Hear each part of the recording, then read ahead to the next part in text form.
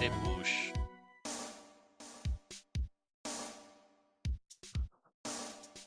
Silly cat. Okay. All right, everybody. I'll be with you all shortly. Um, Let me just get situated real quick. Yeah. Boosh, stop. Cease. Will you stop? Oh, okay. Let me, I'm getting set up right now. Suiting up, I suppose you might say. All right. Boosh, stop. It's not like you were out there forever. Hi, Boosh. Stop. Cease. Anywho, let me switch on over. Okay. Boosh, no, please. Hello to anybody that's out there, maybe. Got my little mascot. You'll be rocking this red Hachimaki for the remaining days. My little Kazuma Asogi. All right. So, um, I've been enjoying Great Ace Adventures. It's my first time playing through it. And yeah, it's been fun. And I hope the rest of the game is good, you know? I mean, it's an Ace Attorney game, you know? Ace Attorney games are awesome. I know a lot of people have differing opinions about, oh, so and so, this and that. I mean, we all have our, but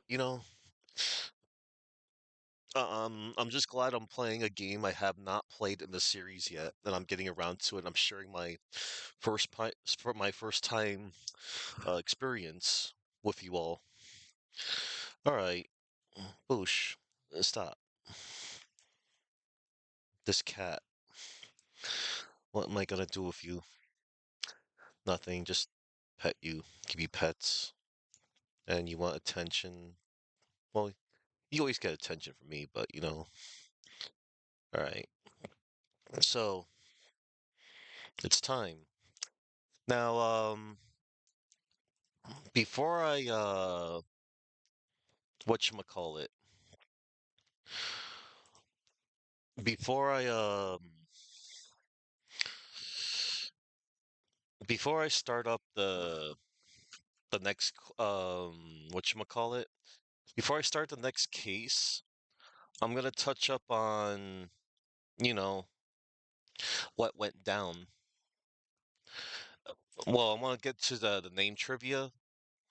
I did look up some name trivia, and then I'm gonna start up the case. I'm gonna do case two today. All right. So, hang on. I got the game here. I'm loading it up.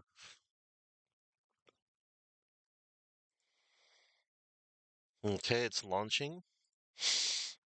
And here we go.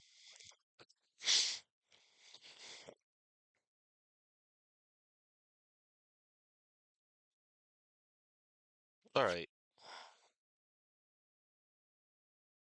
Loading. Mm-hmm.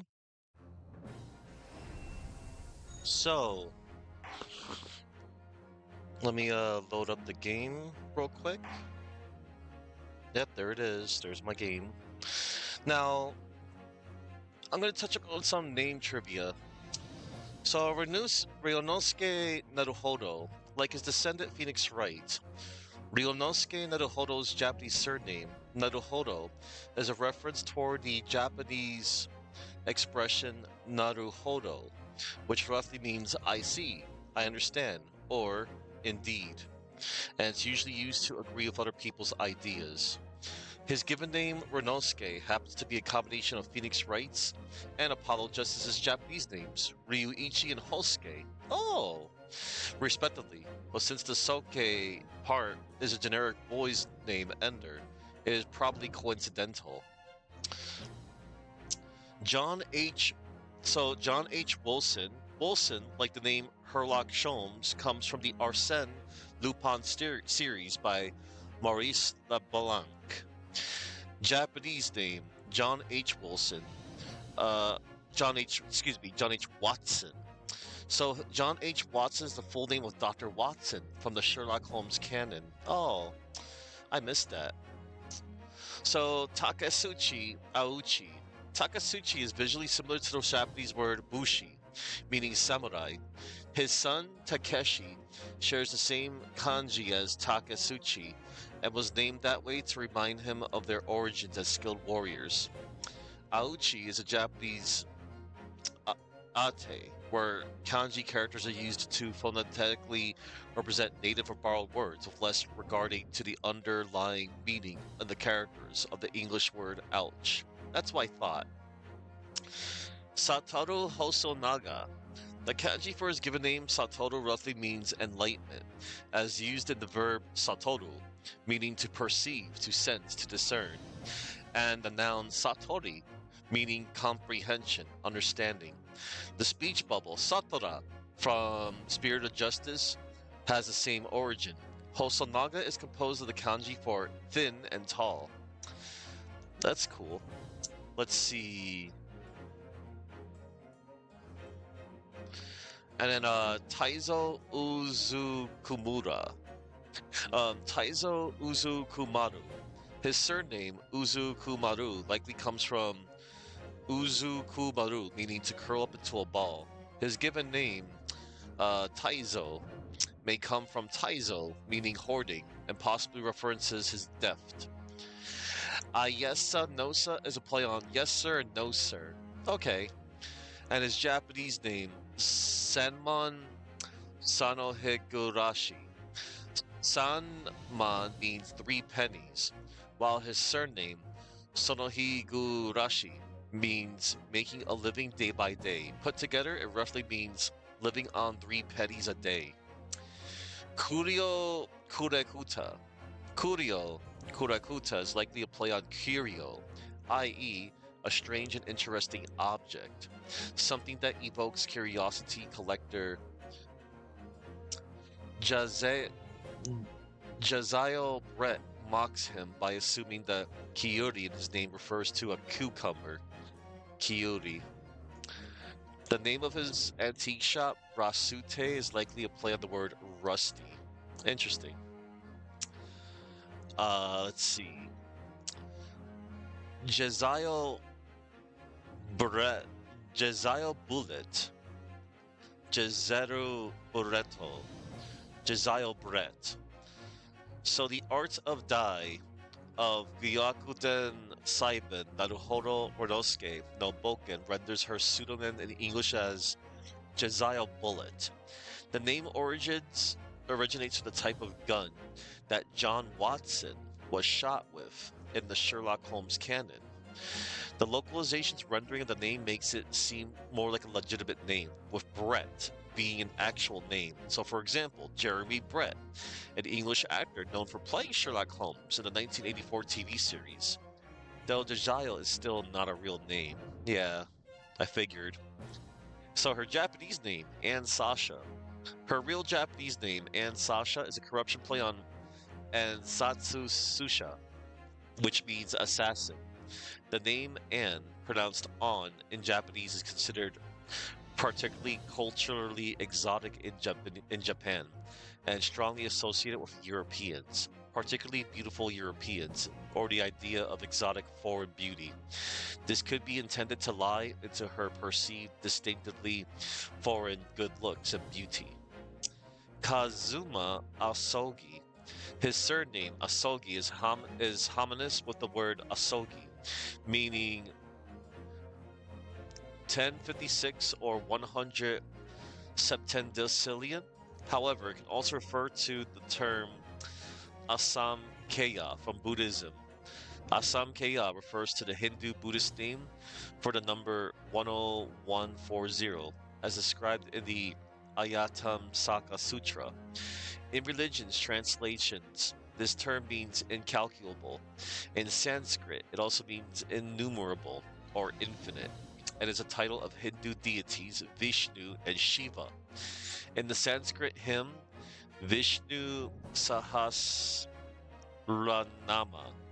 Asankyayo Apramyatama, which means one with infinite forms. The sounds sogi are also homonymous with the term sogi, meaning funeral service, which may reference both Kazuma and Genshin Asogi's. Oh, let me see. Interesting. Okay, I won't. So his given name Kasuma is comprised of Ichi, meaning one, and Shin, meaning truth. This is in contrast for his. Oh, interesting. Susato Mikotoba. Susato is a rearrangement of the surname of a man whom Shu Takumi knew in university. Mikotoba is homonymous with the expression Mikotoba, which could either mean word of God or to take someone at their word. Ryotaro is composed of Ryu from Ryonosuke and Taro, a common series of kanji for boys' names.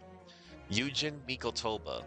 His given name Yujin is synonymous with the word Yujin, meaning friend, referencing his friendship with Wilson, Sholmes, Jigoku, and Asogi.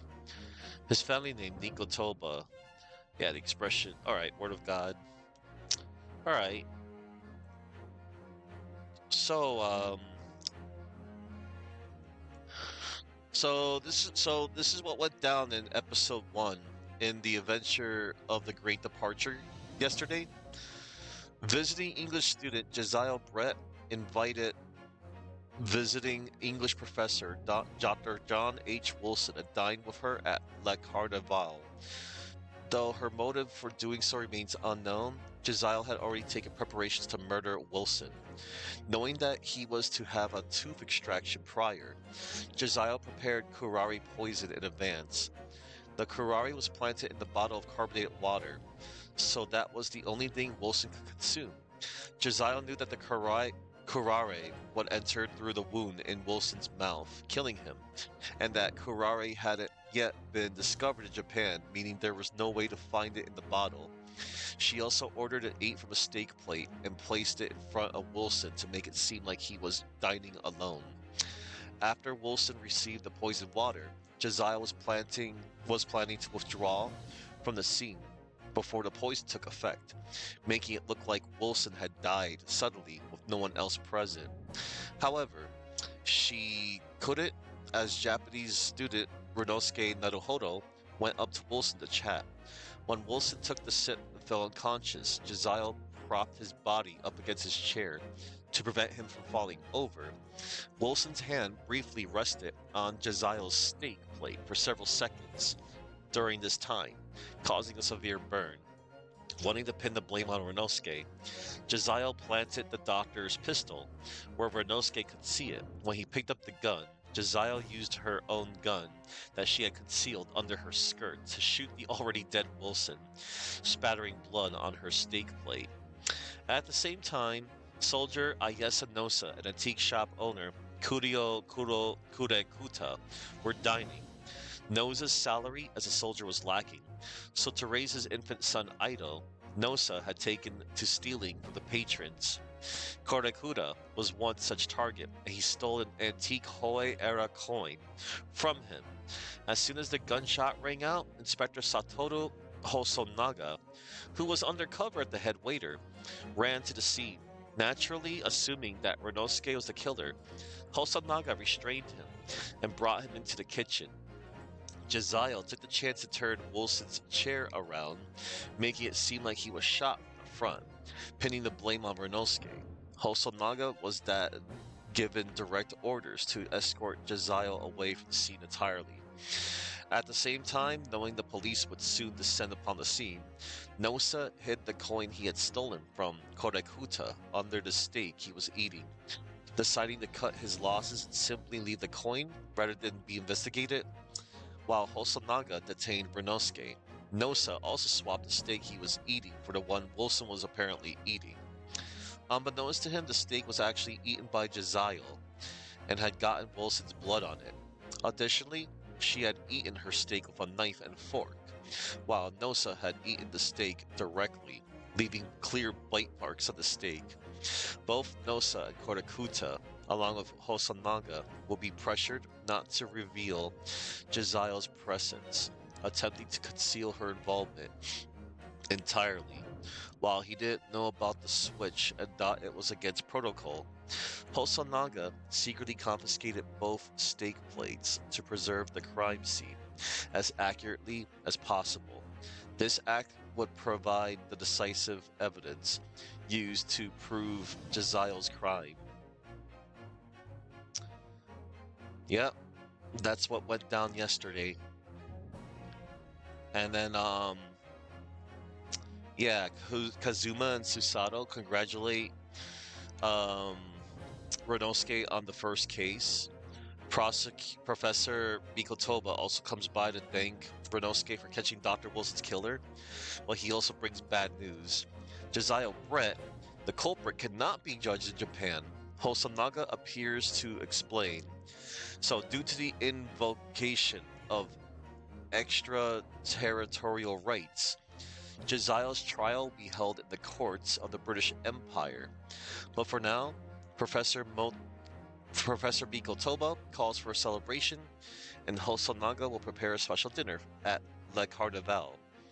Kazuma expresses that he thinks Renosuke will be the better fit for an attorney, claiming to only give him a push at the beginning. Renosuke carried through the rest of the trial all by himself.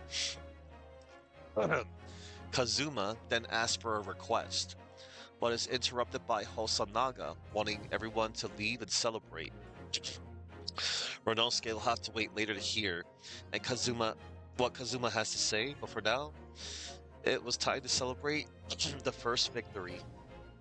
Alright. So, yeah. Excuse me, everybody. Let me drink.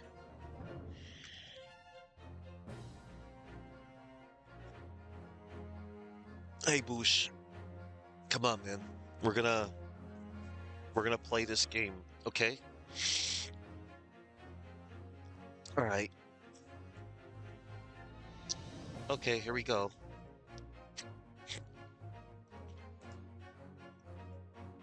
Alright.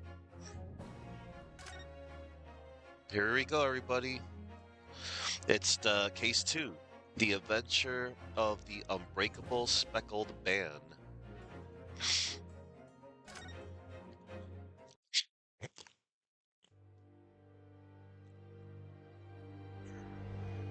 The Adventure of the Unbreakable Speckled Band. And once again, it goes to full screen. In a corner of that small, dark room, Sholmes and I waited with bated breath. In time, there came from the ventilator a hiss and a soft, almost growl-like sound. Suddenly, Sholmes sprang into action, lashing furiously with his cane at a point in the darkness. "You see it, Wilson?" he yelled, his tense voice reverberating through the air. I raised my dark lantern's shutter, and the room slowly came into view. Sholmes was staring intently at one particular corner when he started whispering to me. The victim's most perplexing final words. The Speckled Band. I believe this is the terrible coil to which she referred, Wilson. In front of us was an enormous adder, its fangs bared as it threatened to strike. It truly was the most terrible speckled band I had ever seen.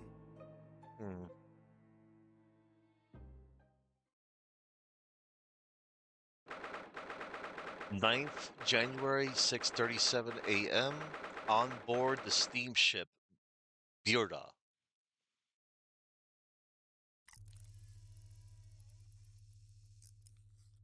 So then, let us unravel this mystery and discover what events led to this curious murder. Pray, do excuse me. The cabin door was bolted from the inside when the man was killed. No marks to suggest the bolt was tampered with in any way. So, this would appear to be a locked room mystery. In his final moments, the victim scrawled a message on the floor. Almost certainly with the ink from this upset bottle. A Russian word. So the victim was a Russian man then. And the letters are well formed, suggesting he was compos mentis at the time. This is a most extraordinary script. And evidently not penned by the same hand as this message. In fact, I deduce it was written by someone of a different nationality.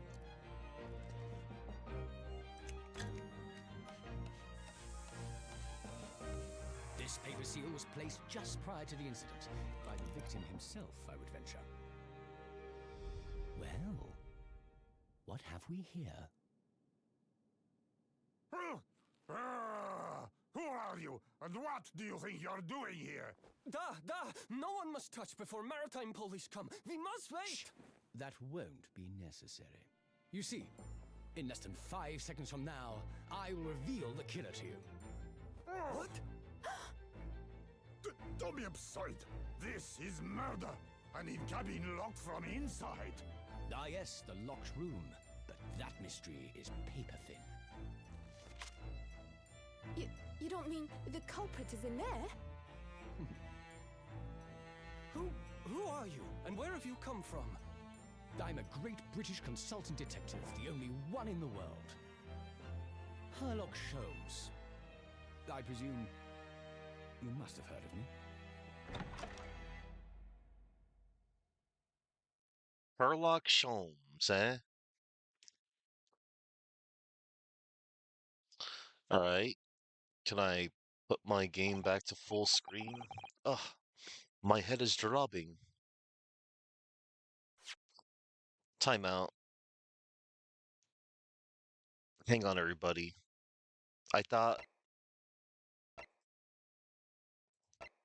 I honestly thought that it would keep my resolution.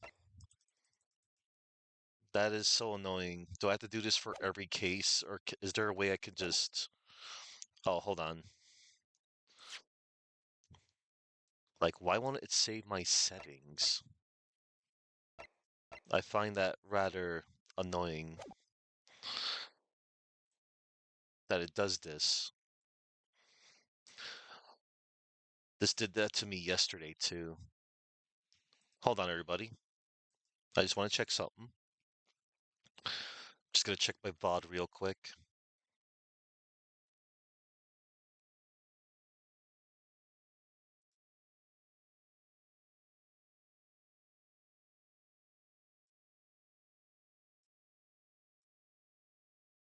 Okay.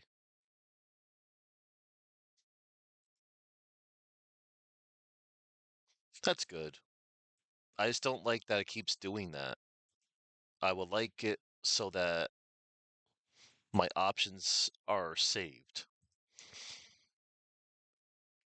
Because I find that rather, annoying. Anywho. Yeah. Keep it saved, please. Mm-hmm. Alright. Okay. We can, continue now. Ugh, my head is dropping. What's going on? Something's not right here. There's trouble in the air.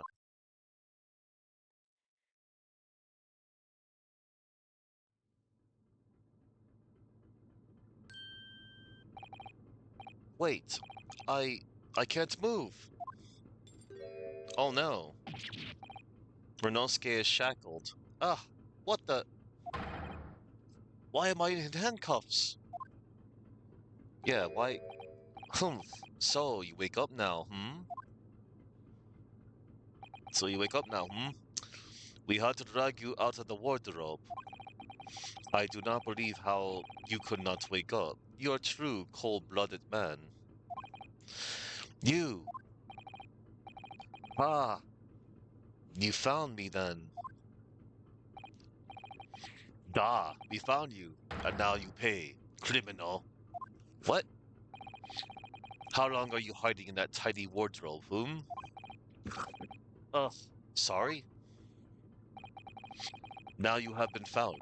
It is time to admit to your crimes. Unless you want to find out how cold the ocean is, Hey, then no, I'll tell you everything. There's only one thing I'd like to know from you. Isn't that? There's only one thing I'd like to know. Why did you do it? Why did you take his life? Miss Susato. Wait, what did you just say? Take his life?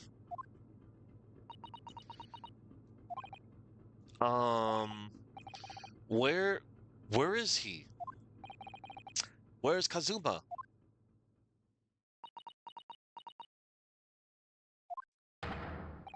Ha! You pretend you do not know. You are a wolf in the sheep's pelt. Hey.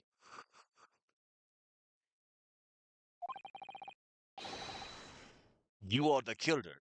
Do not try to make excuses. What? What? Kazuma-sama was... Kazuma-sama's body was discovered not long ago. What?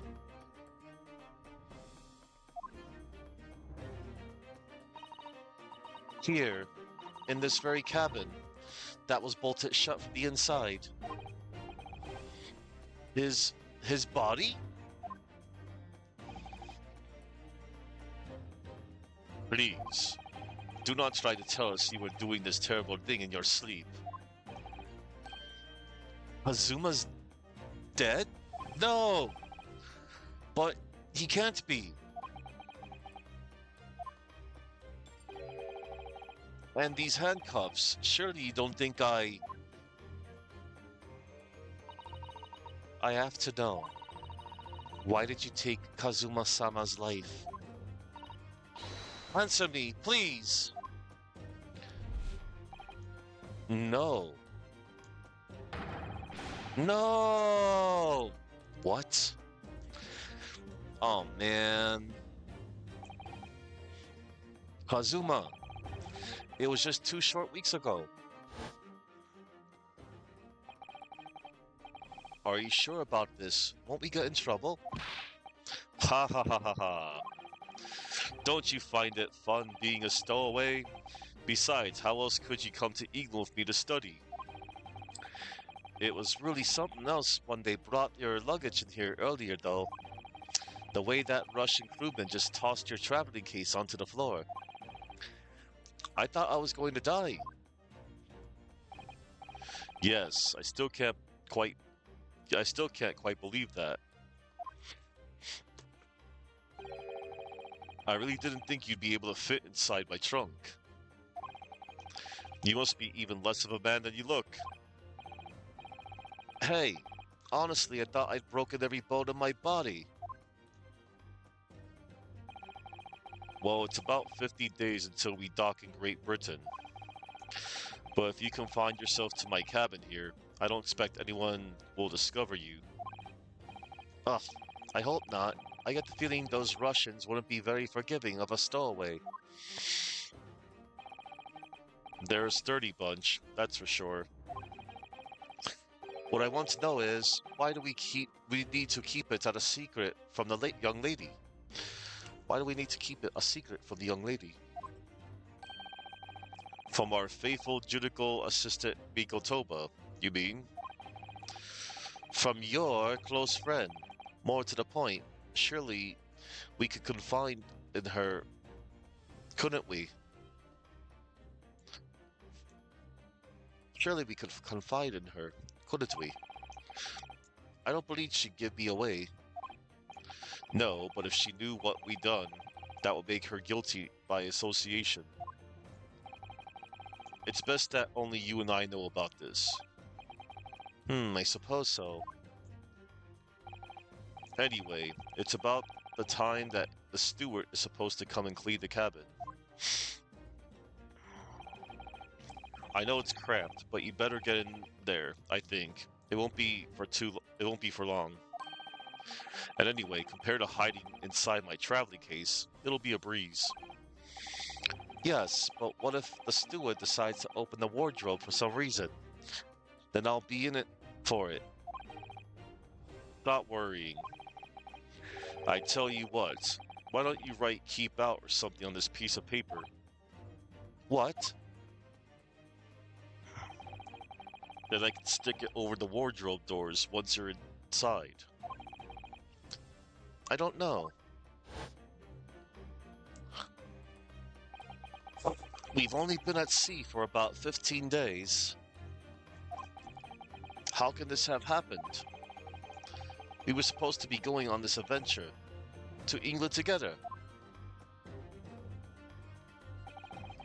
We leave you at the next port. Stay quiet until then. Don't make more trouble for yourself. Murderer! No, I'm not a murderer! You said before. You said you admit to everything about your crimes. No, that's not right. I mean, yes, I did stow away on this ship, but murdering my best friend? No one else could have done it. Admit the truth. Susato-san. Please, tell me what happened. I need to know. Very well. But there is something I would like to ask of you too. Ugh, those eyes. She looks like she's ready to destroy me. This nightmare is getting worse by the minute. I suppose all I can do is try to find out what really happened. My God. I can't believe it. Kazuma was so cool, there's no way. University collar pin. Proof that I'm a student at the Imperial Yume University. I always wear it on the collar of my uniform jacket. Paper seal. Kazuma would stick this over the doors in the wardrobe for me. It says, keep out Japanese, though I'm not sure the Russian crew can actually read it. Let's examine. Ah, the symbol of Yume University. Every student wears this pin with pride. It's funny, but most emblems seem to be either round or rectangular.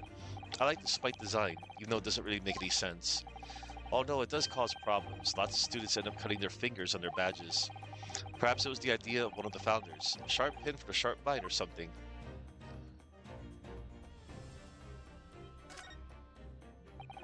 My personal student number is engraved on the back here. If you lose your pin, they won't accept you as a Yume student at the university. You may not come in, they say. Of course, you can get a new pin made if you could just tell them your number. I've actually lost mine twice already, but I still don't know my student number by heart. I always say to myself, I must forget to write it down somewhere, but then I forget not to forget that. Alright. I remember doing that yesterday, examining that yesterday. Let's see. Kazuma Asogi, a certified lawyer, my best friend. He was on his way to London for a study tour when he was taken from this world. Susato Mikotoba, a judicial assistant who was traveling with Kazuma to London but for a study tour. She is the epitome of a refined Japanese lady.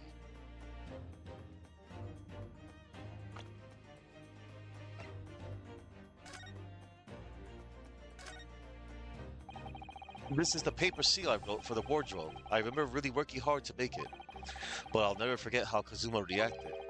Do you expect the Russian crew to be able to read that? He said. Still, I was sure people would get the idea, even if they couldn't read it, so we used it anyway. And it worked. I don't know if the crew thought it was creepy or what, but no one opened the doors. Mm-hmm.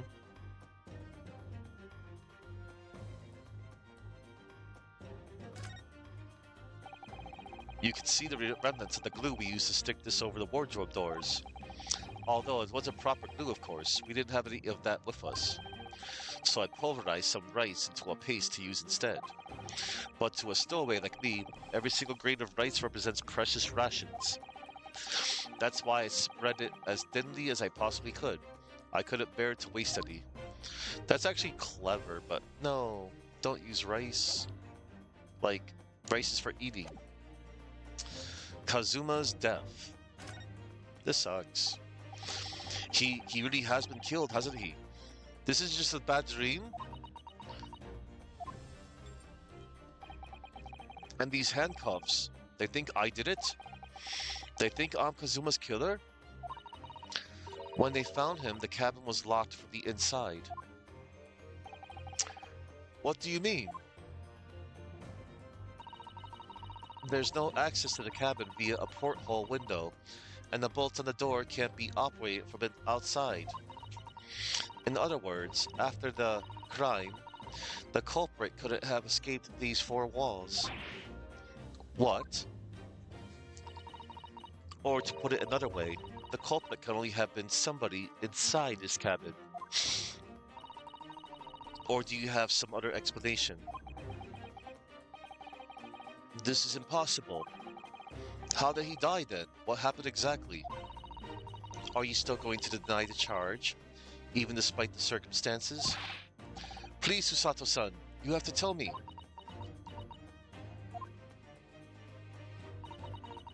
The cause of death is still undetermined. They don't know how he died? The ship's doctor is examining the body, but of course, he has no post-mortem analysis experience.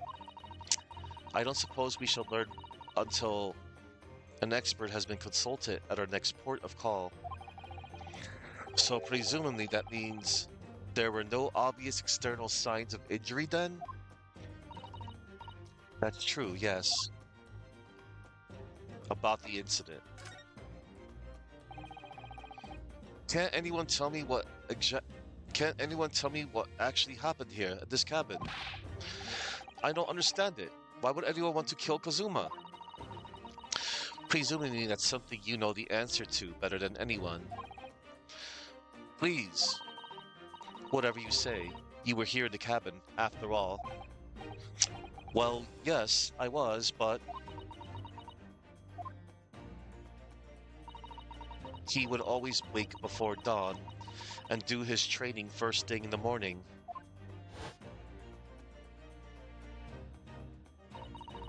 I was waiting outside his cabin, as I have every day so far on this voyage. But this morning, he did not come. I could sense that he wouldn't. Does that mean he was already dead when Susato-san arrived at his cabin door, I wonder? I knocked, but there was no reply. Then I started to become worried, so I went to find a member of the crew. The crewman forced the cabin door open, and when we managed to get inside, there was Kazuma-sama, collapsed on the floor. No, this sucks.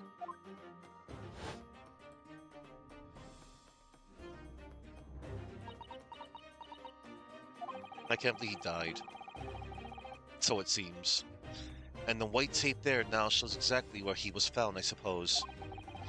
I had no idea anything that had happened. I must have been asleep in the wardrobe somehow. I wish it wasn't the case, but that's just very hard to believe. This is all very hard to believe for me too, trust me. Now I've told you everything that I know. So it's my turn to ask you a question. Yes, alright. My head feels so heavy. It's still throbbing like anything. Go away. Why are you even on board this ship, Naruhodo-san? You said something before about being a stowaway, didn't you? Oh, yes. I'm afraid that's true. It's 2 weeks since we left Japan now, and I've been shut up in this cabin the entire time. I had no idea. But how could you have occupied Kazuma-sama's cabin for so long without him noticing?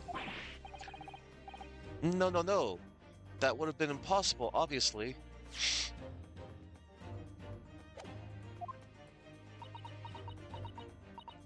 Yes, of course. Kazuma invited me. He wanted us to go to England together. He actually asked you? But why? I'm afraid I don't really know the reason myself.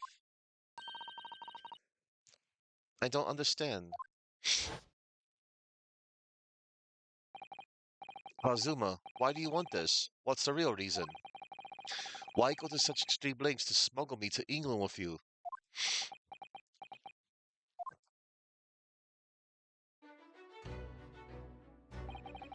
It's an idea that's been on my mind ever since the end of that incredible trial. I think I told you then, didn't I, that you ought to become a lawyer yourself. Well, yes, you did say that, but I didn't think you were serious.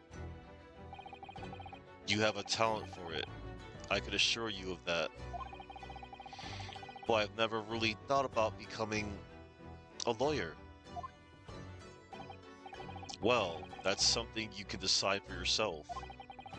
London is at the spearhead of cultural development, the center of the world in many ways. There can't be any harm in seeing such an important place with your own eyes, can there? Well, no, definitely not. But on a personal level, if you were to become a lawyer, then what? Nothing. Forget it.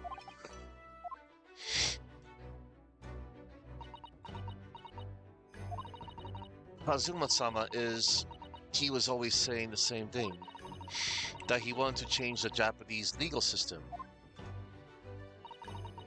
Perhaps he thought that he could do that with you. Yes, maybe. But something's still bothering me a little. The look in his eyes then. It was darker than I've ever seen it before. Susato-san. I'm sorry that we kept it a secret from you. My stowing away on the ship, I mean. If I know Kazuma-sama, I expect he was trying to protect me, to avoid me becoming guilty by association.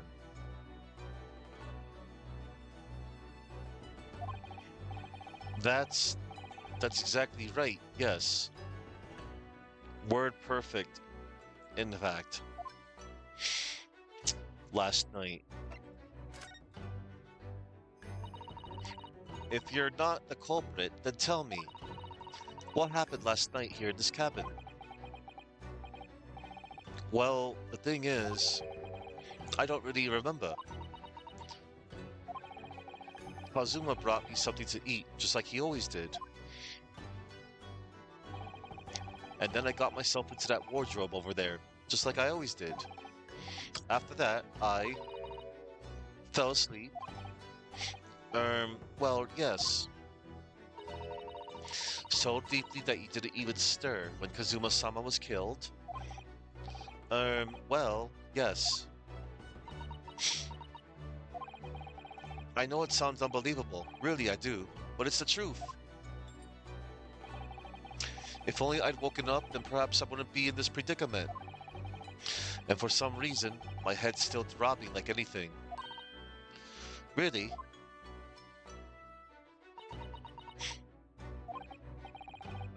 Is something wrong? Oh, no, it's... Please forget it. Susato-san, you have to believe me. I didn't do it. I really don't want to doubt you. But the trouble is, there is no one else who could possibly have done this. Ugh. That's terrible. Kazuma, I don't understand. Why? Why did this have to happen? I can't take this. Don't try to go anywhere. You're the perpetrator of this crime. You can't leave. I can't allow that to happen.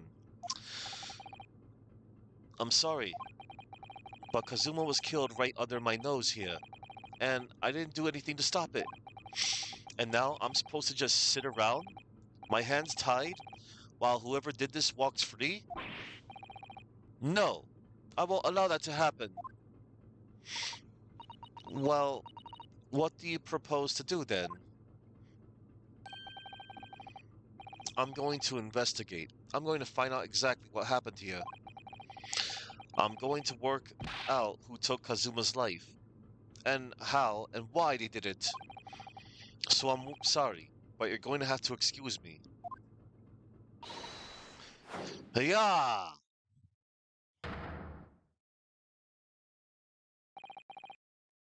Oh wow. What the? That was a Susato takedown.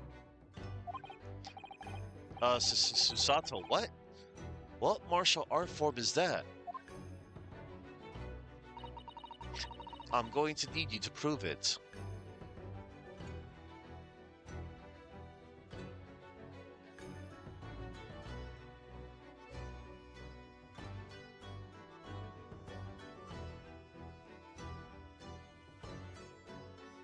Hang on, everybody.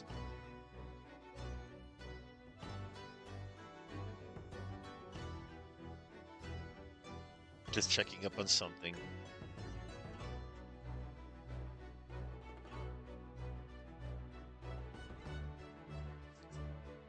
Uh,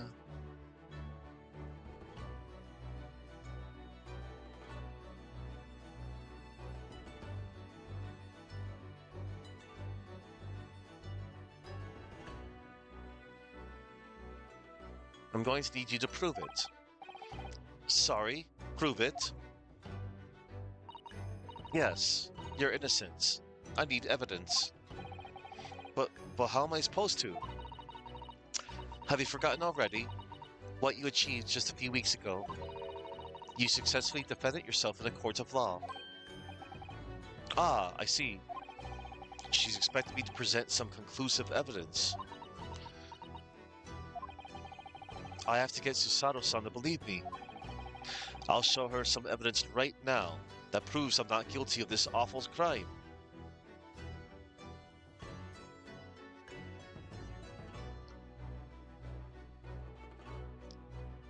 Let's see.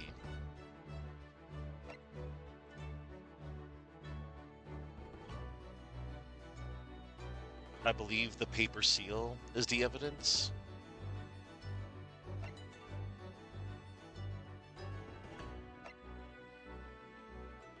Yes! Tell me, when I was discovered in the wardrobe before, was this piece of paper stuck over the doors? Oh, yes, it was. I remember it clearly. I thought so. Kazuma always put it in place whenever I went to sleep in there. Just in case the cabin steward or another crew member decided to look inside. So naturally, he did the same last night as well. Ah, yes, of course. The gentleman who discovered you peeled that sign from the wardrobe doors before he opened them. But if I were truly the culprit, I could have climbed back inside the wardrobe and stuck this on the outside of the doors on my own. Yes, that's quite true. In other words, it's impossible that I killed Kazuma.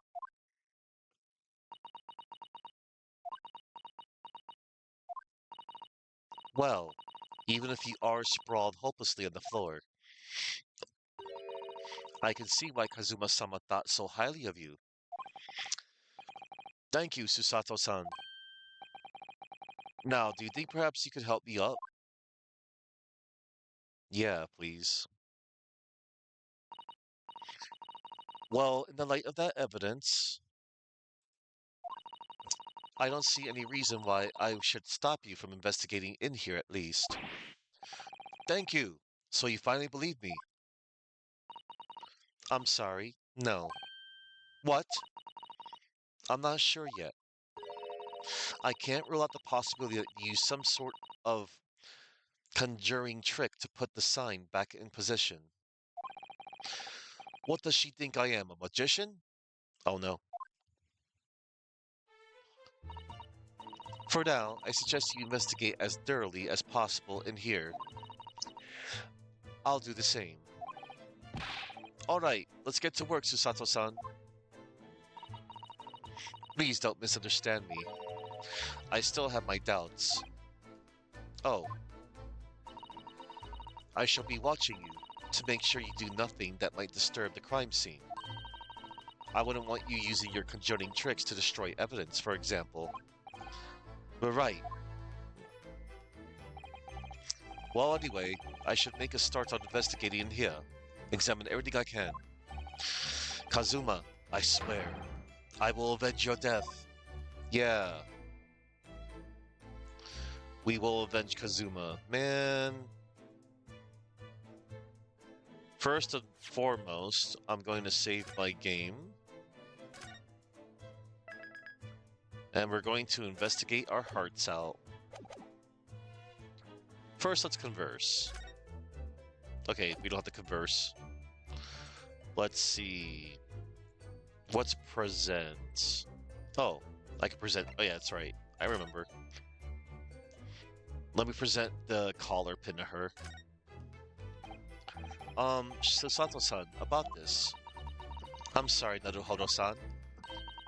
But we don't have time to waste on anything else. We must find clues. She looks serious. Really quite deadly serious. Yeah. Alright. Alright. It's time to investigate. Can I move first? I'm in handcuffs and under house arrest by the crew, not to mention Susato-san's constant glares. I think it's fair to say that I'm stuck in this cabin, for the time being at least. I should focus on investigating in here to see what I can find out. Yeah, good idea.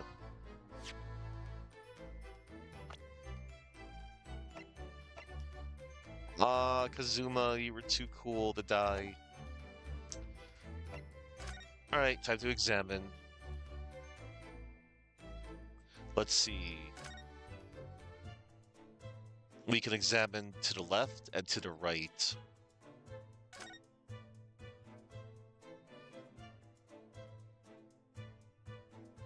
Let's examine the sailor first.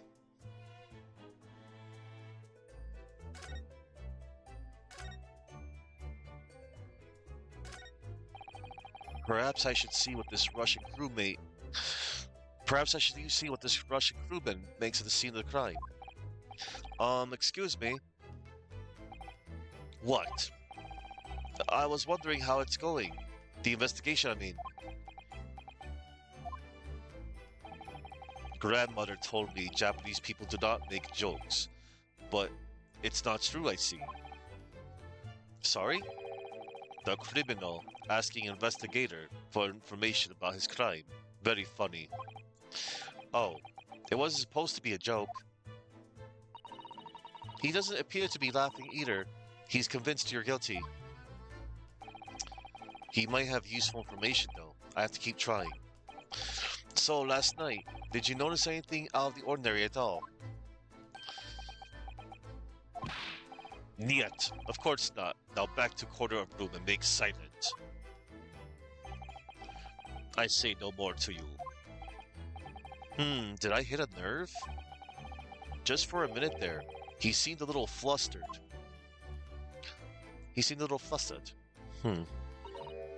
Oh dear, that won't do.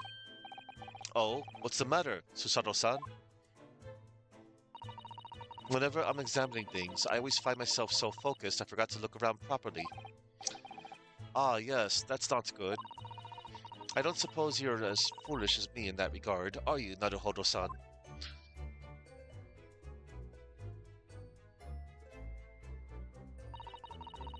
I'm sure you're careful to look all around using BM, aren't you?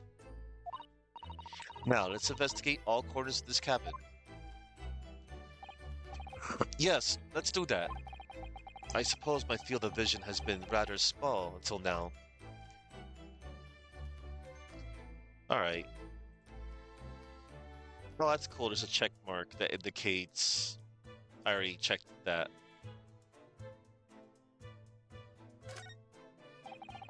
I've investigated thoroughly, but I can't find anything out of place. Seigi, the Japanese word for justice. The brushstrokes are straight and true, just like Kazuma. Yes, his calligraphy always was a reflection of his heart. Yet can you really look at those characters without feeling shame, knowing who drew them so thoughtfully? Of course I can. I mean, I'm innocent, so why shouldn't I be able to? Even though you stowed away on the ship? Now you're going to bring that up, are you? I can't win. Jeez.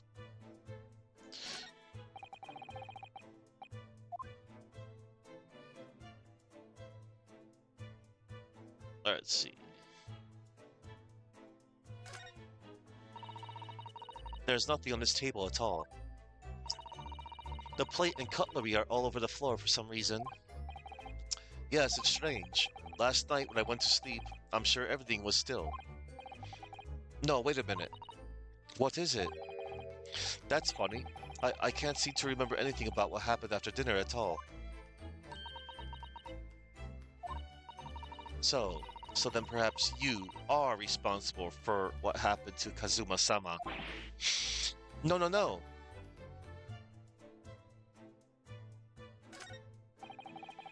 That's my dinner from last night, a roast chicken. It was really tasty. Yes, it was very delicious, wasn't it? But did you eat it on the floor here? I'm not a dog, Susato-san. I eat at the table, of course. Which begs the question of when and how the plate ended up on the floor. But Kazuma-sama didn't like chicken at all, did he? No, that's alright. So he didn't touch it. Which meant all the more for me. Oh no. Does that mean poor Kazuma-sama spent his last night on this earth with an empty belly? It's just too horrible. Ugh. Now I suddenly have a guilty conscience and an achy stomach. Oh no. Alright. Oh, his sword. That's Kazuma-sama's precious sword. He never went anywhere without it. Yes, he was always saying that a Japanese man's katana is his soul. I believe he had to work very hard to convince the government to allow him to bring it on this trip.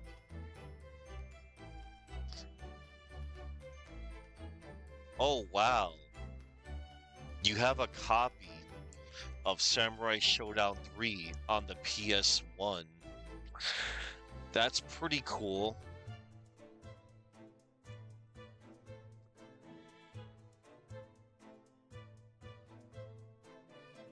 Well,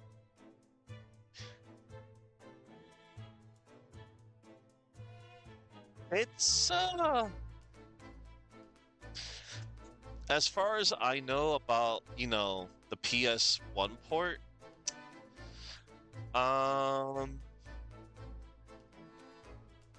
it's all right. As far as like ports are concerned, like it's pretty cool, Like aside from maybe, I don't think the loading time was that bad either. Like in between. That's also an entry I never really played that much too. I've always played the first game of the series and a little bit of the second game, which a lot of people consider, best in the series by a long shot. But each of the entries of Samurai Showdown is really cool. In that one in particular, that one has the slash bust system, where you can have like two different like fighting styles, I think. Like when you pick slash, it's chivalrous balanced, and then if you pick Bust, it's aggressive and unorthodox. And that's kind of cool because you're actually playing like with two different characters, but in one slot, in a way, if you think about it. And it also used a 3-button layout. You had your light, medium, heavy slashes, and a dedicated kick button. Because before it used to be because originally in the first two games you had your light and heavy slash, or light and medium, and to do like a heavy you had to do both light and medium, I think. And it also had new mechanics in it too. You could like block in mid-air, dash, do a little hop, like a short hop, and like a push-away maneuver instead of traditional throws. And then I know Zenkuro is the final boss. Like, that's the only thing I also just know about Part 3. I do have the Samurai Showdown Anthology on my, on Steam. It has like, hold up. Samurai Showdown. It's a pretty cool compilation too. Like, I know it's on a bunch of other stuff. Yeah, I'm pretty sure I have it on Steam. I do own it too.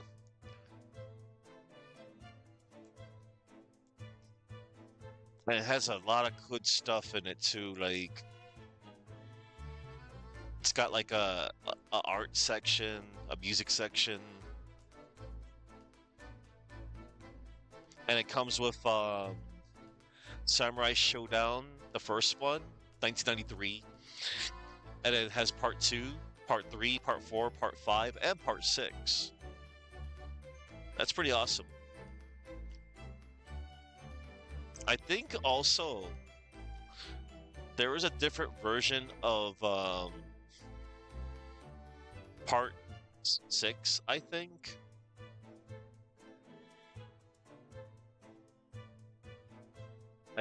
I'm not sure. Actually, I don't know if it has Part 6 on it.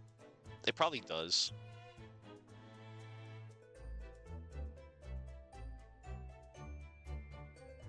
Yeah. Also, you just reminded me. Oh yeah, there was also a new Samurai Showdown, but guess what?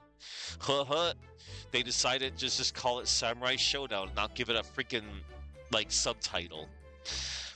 And now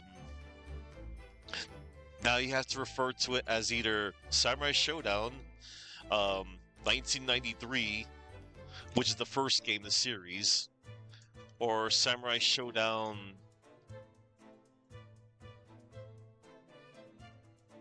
whatchamacallit? The 2019. Yeah, that's right. Samurai Showdown 1993. Samurai Showdown 2019. Naming conventions. Would it kill you all to either give it a freaking, either like I said, a number, or a subtitle?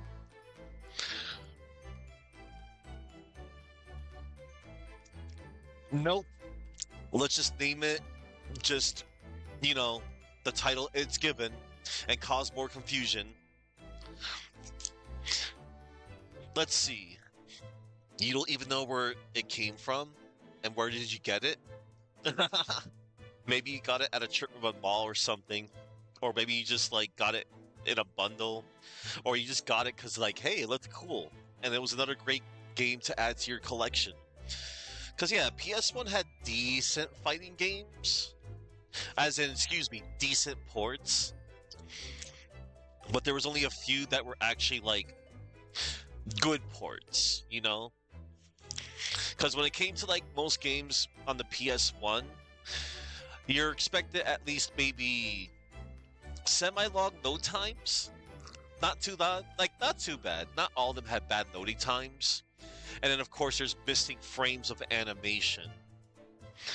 For those that, But yes, let's see.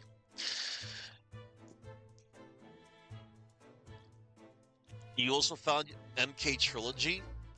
Oh, nice. You got the best version, the PS1 version. I never got the PS1 version. I only had the N64 version. But the PS1 version is pretty good. I don't remember if, actually, no, wait. Shang Tsung does not freeze your game if you try to transform with him. I think that was only the MK3 PS1 version that did that.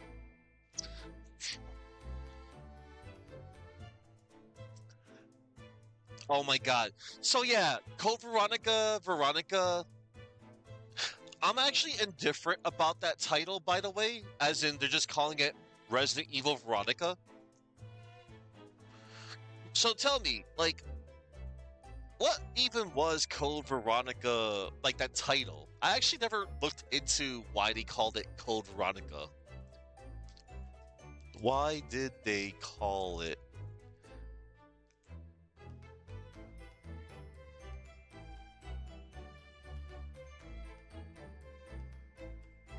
Oh, because of the in-game lore surrounding the T Veronica virus. Right. Okay. Right. Okay. Got it. Because yeah, I didn't really look too deep. Like, I never really, like, my mind never, like, crossed, like, why they called it that. The T Veronica virus, the computer password was Veronica, and then the code element. Code was prefix that was added to denote the secret, top-level research, and experimental nature of the Veronica project. So, if they're just flat out calling it, like, Veronica, that's like, you know, aren't you supposed to keep it a secret? Like, why?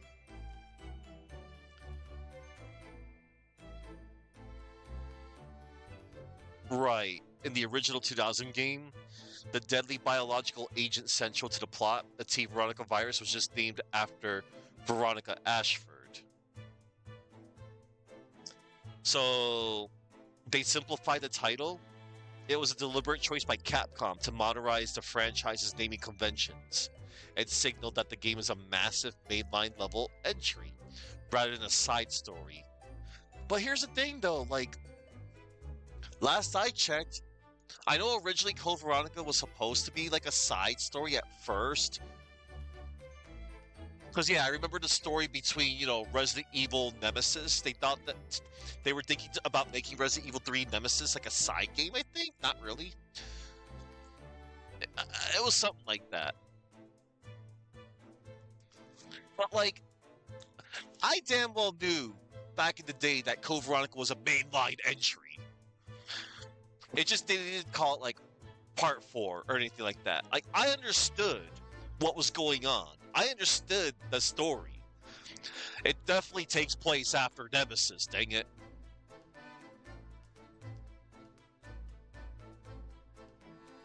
Yeah, let's see.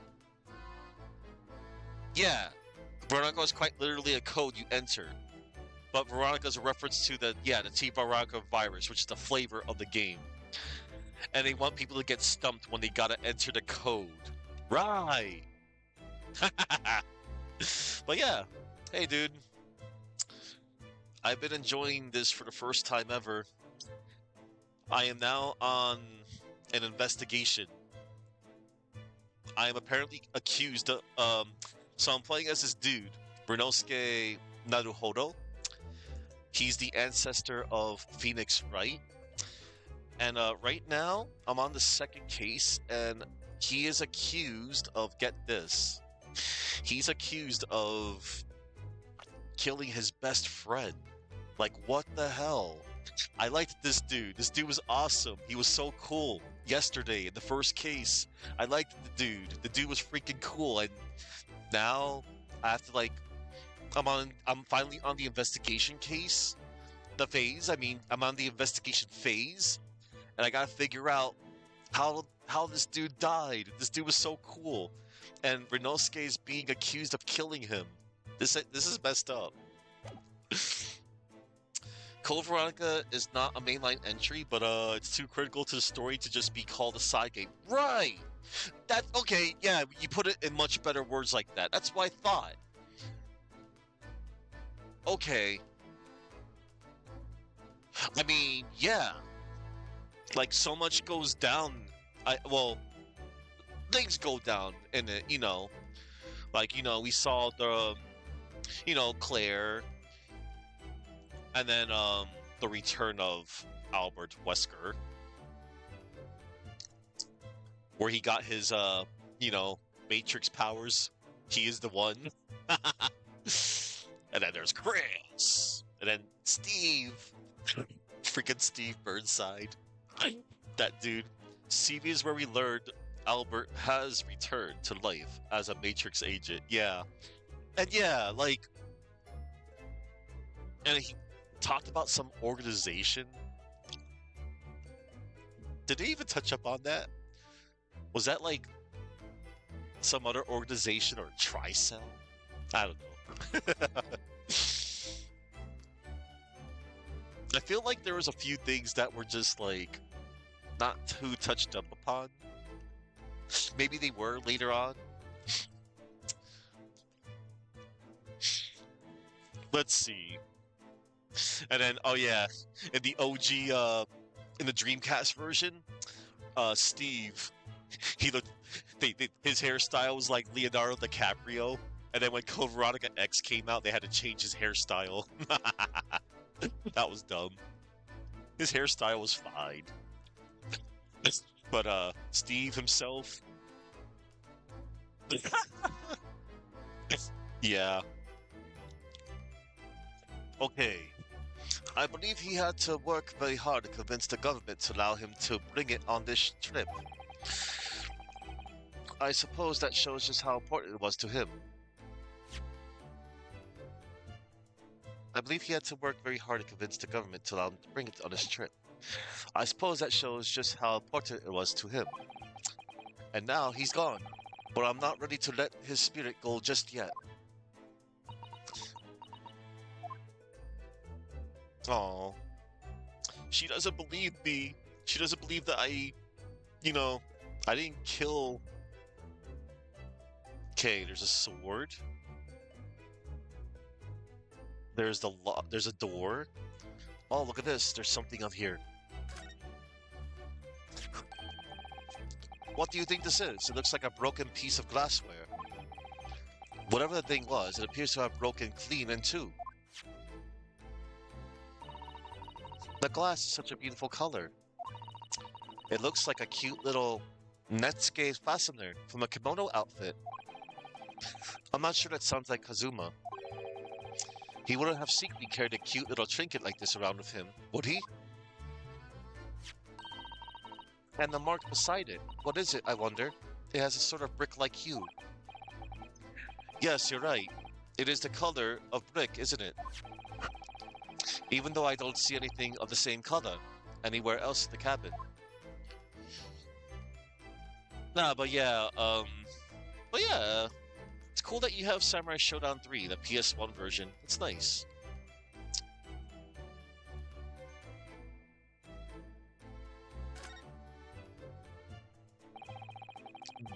These are the rules of passage for travel aboard the SS Burdia.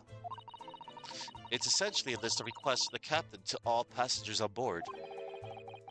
Passengers must not keep weapons or other dangerous objects in their cabins. Pets are also strictly forbidden.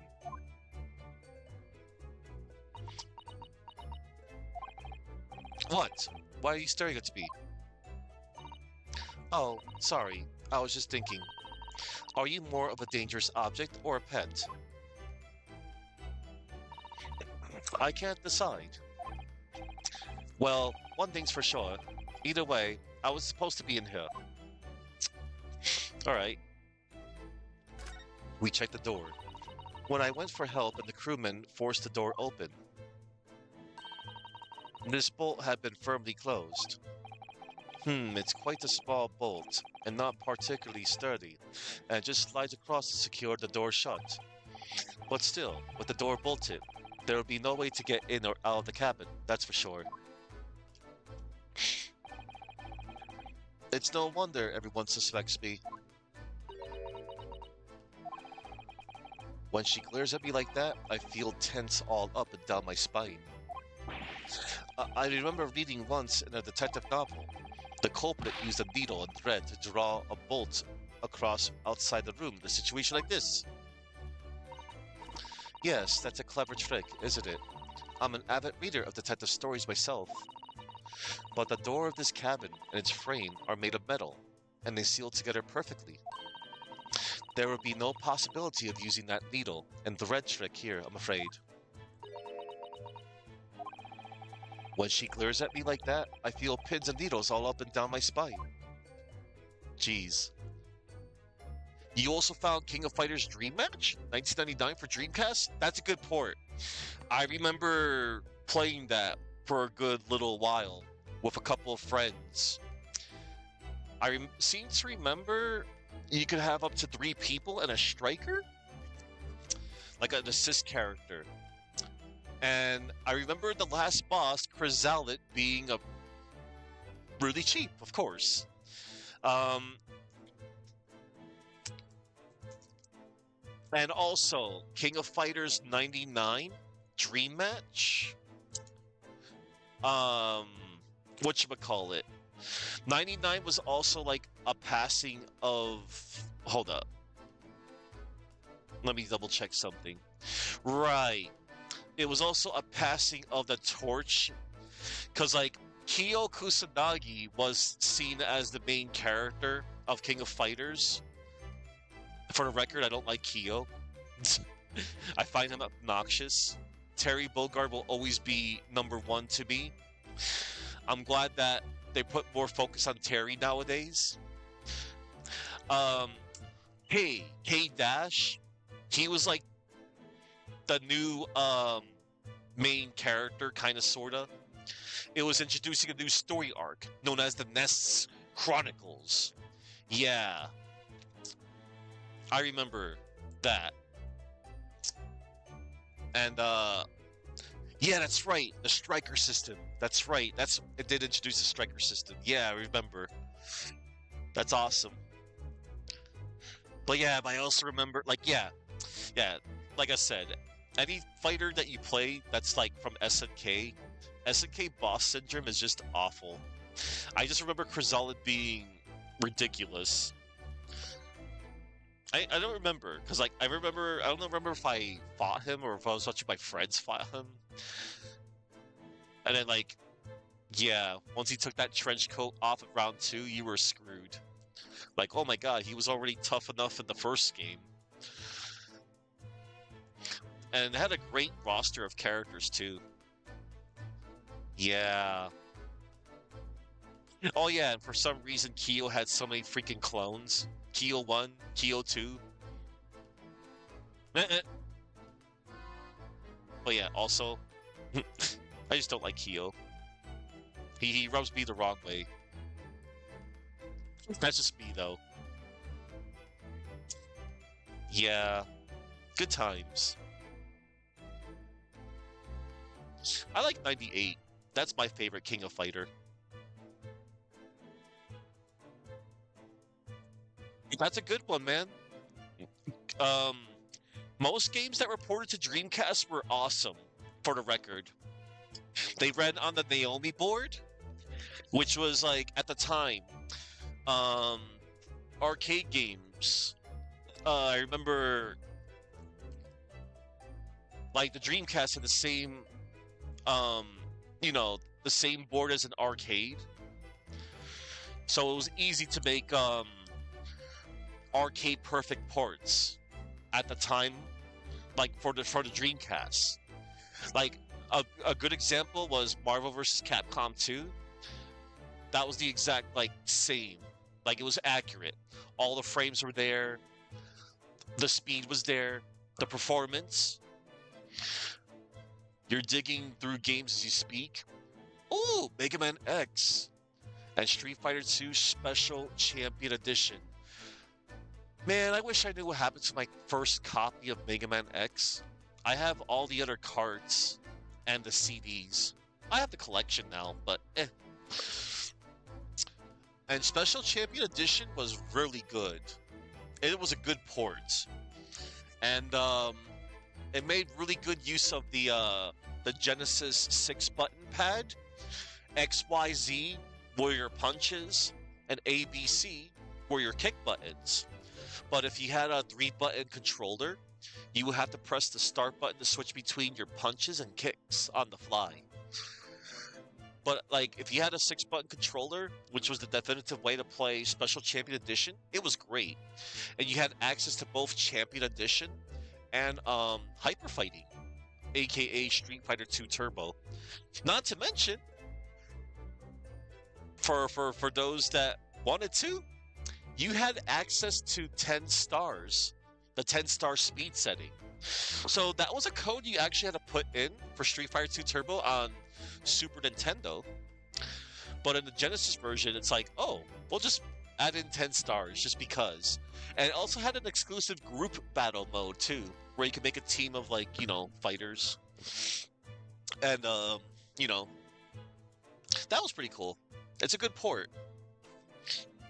The voices, they kind of suffer due to the Genesis sound trip. It sounds like they all have a little laryngitis. But aside from that, the music sounds... I like the renditions. They almost sound close to the arcade, to me anyway. But no, that's a good one. Those are good stuff, man. And Mega Man X is legendary. The first Mega Man X is awesome, man. Like, if I were to, like, introduce somebody, like, to a Mega Man game, or, you know, X series, and I'm gonna say it one more time, the first game is probably still the best in the series. It's between the first one and X4.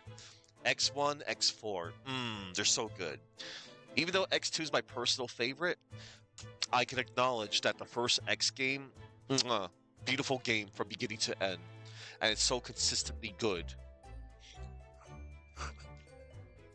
Good. That's good that you have a working cards. Alright. Okay, we already checked the door. We already checked the sign. We already checked the object on the ground. Alright. Okay, we can't check the lantern in the ceiling. Let's check the bookshelf. The books have fallen over on the shelf. Look, they're all toppled the same way. And what's this? A statue of some god of the sea, although he's fallen over as well. Yes, it's almost as if the whole shelf has been ransacked, and everyone mown down at once. I wonder if... perhaps it was Kazuma-sama doing his morning sword training, do you think? I seriously doubt it. Then perhaps... it was you, Naruhodo-san? In a fit of rage? I wouldn't have bothered leaving the wardrobe just to mess up a few books and a statue. Could the way these things have been thrown about have anything to do with the case, I wonder? Oh. Well, I'll just set everything straight again. I don't like to see a mess. Oh. Aw, that looks nice. Susato made everything look nice. Although, I hope that doesn't count as tampering with the crime scene. She even mentioned it herself. Alright. Let's check this one. That's a very large traveling case, isn't it? Yes, it carries a lot of memories for me. Memories? What do you mean? Well, that's actually how I stowed away on this vessel. I was brought on board inside that case. Ah, yes. I see it says, "This way up" in Japanese. Which, in hindsight, I would have realized the foreign crewmen wouldn't be able to read. I was turned over and over and over, and then I was tossed on the floor in here. Oh dear, being a stowaway isn't as romantic as it sounds. Well, it was less painful than a Susato takedown. Yeah, she Susato took down Rinosuke earlier. That was not fun.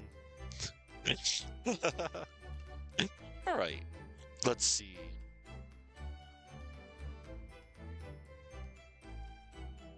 Let's check the... Okay, can't check the ink on the floor. Let's check the outline. Did Kazuma write that before he died? It looks like it's written in ink. It looks like it's written in ink. He must have knocked the ink pot from the desk when he collapsed on the floor. Then I suppose he wrote this message by dipping his finger in the spillage. Ah, the Russian word. Poor Kazuma-sama. No doubt he was in terrible pain. It's almost unbearable to imagine it. I suppose he was trying to leave some kind of a clue in his final moments, was he? I'm sorry, partner, but I can't read your writing. I don't think that's Japanese, Naruhodo-san. What? Then what language is it? It pains me to admit it, but I don't know. It's not a foreign script I'm familiar with. What does it mean, I wonder? Verloc Sholmes said that it was Russian, though, in the anime cutscene that I watched before this started. But they don't know that yet. Let's check here.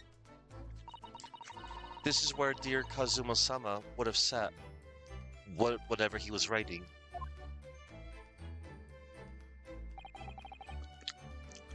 London Diary. Poor Kazuma, he didn't even make it to his destination. It looks as though the last entry is incomplete. Which means, what? He was in the middle of writing it when the incident happened? Let's see what it says. It would be a valuable clue. Hi-ya! Oh no. Susato ticked down for the second time. That's the question. What? Kazuma-sama may have departed this world, but you must not read his private thoughts. But what if it's something important? Something relevant to the case?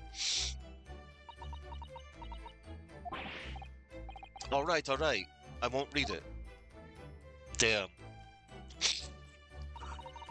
Poor Kazuma-sama. I don't like prying into people's personal matters either.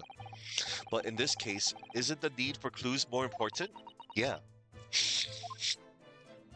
It is. Okay, so... we didn't find anything important except for like a few details. Like nothing was added into like our court record. So now that we've checked everything on this side of the room, so to speak, we can check out what's over here. Oh, whoops. These books are provided for the entertainment of whoever's occupying the cabin, I suppose. And they must be well looked after. You mustn't damage any of the ship's property. But it wasn't me who knocked them over. Well, anyway, I feel much better now they're really lined up. I can't relax when things are in a mess. Okay. Let's see. We could check the vents. We could check in here. We could check, you know what? Yeah, I'm gonna check this. This is, yes, it's a bell cord contraption, I think. What do you mean, contraption? I read about it in the book I was studying that talked about life in Great Britain. Large households often have bell cords like this, which you can pull to ring a bell to summon servants. Really? That sounds almost magical.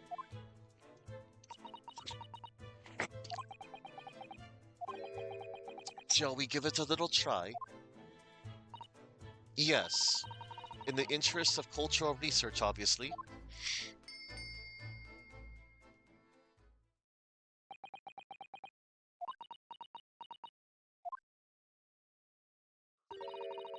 I suppose nobody comes for lowly Japanese people. No. I'm sure it's just that everyone is busy, that's all.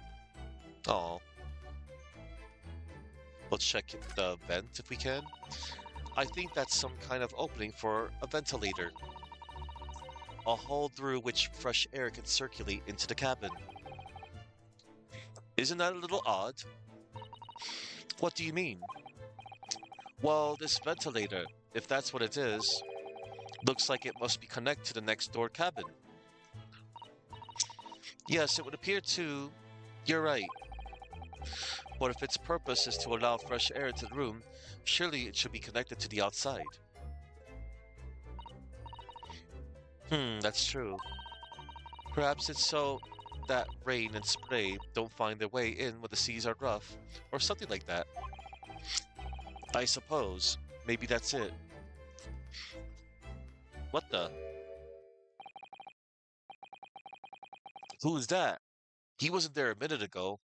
What the? As far as I can tell, it looks like he might be European. Oh, how did he... You noticed the man too, have you? I've no idea who he is or how he got in here, but he looks suspicious and tall, and suspiciously tall. Naruhodo-san, don't tell me. Do you really not know who that is? Well, no. I don't have any foreign friends or acquaintances at all. He doesn't look like a member of the crew. There's something very unusual about him. And is he investigating Kazuma's desk, or is he just playing on it? I can't tell. Well, in that case, we simply must talk with him. Am I just imagining it, or does Susato-san look almost uncontrollably excited? By the way, I expect that you've noticed already, but just in case, if you press space on people when they're in the crosshairs, you can converse with them. Alright then, I'll get that suspiciously tall gentleman in my sights and see what he has to say for himself. Oh, please do. Yeah, I'll talk with him after. I want to check this first. It's some 2 weeks since we set sail from Japan. Have you really been living in that wardrobe the entire time, Naruhodo-san? I think living isn't quite the right description. Oh no, I suppose not. Although it must have been rather exciting, making this voyage in your own secret hideout. The trouble was, I never knew when a member of the crew might come in. So yes, I did basically have to live the wardrobe. And last night was no exception. But because of that, you had no idea what was happening out here in the cabin. No, sadly not.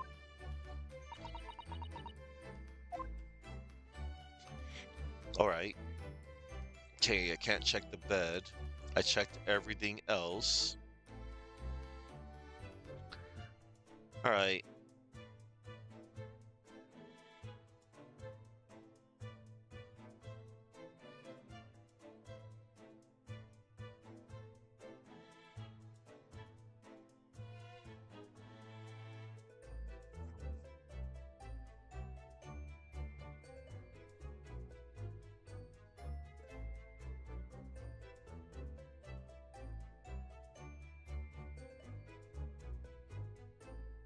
Alright. I'll just, checking up on peeps.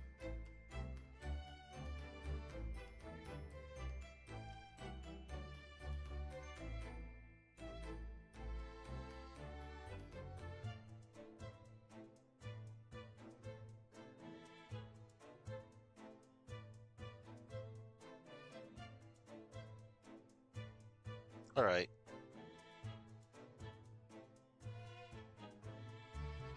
Alright. Let's go check with Herlock Sholmes.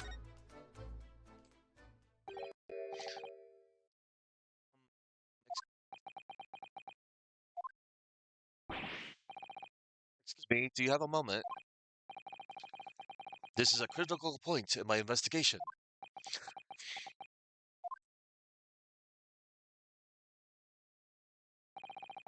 Maybe I should leave him alone. He seems a little unfriendly.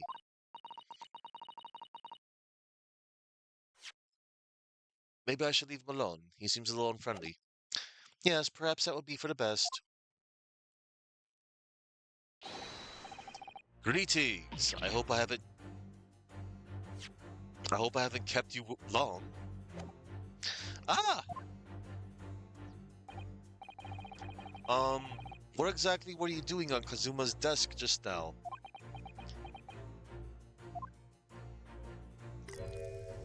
Oh boy. Ah, I see. Fascinating. Uh, sorry? What do you see? It feels like he's looking right through me. Oh yes, everything is clear now. The train of reasoning has run its course. My deductions have crystallized. You have been in Afghanistan, I perceive. Just recently returned, if I'm not mistaken. Sorry? What? And now, when it is to venturing toward foreign crimes, you find yourself in a most troubling predicament. Oh, well, that's true at least. But how? How the deuce did I know that? Perhaps. It was really a most elementary deduction, hardly worth explaining. Have you perhaps managed to deduce anything else? But of course, a great many things. There is no mystery, my dear madame.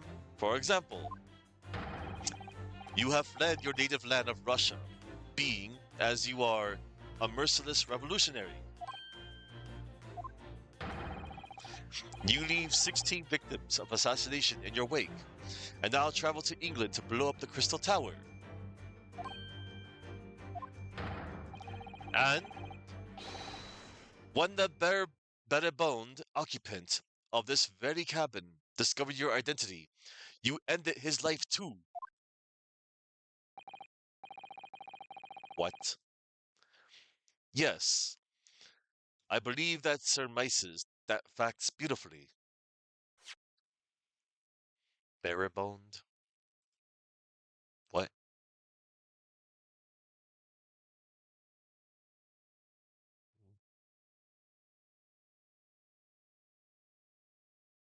Bare-ribboned?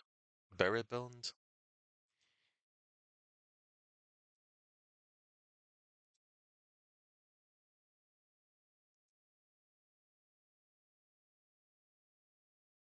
Bare-ribboned. It's an adjective that means decorated or adorned with ribbons. Beribboned. Oh, wow. Fancy word.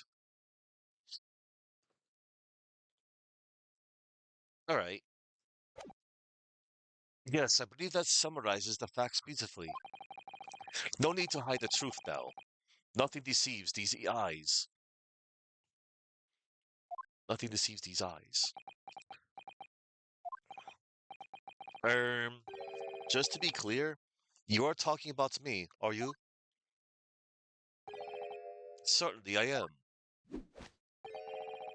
Do you see another in this cabin who fits the bill? A Russian assassin with 16 victims to his name. I don't even see one person who fits the bill.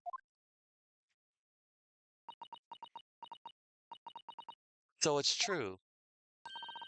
It was you who did this to Kazuma-sama. What? And you're plotting a revolution too. It's shameful behavior, Naruhodo-san. Absolutely wicked. No, listen. There's no way I... Hiya!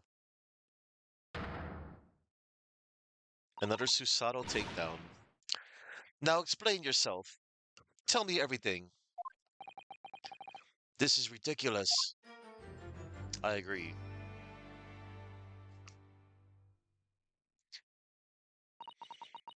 How could you do it? For pity's sake, open your eyes. I'm not a Russian revolutionary, obviously. Oh, forgive me. And as for you, what kind of deduction was that? You were just saying the first thing that came into your head. Ah, but was I not right? Whilst venturing toward foreign climes, you do find yourself in a most troubling predicament, do you not?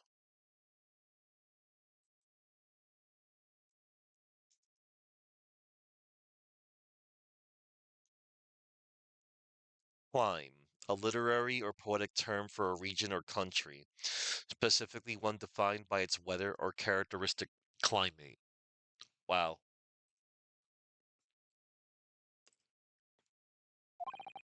Well, yes, maybe. Ha! There you have it. You see, what do you make of that, hmm? Well, to be honest, this ship is en route to England, and I'm in handcuffs at the scene of a murder. So I'm not really sure you could call it a deduction. It's more plain observation. Indeed, an observation, my dear boy, is the basis of all deduction. My method is founded upon the observation of trifles, you see. I announce my findings with a brassy certitude, and more often than not, I'm right. Ha! I don't think you introduced yourself. Ah, my apologies. How remiss of me. I am none other than the greatest detective of the century, known to men and women the world over. The intib- the inimitable Sherlock Sholmes.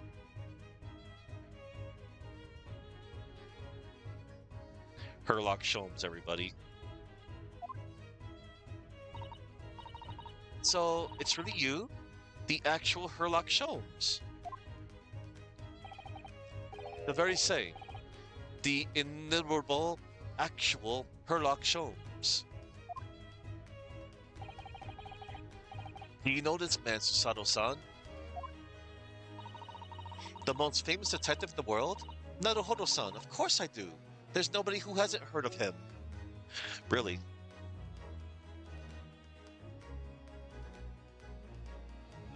Okay. Let me, get some water.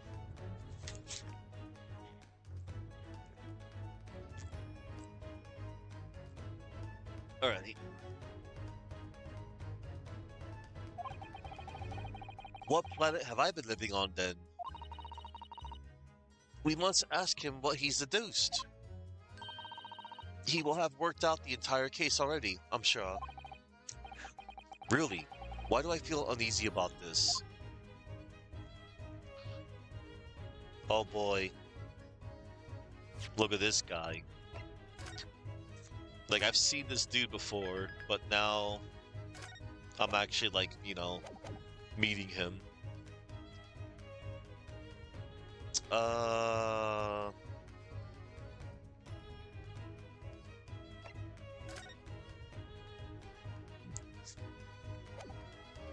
Let me present stuff to him first. Mr. Sholmes, what do you make of this? Quiet! When I'm ruminating in the course of my deductions, nothing must disturb my mind.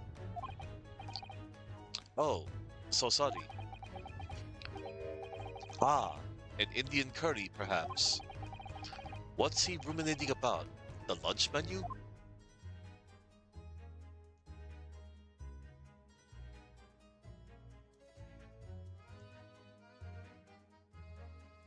Ruminating.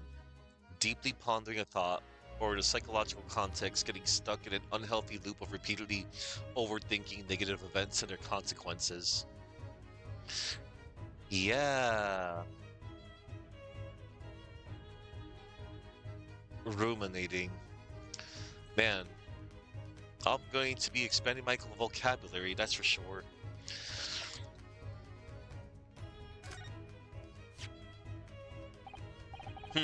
I've never seen anything like this. Most extraordinary writing. You said the same earlier this morning, I think. Indeed, but it's uncommonness is so remarkable. I felt the need to say it anew. Yes, I do believe these characters may be a crude attempt at a Japanese script. What? Mr. Naruhodo, I don't like to be the one to tell you this, but I think Mr. Sholmes is trying to say that your handwriting is a little untidy. Is he making fun of me?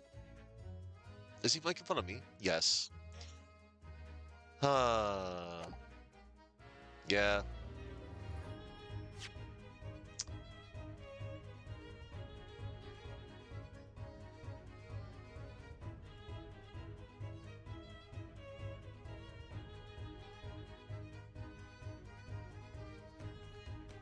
Uncommonness, the state of quality of being rare, unusual, or seldom encountered. Alright.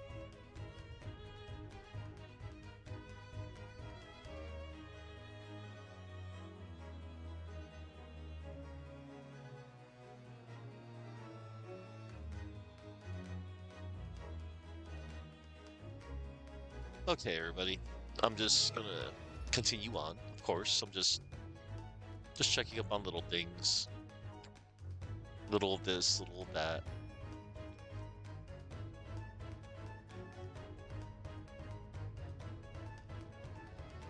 So pretty. Alright.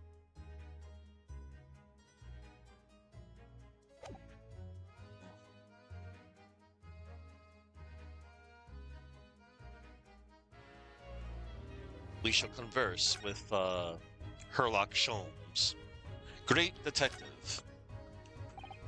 So, you're a great detective, are you? Sorry, what was your name again?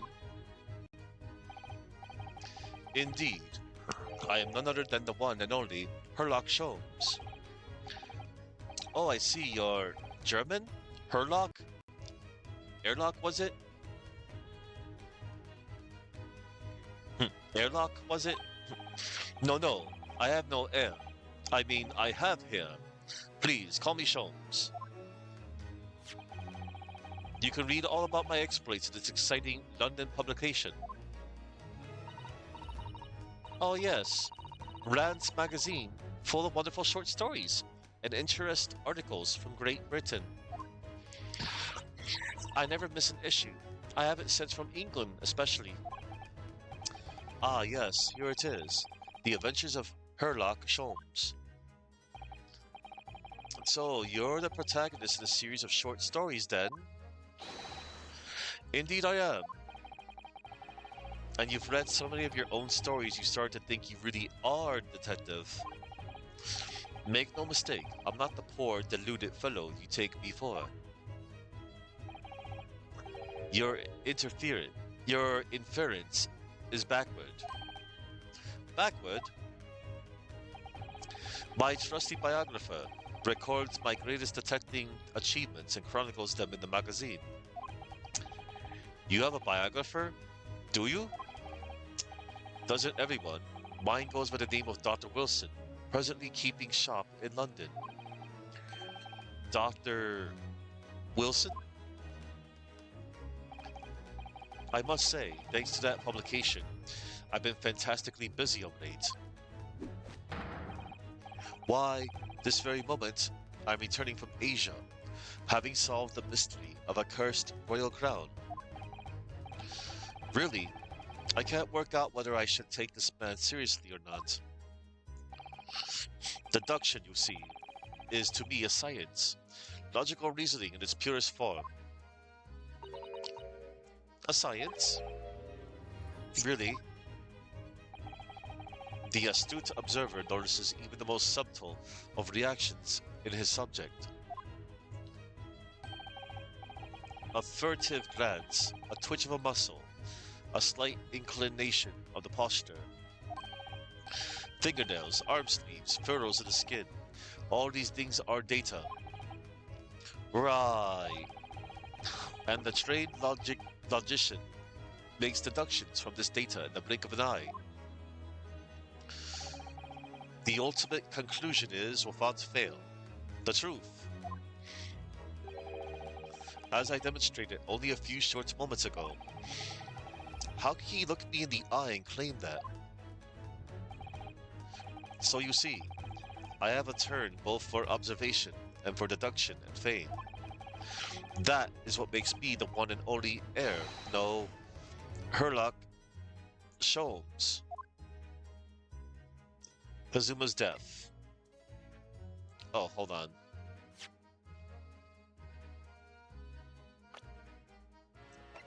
Herlock Sholmes, 34. There's not a person in the world who hasn't heard of this famous great detective. Not a person except me, apparently.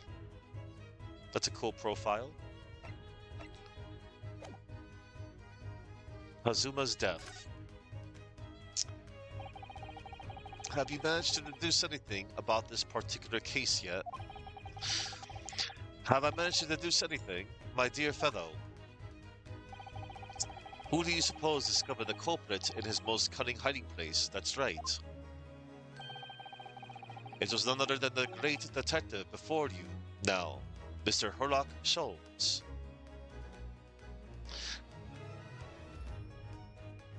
You didn't see this coming? What did you not see coming? The meeting of Herlock Sholmes, perhaps? Because me either. Like, I knew of his existence.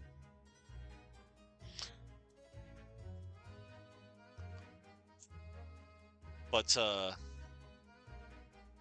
now I can understand his context now.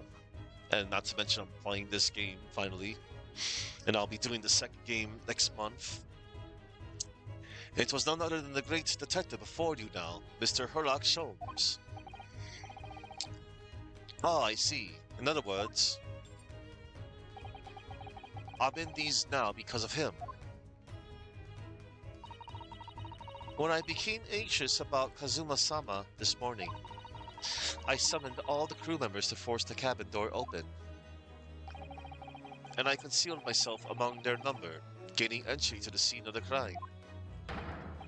Yes, luckily for everyone, the great detective, Herlock Sholmes, is on board. And the handcuffs seem to be an excellent fit, Mr. Naruhodo. Arr! The very moment I laid eyes on the scene, two facts were immediately apparent to me. Oh really? Two facts, you say? Two facts. Oh wow. Two facts. Mr. Sholmes, please tell us, please. Mr. Sholmes, tell us, please. What two facts were apparent to you when you came into this cabin this morning? Ah, yes. But first, let us be precise. The two facts in question were immediately apparent to me. Yes, I understand. But what were they? Allow me to elucidate.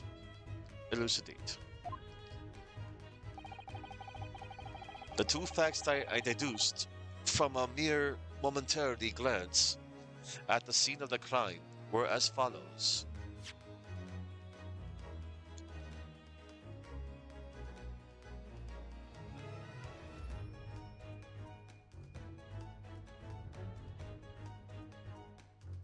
To make something clear, comprehensible, or plain by providing an explanation or detailed analysis. Wow, that's a big word. The two facts that I deduced from a mere momentary glance at the scene of the crime were as follows.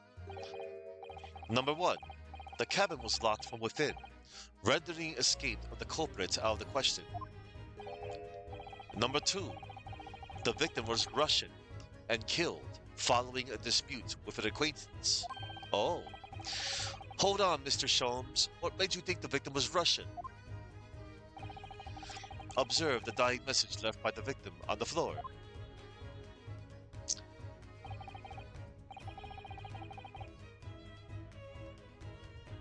Rapopo. That is the Russian word for wardrobe. Do you really think Kazuma-sama could have left a dying message in Russian? Last we checked, he was Japanese. In their final moments, many find their native tongue filling their head. For this young man, Russian. Kazuma was Russian? Was he? What? Initially, I considered Garderob, maybe the name of the killer. A certain Robert Gard, perhaps. But in the interest of thoroughness, I decided it would be wrong not to look inside the wardrobe there at least. Where you found Mr. Naruhodo sleeping soundly. Quite so. I found you, the renowned Russian revolutionary killer. Why is it that I'm Russian too? He's not yeah, Ryunosuke's not Russian. I observed that you were wearing the same attire as the victim. In other words, you were acquainted. And if my memory serves, that outfit is the traditional dress of the Russian people. Our school uniforms are the traditional dress of the Russian people? I had no idea. And I had no idea a detective could get something so wrong. Yeah. I took a photograph of the victim in the message that I might analyze it for possible hidden details. No. This was taken immediately after the young man was discovered, before the body was removed. Aw, man. Yes, Kazuma had already been taken away when I woke up. This is the first time I've actually seen him like this. Man. Are you alright, Mr. Naruhodo? Oh, yes. Thank you. The photograph of the crime scene has been entered into the court record. Crime scene photograph. The Russian word for wardrobe in purple ink. It would appear to have been written in the victim's final moments. Let me check out the court record real quick.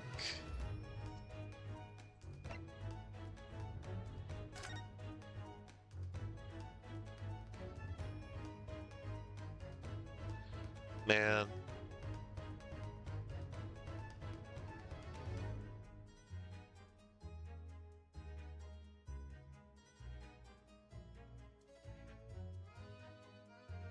All right.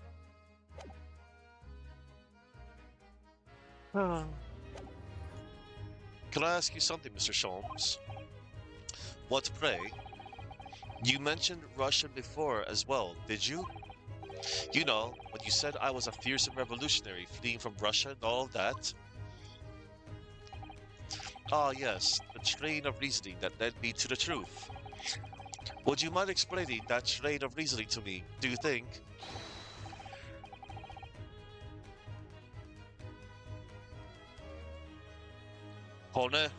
Certainly, if it interests you. How many times? I'm not Russian. I don't speak Russian. Your deduction just now. Can we talk about your deduction before? The things you concluded about me, I mean. Ah, the now famously accurate, troubling predicament you find yourself in. Actually, it was the other details that I was more hoping to discuss. You know, the merciless Russian revolutionary, an assassin of 16 part? Ah, yes, the more sordid details. It was a fairly commonplace deduction. Here we have this morning's paper. The main headline reads, Revolutionary Vilen Bolshevik flex Russia via Shanghai.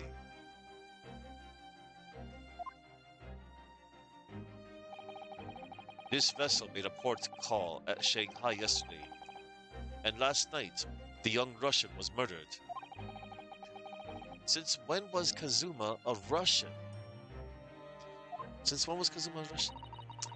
It sounds like Mr. Sholmes has concluded he was Russian because of what Kazuma-sama wrote on the floor.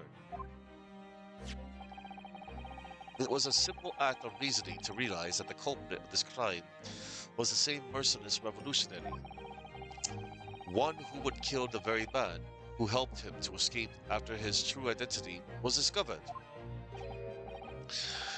Yes, you, Vilen Borsevic. What? No, no, no. How can it be me? I don't look anything like this man. Just look at his face. Yeah, right?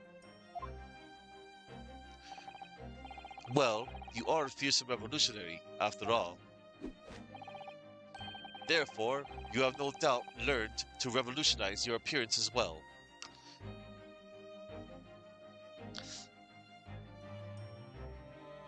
I just want to say, what a load of crock. Oh, please. And I might add, your name does not appear on the ship's passenger list. Need I say more? Well, that's because I'm a stowaway.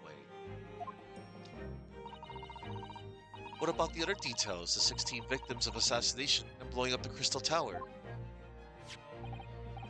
Ah yes, the journalist clearly interviewed the man and printed all those particulars in the article. The deeds the man has perpetrated this far, and those he is plotting. Yes, everything about this revolutionary, Borshevik, was included. These can be no mistake. Do revolutionaries usually agree to interviews with newspaper reporters, I wonder? And what about the part where you said I was just returning from Afghanistan? Also quite clearly stated here in the article. Borshevik has recently returned after a period of subversive activities in a war-torn region of Afghanistan. Where even is it anyway? This Afghanistan place. Here, take the paper for yourself, as a little memento of this great deduction. Oh, thank you. I've absorbed all that is of interest to me within its pages, but I see no rubbish bin nearby. The article about the revolutionary has been entered into the court record. Article about revolutionary. An article on the front page of a Russian newspaper. The headline reads, Revolutionary Vilen Borshevik flees Russia via Shanghai. And you may find the article on the back page of interest as well. On the back? Cast your eye over it sometime if the interest takes you, though you may need someone to interpret it. It's all written in Russian. I couldn't hope to read it, but I suppose it wouldn't hurt just to glance at the article. Maybe there might be a picture or two.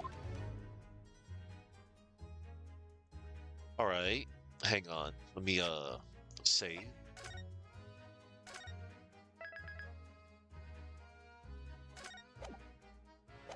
And let me check, my court record.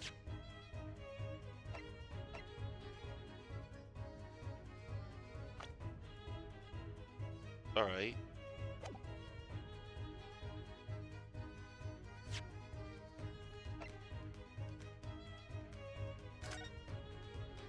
Huh? Oh wow, look at that.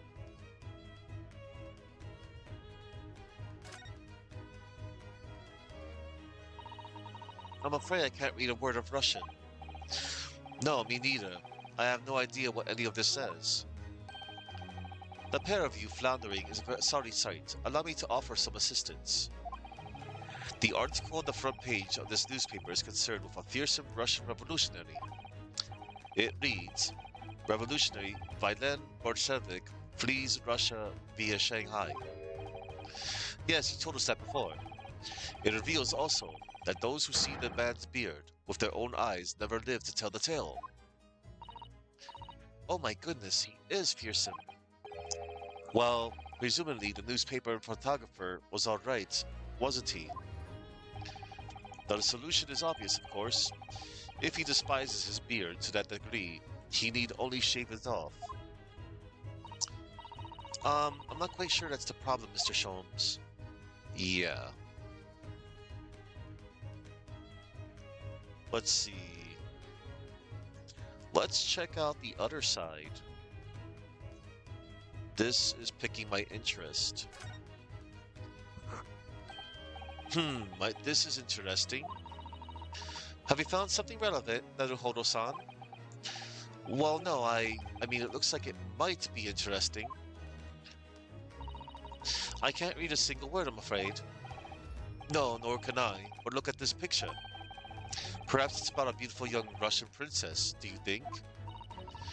She is very pretty, isn't she? I suppose you enjoy articles like this, do you? I don't know. I can't make any sense of it. Ah, I'm glad you've noticed this article. Ah! Allow me to give you a short summary of its contents. Oh, thank you. He pops up everywhere, this Mr. Sholmes. It's about the disappearance of a young lady last night. Renowned prima ballerina of the Novovich Ballet disappears from Shanghai. During a performance in Shanghai, the famous dancer was reported missing. She is, of course, the talented young Nikolina Pavlova. Why are Russian names so hard to remember? It would appear the woman was in costume when she was found to be missing from her dressing room, wearing the diamond tiara you see pictured, which is worth some 20,000 rubles. Oh, how much is 20,000 rubles? I have no idea, but I'm quite sure. It must be an unbelievable sum of money. Susato-san's eyes are shining like diamonds themselves. The tiara is a property of the Novovich Ballet. It would seem the director is beside herself with worry. Yes, I'm not surprised. The company is most anxious to recover both Miss Pavlova and the valuable tiara. They've requested international assistance at all ports with sailings to Great Britain. Could this be another case of a Russian fleeing his or her country? It does seem to be the Russian thing to do. I'm not even going to dignify that of a response, Mr. Naruhodo. The article about the ballerina has been entered into the court record. An article on the back page of a Russian newspaper. The headline reads, "Renowned prima ballerina of the Novovich Ballet disappears from Shanghai." Alright, so that's pretty cool that I found that out. Now I got 2 articles. Cool.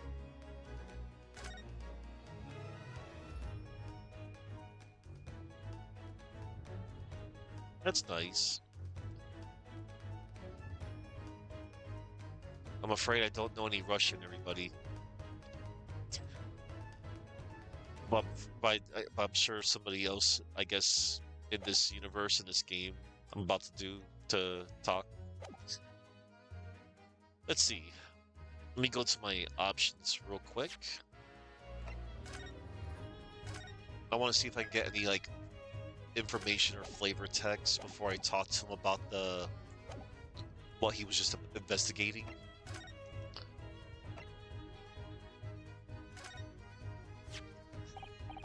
Ah, the photograph I took earlier this morning. Yes, you may keep it.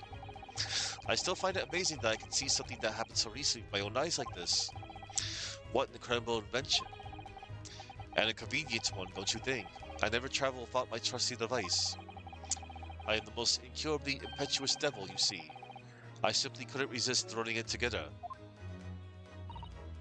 You threw it together? And I tend to throw together a new and improved model that will capture color. It's my personal monthly goal to see the invention finished before the 31st. That will be useful. Then you can see that the ink Kazuma used was purple. But no, he couldn't have left that message. Not in Russian. Alright.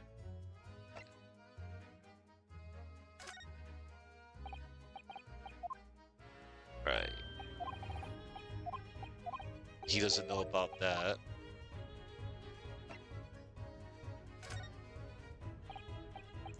Alright, we can talk to him about the last subject now. Converse.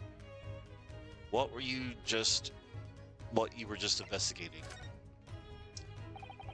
Before we started talking, you were examining Kazuma's desk, weren't you? Kazuma? Ah, yes, the victim. Did you notice anything useful? Anything at all? Observe for a moment the desktop of the victim. We see that the victim was engaged in penning some text. London Diary. Kazuma was keeping notes of the trip. Ah, but I don't think you should read his private writings. It could upset people. Tragic. And something you ought to perhaps elucidate before the act of reading. You mean you've read it already? It is my business to know what other people do not. Yes, believe it or not, I know a smattering of Japanese. Oh, I see. Well, you're about to know what a Susato takedown is.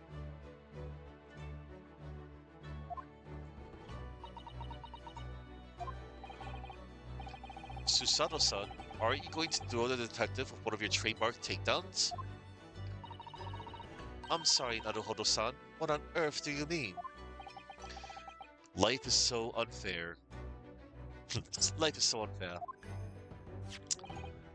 Anyway, to return to the matter at hand, namely this diary belonging to the victim.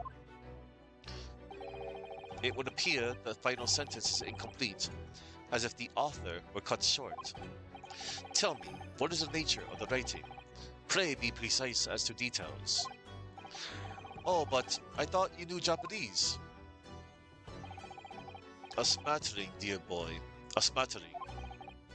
Sayonara, Banzai, Mikado. Nado Nado. I trust you're suitably impressed. Those are all, like, basic words.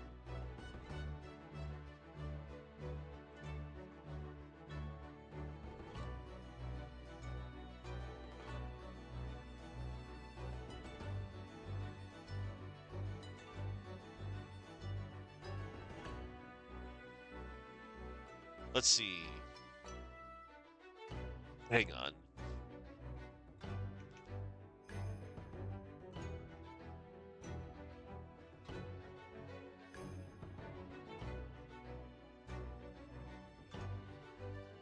Mikado. Historic refers to the Emperor of Japan. Okay. The term translates to exalted gate.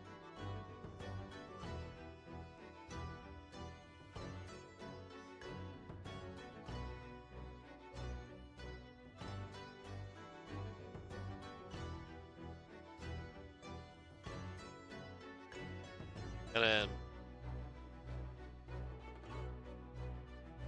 yeah, bonsai. Tree planting, planted in a shadowed container.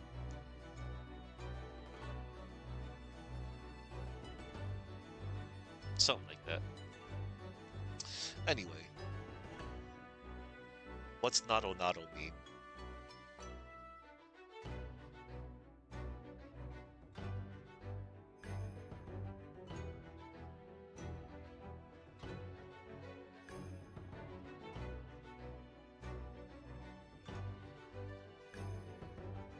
Hello?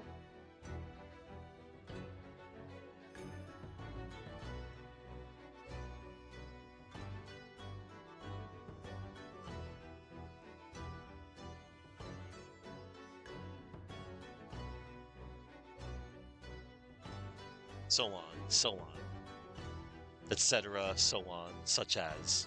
Okay.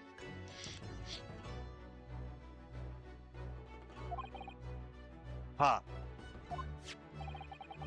But this diary is littered with complicated-looking characters, of which I can read precisely none. Ah ha ha ha ha ha.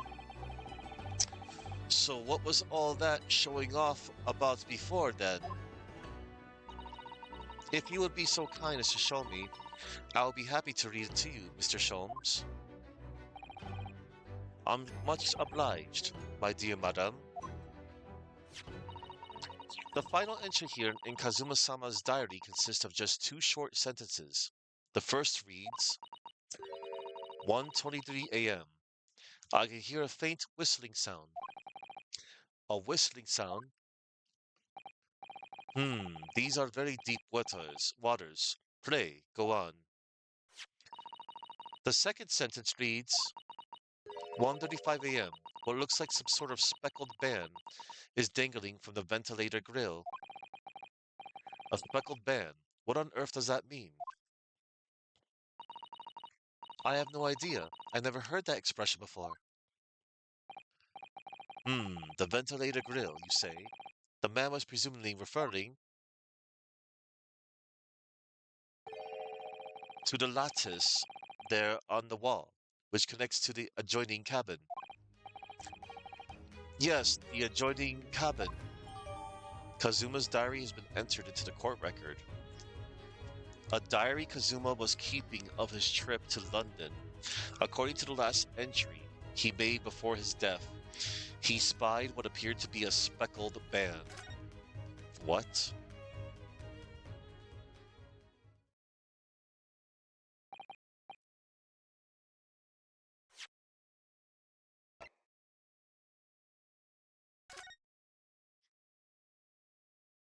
Okay.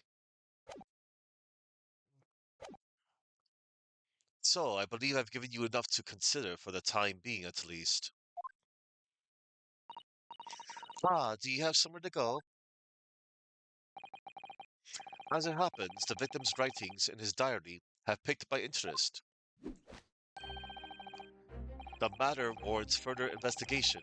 I believe if I'm still too long, the seasickness takes hold. Oh, I suppose. You're thinking of investigating the cabin next door, which the ventilator connects to. Great detectives are a curious breed. Our minds rebel at stagnation.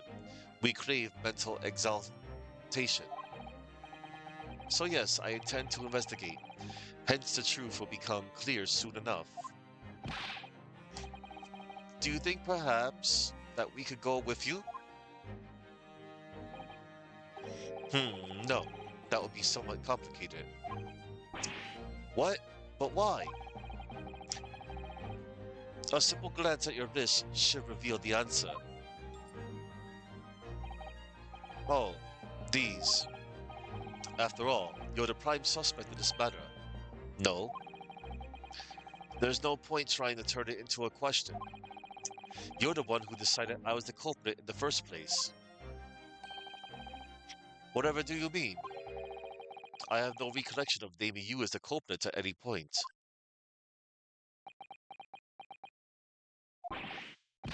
You must be joking. You just said it only a moment ago. Dear me, you are clearly misguided. I would have no cause to say such a thing. Well, actually, Mr. Sholmes, I did hear you say that too. You're quite sure? Well, that's very strange. I wouldn't have said you had the face of a criminal, you know? Not really. So, what? Were you looking at my knees before? Some great detective you are. Well, anyway, that was then, and this is now. What do you mean? What I mean, sir, is this. If you are the culprit, they must play the part more convincingly. Roll over and accept your fate. Ah ha ha ha ha ha. Now he's just being plain rude.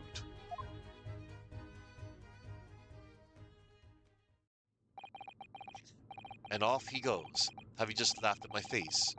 His sense of humor is as twisted as his name. I agree. Sherlock Sholmes. Sherlock Holmes. Well, I know there's a reason why he's actually called Sherlock Sholmes. I just forgot about it.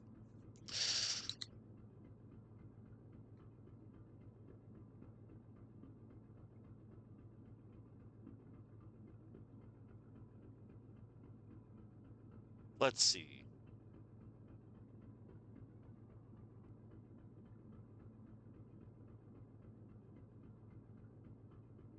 Herlock Sholmes.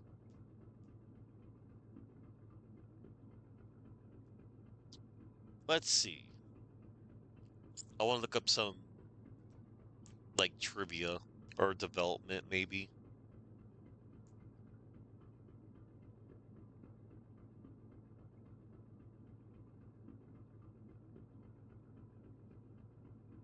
Let's see.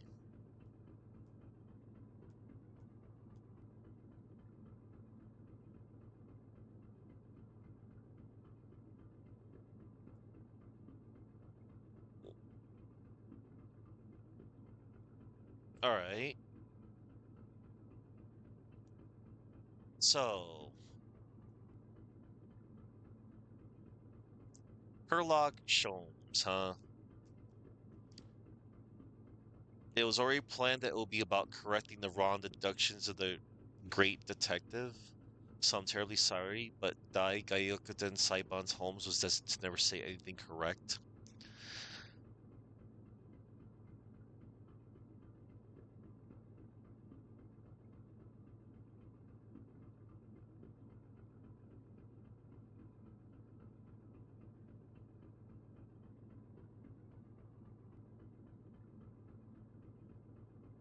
I'm sure there's a reason behind that, but I don't want to look up anything at the moment. Let's see. It probably has nothing to do with anyway. His sense of humor is as twisted as his name. Naruhodo-san, what are you just standing there for? Hmm? We must go and investigate the cabin next door as well. Aren't you forgetting something? What about these? There's no way I can... Hiya!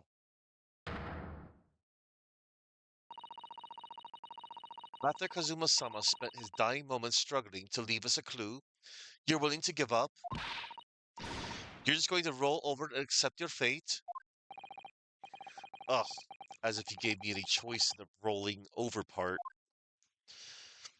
Just got took down. I think we still have some investigation to finish off in here first, don't we? Let's carry on examining what we can in this cabin while we wait for our chance to slip next door. Good idea. The situation doesn't look good for me, but there are still things I can do to help myself. And I owe it to Kazuma to do everything I can to find a way out of this and bring the real culprit to justice. Is that? Is something wrong, Naruhodo-san? Oh no, it's just that crewman standing by the door. I can't help feeling like I've seen him somewhere before. Oh yes, you're right. He does look familiar. Excuse me, sir. Yes, what could I do for you? Oh my god, it's the dude from the first case. From yesterday. What? Let me guess, he's undercover, but this time as a sailor. Also, hello, Chuck. I saw you. I was just reading the dialogue. I just got done with my first meeting of Herlock Sholmes. He is quite the character. I'll say that much so far. Oh. So right now we are I'm still roughly in the beginning of the investigation phase, and Ryunosuke stowed away with Kazuma Asogi, and it really sucks because right now Ryunosuke is accused of murdering Kazuma Asogi, his best friend. Oh my god. Like yesterday, he just got done. I got done like clearing his innocence of, you know, killing John Wilson, and now he's smack dab into another um murder. He's accused of killing Kazuma, and it sucked too because Kazuma was freaking awesome. It's like, oh man. Yeah, Kazuma, there he is. And he wrote the Russian word for wardrobe, apparently. So it seems. I just don't know. Okay. Oh boy. I recognize that face, but it can't be.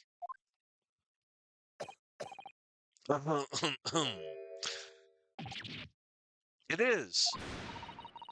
I didn't know you were here, Inspector Hosonaga.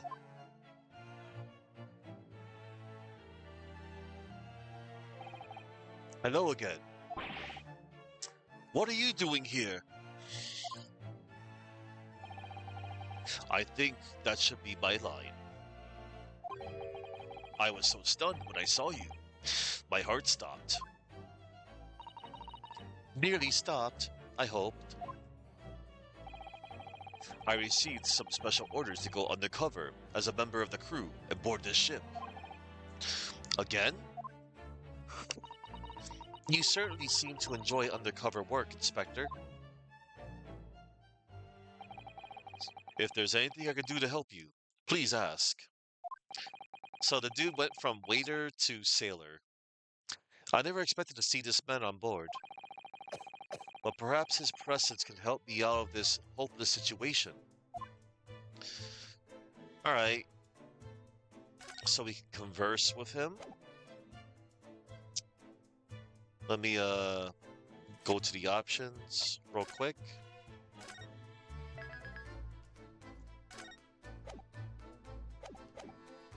Alright, before I converse with him, let us present stuff. Inspector, can I show you this? What the? Is that a fabled Imperial Yume University pin badge? I'm not sure if it's really fabled exactly, but... So, you're a genuine student then? Sorry? Nothing like me, with my regular schooling. You're something much greater. Is that what you were trying to say? Can I have my badge back, please?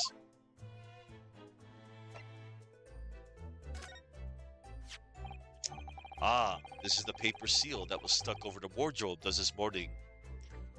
Ah, this is the paper seal that was stuck over the wardrobe doors this morning, isn't it?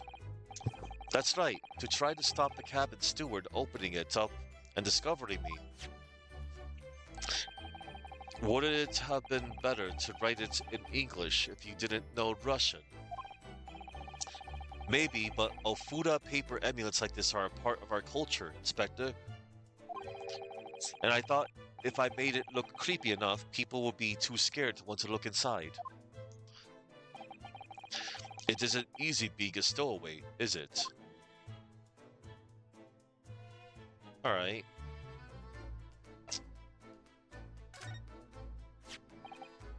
Have you seen this photograph yet, Inspector?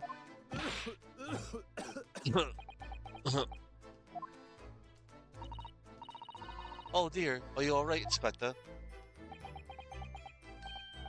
Yes, sorry, I'm fine. I was hoping to hide my upset with a fit of coughing and spluttering. I'm usually very good at it. But trying to stifle my feelings seems to have stifled my cough this time. It's all so sad. Asogi-san was such a promising young man. The Empire had such high hopes for him. I had such high hopes for him, even though I'm just a detective.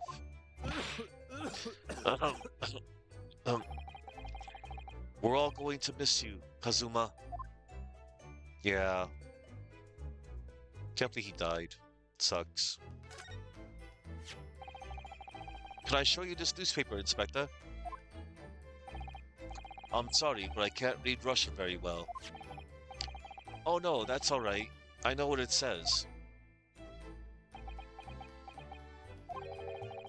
So you just wanted to point out your university-level linguistic talent. Is that it? Sorry? Nothing like me with my regular schooling. You're something much greater. Is that what you were trying to say? Sorry, forget I mentioned it. Alright, he doesn't know Russian. Can I show you this newspaper, Inspector? I'm sorry. Okay. Same... So it's the same reaction.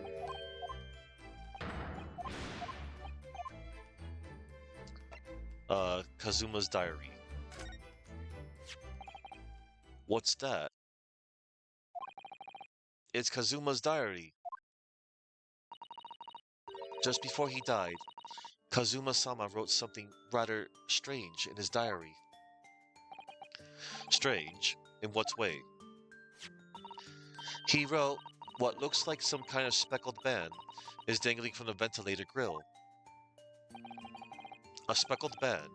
That is strange. Yes, we're still trying to work out what he meant by that, but what I'd like to know is... Don't tell me, the ventilator, is it? You're very astute, Inspector. That ventilator clearly joins to the next door cabin. That's right, so if we could investigate in there, we might be able to work out what the speckled band was.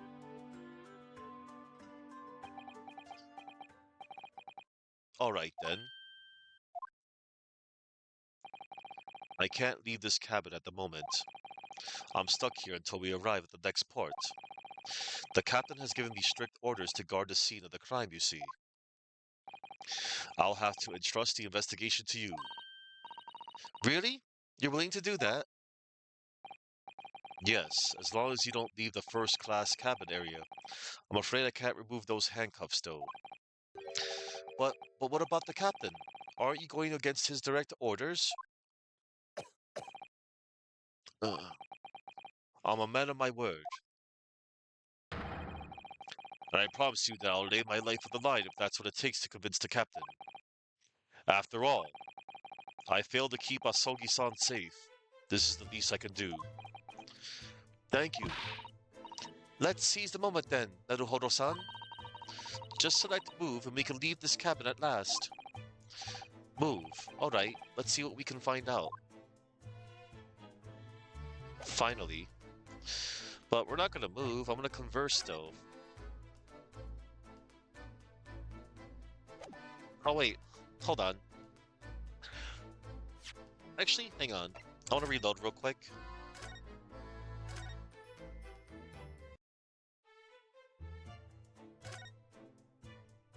Special orders. Okay. So what are your special orders this time, Inspector? Yes, and why are you dressed as a member of the crew?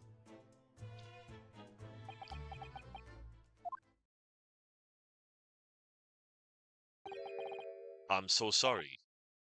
Hmm?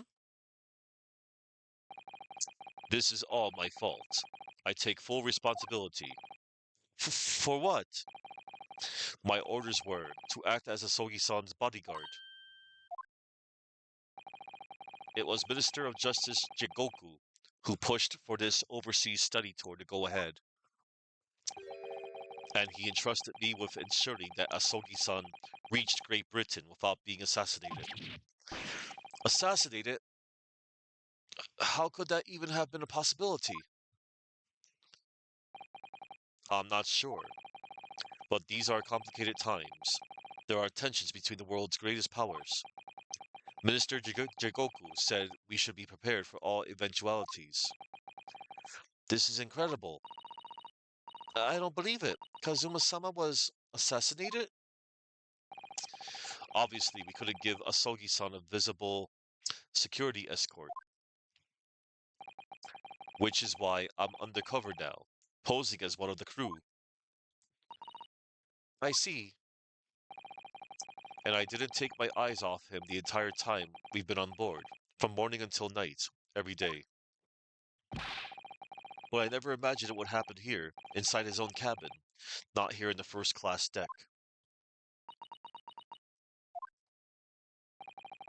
I failed miserably at my assignment, and Asogi-san is dead as a result. I'm a disgrace. All I can do is humbly apologize. Inspector, so if there's anything at all that I could do to help now, just say the word. Permission to investigate. We're doing what we can to investigate Kazuma's death ourselves. I thought you might be. You didn't do it, did you? You're not the killer? Of course not. We'd really like to investigate the cabin next door. Yes, so we need to be allowed out of this cabin. I'm sorry. What? You've been deemed a risk to the ship's safety. If you move to even touch the handle of the cabin door. That stormy-looking seaman there would surely snap your neck in two. Oof. I suppose. I'm not just a stowaway now. They think I'm a murderer as well. Would it be possible to give me something to work with? Do you think I'm going to need something persuasive? What do you mean?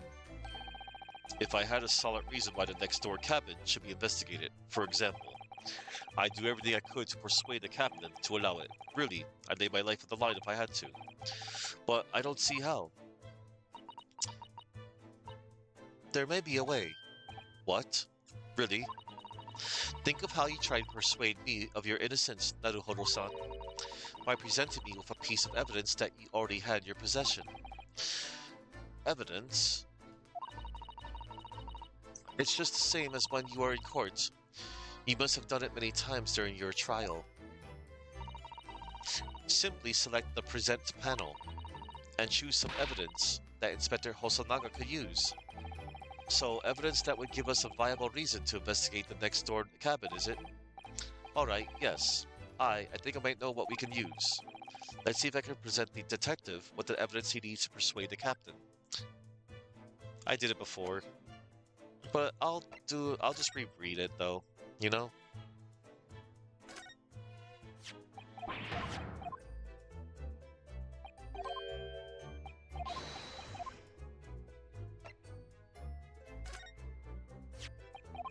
I already did this part. Kind of funny that I went ahead.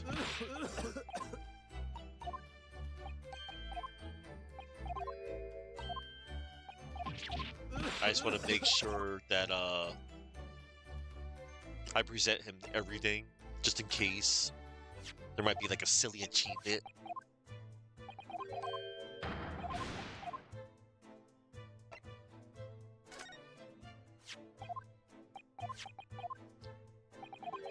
So yeah, you gotta show him the diary.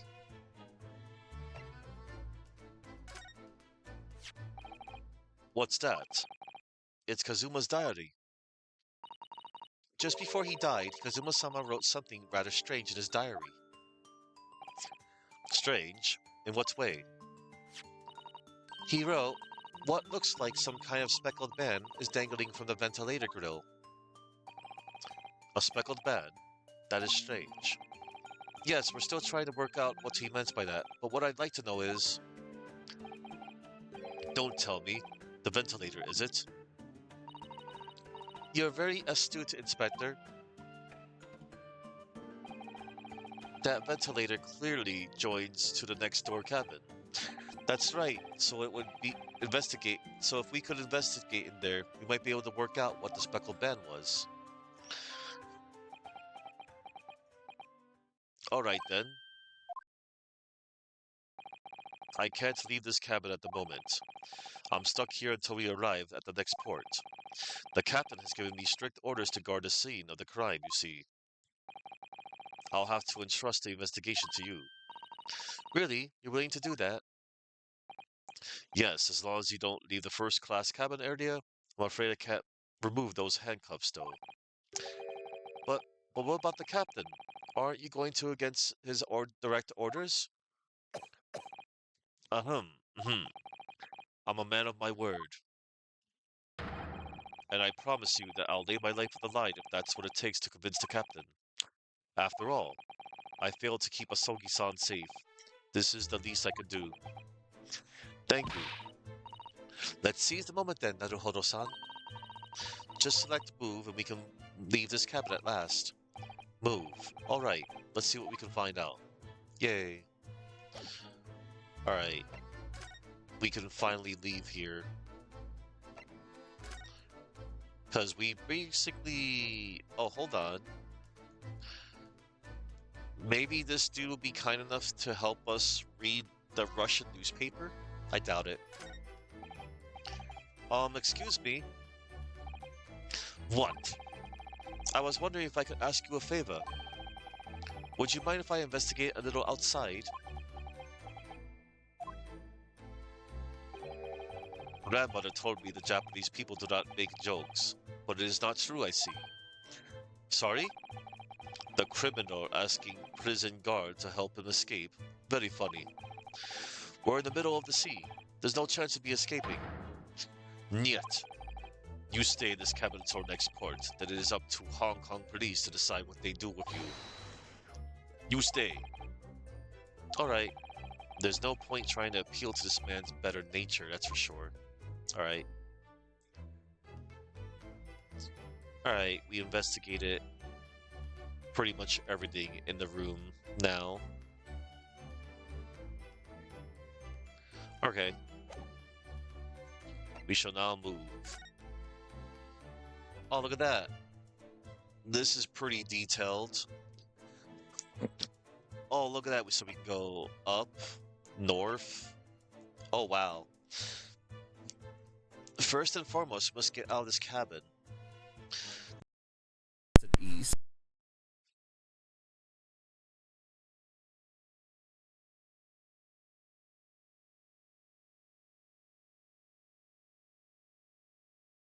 Did my game just freeze?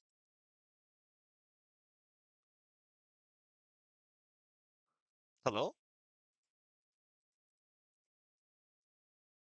My game froze. Cool. My game froze, everybody.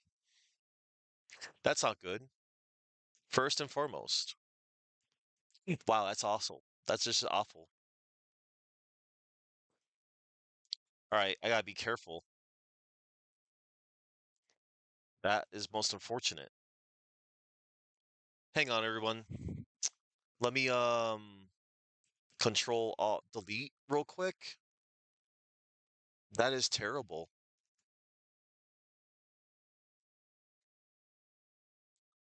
The Great Ace Attorney froze on me.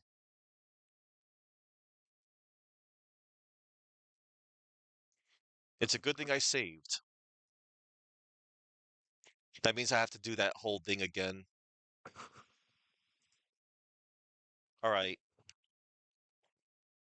That was terrible. Alright, so I'll show him the diary, and then I will... Yeah, that was my apologies, everybody. I don't mean to, the pacing. Alright.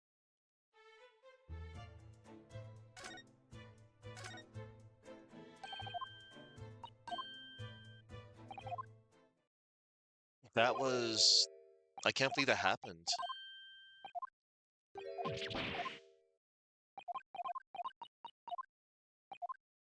I probably don't have to talk to him for this, but, you know.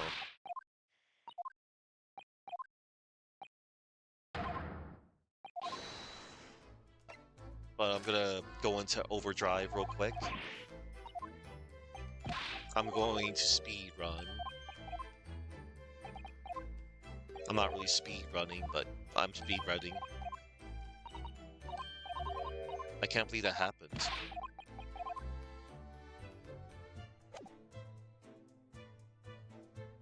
Alright, present.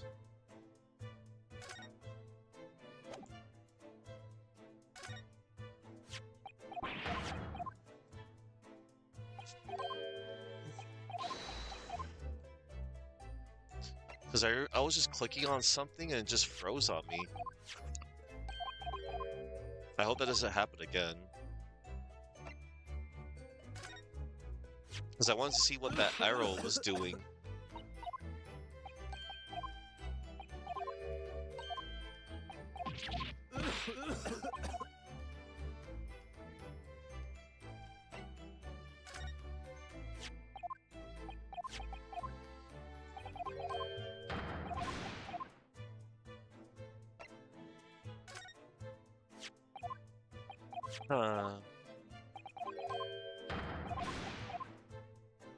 Alright.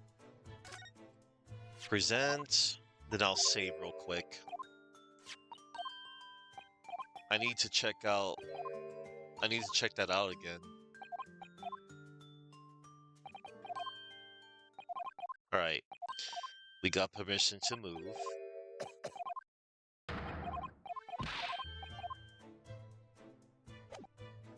Let me check out this dude again.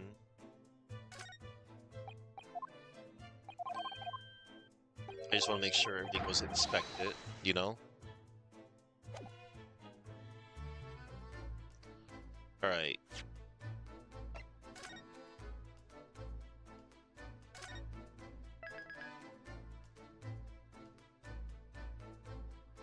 Okay. Alright, everybody. Now, let's click on move. Yeah, that was just unfortunate. I don't know why it froze there, but it's okay. So, Kazuma's cabin. A cabin on the SS Burya, and the scene of the crime. Kazuma was occupying this cabin for the voyage to Britain, along with me as a stowaway. The passageway that connects to the first-class cabins on the SS Burya. Okay, things are cool. I like how when you're moving to a new location, it's pretty detailed. And then I like that Susato's hinting, well, not hinting, but letting me know that first and foremost, we must get out of this cabin. Okay. And yeah, my drive is okay. Okay. Thank you all for your cooperation and patience. My apologies. It was out of my control. Why can't just things work, you know? You know. Alright, first class passageway. New location, everybody. 9th January, 7:48 a.m. SS Burya, first class cabin passageway. Ooh, I'm finally out of that cabin.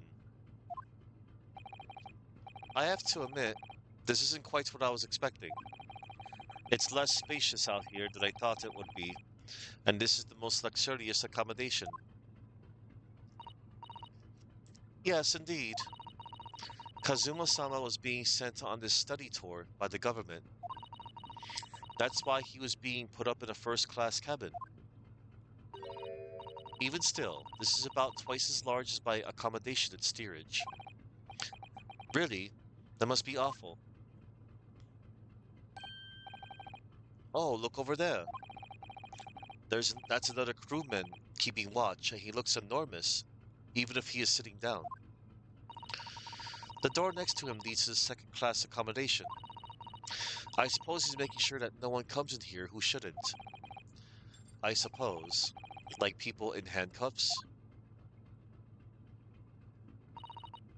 Naruhodo-san, you look like a little boy visiting a toy shop for the first time. I would have thought you'd be used to the ship by now. We've been at sea for 2 weeks already.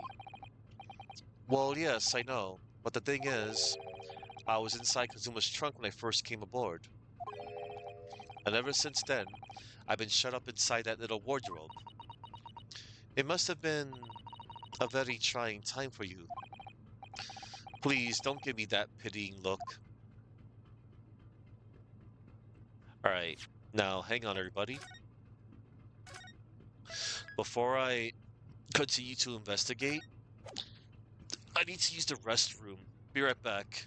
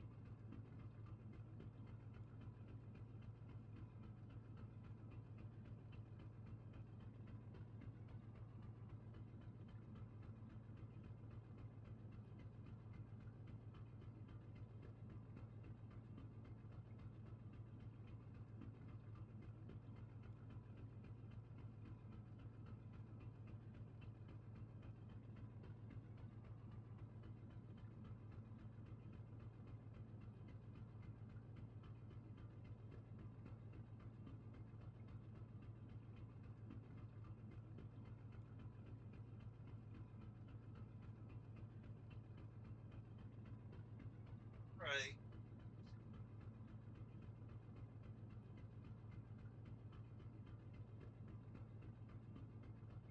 Hello, everybody.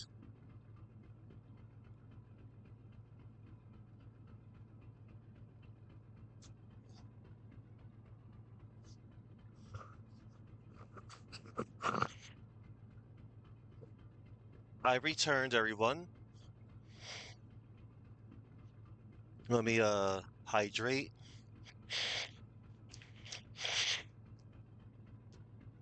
And we're just gonna keep going. I had a few hiccups here and there, but I'm alright. It was also nice to stop and converse as well, like with the chat. And you know, yeah, that better not happen again. I should not have any issues whatsoever. Alright. Okay, everybody. Thank you all for being here. Here goes. Alright, time to investigate.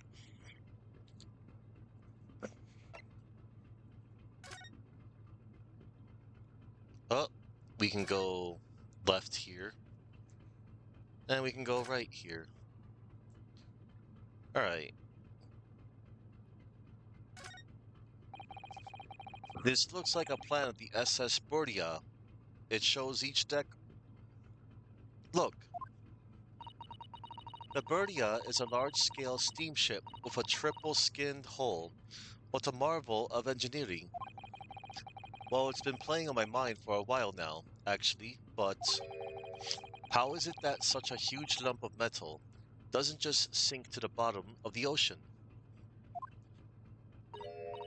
Oh, that's really quite simple, Naruhodo-san.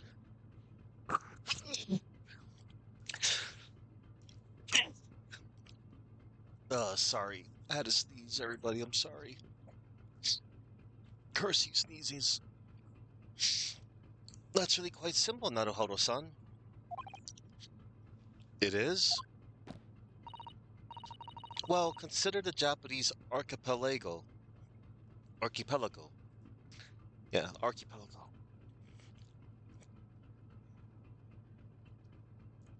Well, consider the Japanese archipelago. The islands of Japan. Yes, they're not metal, but they are enormous lumps of earth, many, many times larger than the ship. And they don't sink, do they? They've been floating happily on the sea since the gods created them. Well, I suppose so. Okay.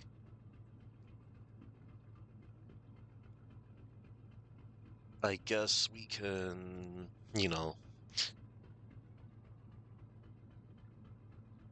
let's examine this. That's a huge book on top of the table there, and there's a pen next to it. Yes, that looks like the ship's log. Shall we have a little look through it? The writing is so neat and precise. Every detail about the voyage has been meticulously recorded. You wouldn't expect a rough and ready sailor to have such beautiful handwriting. And nothing. No reaction at all. I thought he might appreciate the compliment. I'm not sure that rough and ready is much of a compliment, Naruhodo-san, even to a sailor. Anyway, last night's log is mostly blank. Presumably that means there was nothing to report.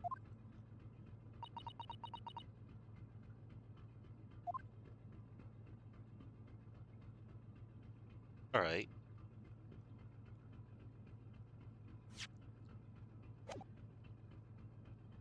Let's check the door. That's the way to the second-class area of the ship. Is something wrong? I was thinking about making a run for it. Just for a moment. Things aren't exactly going well for me. I might be wrong, but I imagine the moment you reach for the handle of the door, that burly seaman would surely shoot you dead.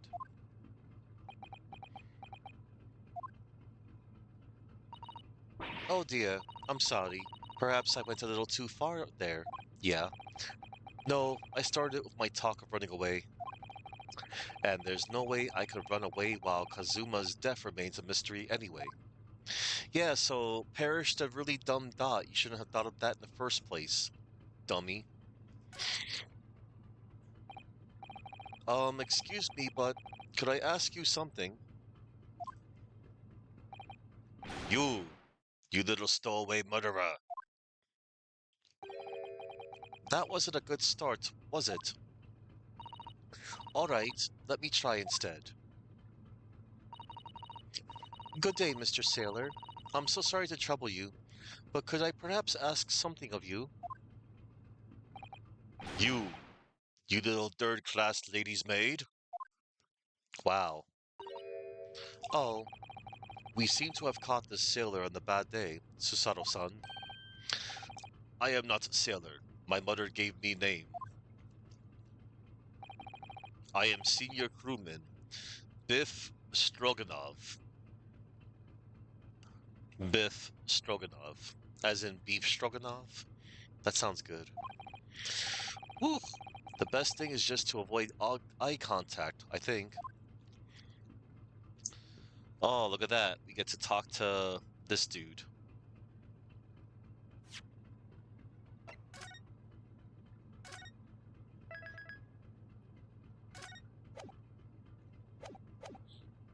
Let us present. Oh, I can talk. Oh, I can talk to him. I can't present him nothing though. I can just talk to him. Alright, so first class cabin area. Mr. Stroganov, about the first class cabin area. Here we are in finest part of Beria steamship for very important persons. What sort of very important persons? Government officials, kings and queens traveling in secret, very important persons. This is why I am always guarding this place. Gosh, that's amazing. But somehow, I let stupid stowaway inside. I want to pick you up and throw you in ocean, but Stroganov is not animal. Thank you?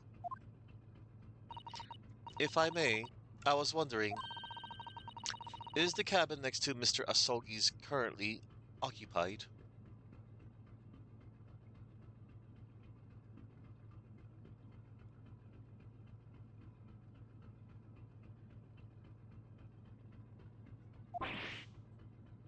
Well, I have no idea what that says. Susato-san, did you understand that? It sounded like da. I think it's probably Russian for yes or no. Genius. It is not permitted to visit other cabins without invitation. Well, it sounds like there is somebody in the next door cabin at least. Yes, it's tantalizing. Passenger in the next door cabin. Could you tell us who's traveling in the cabin next to Mr. Asogi's? His name is Mr. Grimesby Roylott. He is very important Western gentleman. A Western gentleman? Do not think about it. He has nothing to do with murder of student boy. How can you be so sure about that? Mr. Roylott is authentic Western gentleman. Such a man would have no interest in lowly students from insignificant Far East Islands. That was harsh. Could you tell us when Mr. Roylott came aboard? That is not your business. Come to think of it, even though we've been at sea for 2 weeks now, and I've been in Kazuma's cabin the entire time, I've never once heard anything from the next door cabin, or even felt like there's anyone there. Well, presumably, since this gentleman is occupying one of the first-class cabins, he must be rather important, is that right? That is not your business. Alright, last night. Are you on watch here all the time, Seaman Stroganov? Da, all time, so criminals like you cannot come in or get out. I wonder, could you tell us anything about last night at all? It is sad about student boy. Were you on watch last night as well? Of course. And did you notice anything at the time? Anything unusual? Uh-oh. Susato-san, did you understand that? Susato-san, did you understand that? It was clearly, no. I saw nothing unusual. Nothing at all. And you didn't hear any strange noises? Or sense anything was wrong in some way? I said no! Oh man. Sorry. I'm not so sure. I could have sworn that he couldn't catch my eye for a moment there.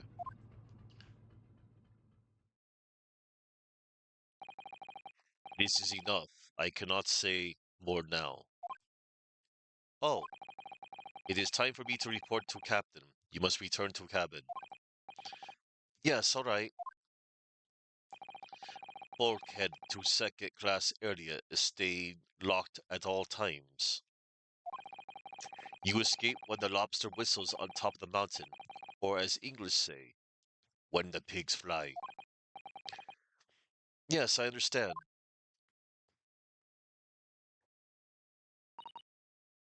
Good. Now we can investigate this area properly, shall we? Definitely. Alright. So, let's see. Hang on. Alright. We can examine this again. That book on top of the table there really is huge. There's a pen with it too. Yes, I'm sure that's the ship's log. Shall we have a little look through it? The writing is so neat and precise. Every detail about the voyage has been meticulously recorded. You wouldn't expect a rough and ready sailor to have such beautiful handwriting. Anyway, look here. Last night's log is mostly blank. Presumably that means there was nothing to report. Okay. Same dialogue, but without the sailor interaction.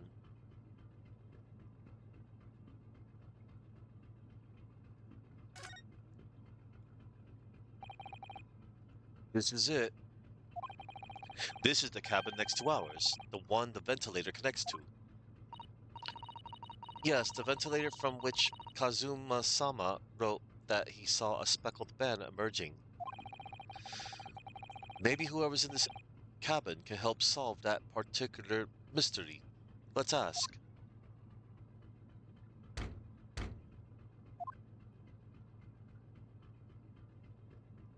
No answer. No answer. We're out of luck, it seems. There's no one in there to help with our inquiries. How annoying. Alright, let's check over here. I want to check that object after.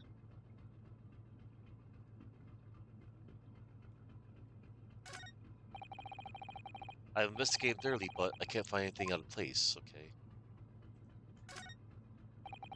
What do you think this is? It's a very pleasing shape, isn't it? That's the emergency alarm. It's probably best not to touch it. Oh, an alarm. It says, press only in times of emergency. It looks as though it sets alarm bells ringing all over the ship and brings the vessel to a complete stop. Oh, this I have to see. What are you doing, Naruhodo-san? You mustn't touch it. But this is an emergency situation.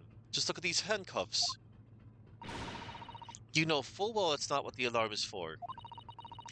If you were to bring this vessel to a standstill for no good reason, you'd be in an even worse situation. Ha! I wish everything would just stop, this ship included. If you have to do something foolish, at least make it something that doesn't affect anyone else. Ah! What was that? It came from inside the cabin. Such a high-pitched scream. It must have been a woman. Stand aside. I'm about to break the door down. What? Mr. Sholmes! I shan't be stopped. When the fit is on me, I revel in kicking doors off their hinges. Please, wait, Mr. Sholmes. The door doesn't appear to be bolted. It doesn't? Then how the deuce can I dispatch this muscular urge?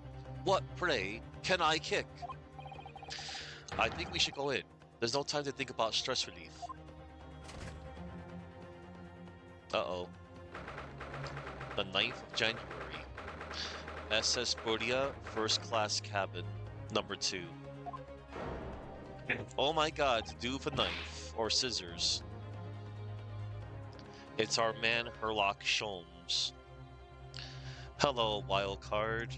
I am, investigating things and things. My first time ever, too. Who are you? A Western gentleman? This man looks Russian to me. We heard a woman scream. A woman? Don't be absurd. As you can see, there's nobody but me in this cabin.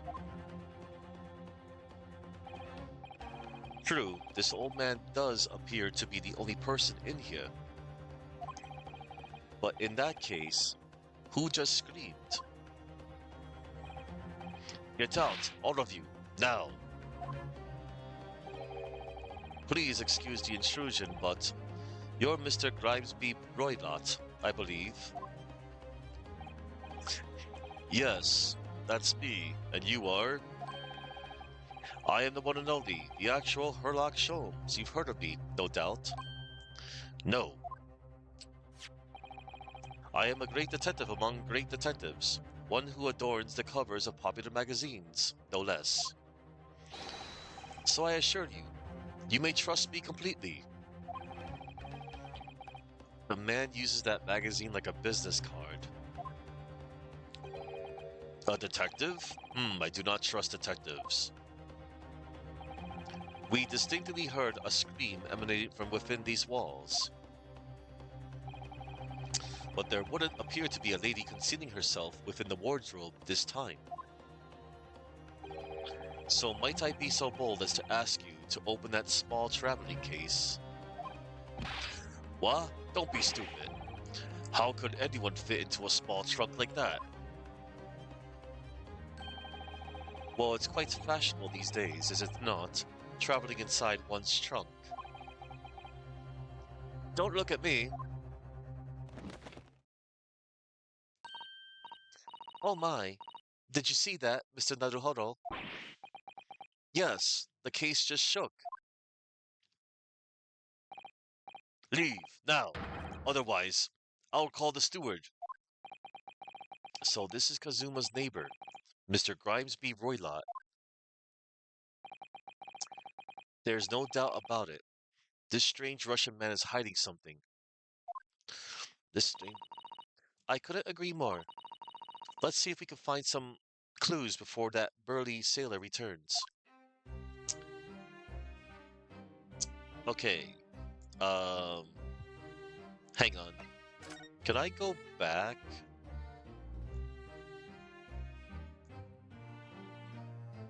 Okay, I can. I think. Good. Yeah, because I wasn't done examining stuff. I want to examine this door, and then first class cabin number 1. Yes, that's our cabin. No, our cabin. It's Kazuma-sama's. Sorry? Your accommodation is confined to the wardrobe inside the cabin. You know how to make a stowaway feel small, don't you? As small as the wardrobe I've been calling home. These cabins are the finest in the ship. My own cabin in steerage is number 539, by the way. 500 and... How many cabins are there? Okay. And what's over here? Ah, a trap for catching mice. Yes, we have plenty of those back home in Japan. Although they seem to be using a lump of chalk or something as bait. Let me see. Yes, I think that's what is called cheese. It's made from the milk of cows. Cheese? I wonder what that tastes like. You can't eat it, Naruhodo-san. The trap will snap shut on your fingers. Really? But... I suppose you're right. You weren't actually going to try it, were you? All I've had to eat for the past couple of weeks is Kazuma's leftovers. You don't know how hungry I've been in that wardrobe. Poor you. I'll find a little snack for you later. Cute. Alright. Now I have investigated everything. I want all the text. First class cabin number 2. Home for this voyage, at least to Mr. Grimesby Roylott, the gentleman we just met. These cabins are the finest in the ship. Mr. Roylott must be a man of considerable standing. I suppose so, compared to a nobody like me who doesn't even have a passport or a ticket. I meant no disrespect, Naruhodo-san. Jeez. Alright, now we can go back in. I think perhaps we should have a slightly more thorough look around. Yeah, a cabin on the SS Bordia. An old Russian gentleman by the name of Grimesby Roylott is staying on here. Okay. I like how, again, I like how detailed when you're moving, it tells you like more of, of the location. And I like that, Susato is telling me a little bit more. I do like that. Alright, cool. One moment, everybody. I'm gonna close my door real quick because people are rude.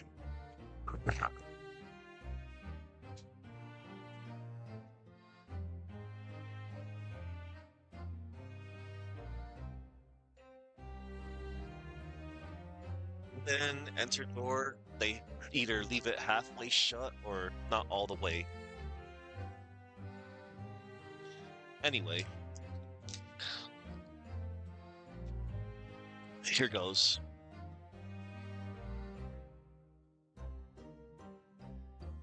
Alright, so, a Russian gentleman.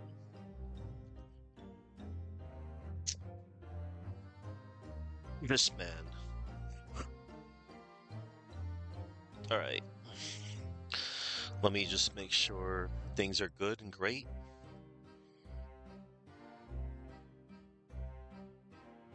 Wow. Alright.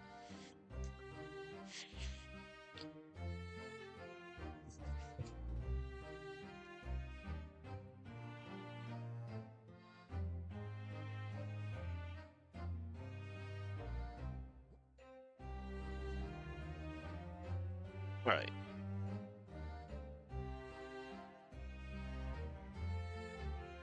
Let's see. We can examine, converse, move, and present. Can we examine first? Herlock's just chilling over there. That's kind of funny. Of course, we should obviously talk to this dude first. And of course, we can present stuff. Alright, hang on. I'm gonna do a quick save real quick.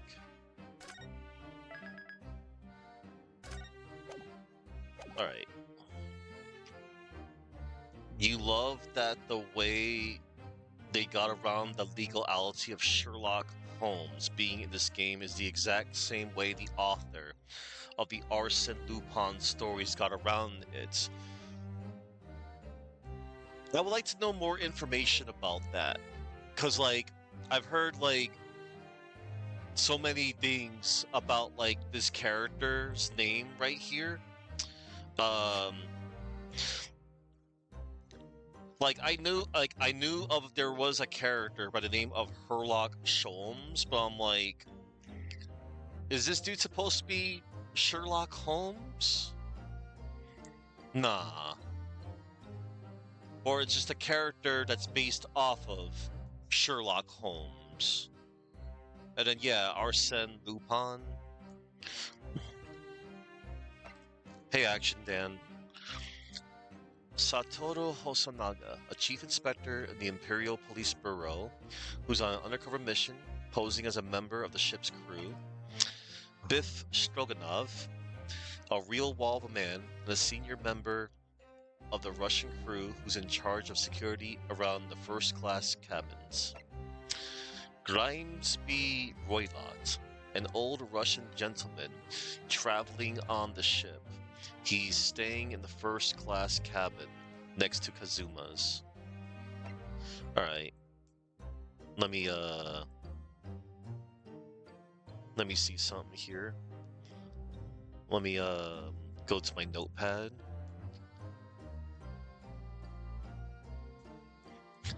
I like that this dude is literally called Beef Stroganoff. Biff Stroganoff. That sounds good. STRO Stroganoff. All right. And Grimesby Roylott.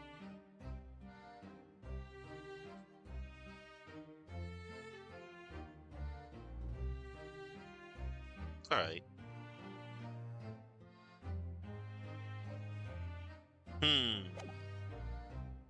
All right. Let's converse with this dude. Last night, Mr. Roylott, we'd like to talk to you about something.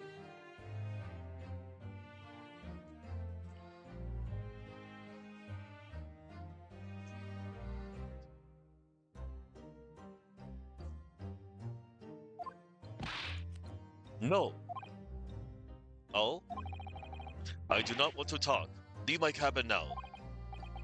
Oh, this is going terribly. We're not getting anywhere here. I agree, but there may be someone else who can help. Perhaps that great detective could get somewhere with Mr. Roylott. First class cabin. Mr. Roylott, we'd like to talk to you about something. Alright. Okay, so basically the game just hinted to be that we should go and examine Herlock over there. This is one of those triggers, I guess. Oh, hold on. What happens if I try to... What do you make of this, Mr. Roylott? Listen, do you know why I am wearing these dark glasses? No, not really. Though I do not have to look at things I do not want to look at. Do you understand me? I wish I could point out that you can still see things, even when wearing sunglasses. But his chilly air has frozen my lips shut. Okay. Okay. Let's, examine Herlock. Do you have a moment, please, Mr. Sholmes? You need only address me as Sholmes. That's what I just did, isn't it? Yeah, we did. Well, Mr. Sholmes, what were you doing in there? Why, I was resting, of course. Resting? Indeed, I was contemplating our sea voyage from the confines of the wardrobe, whilst waiting. Waiting for the inevitable time that you would need to call my great powers of detection into service. Oh! And it would seem that the hour is upon us now. The time has come. Am I mistaken? Well, no, actually, you're spot on for once. Observe closely.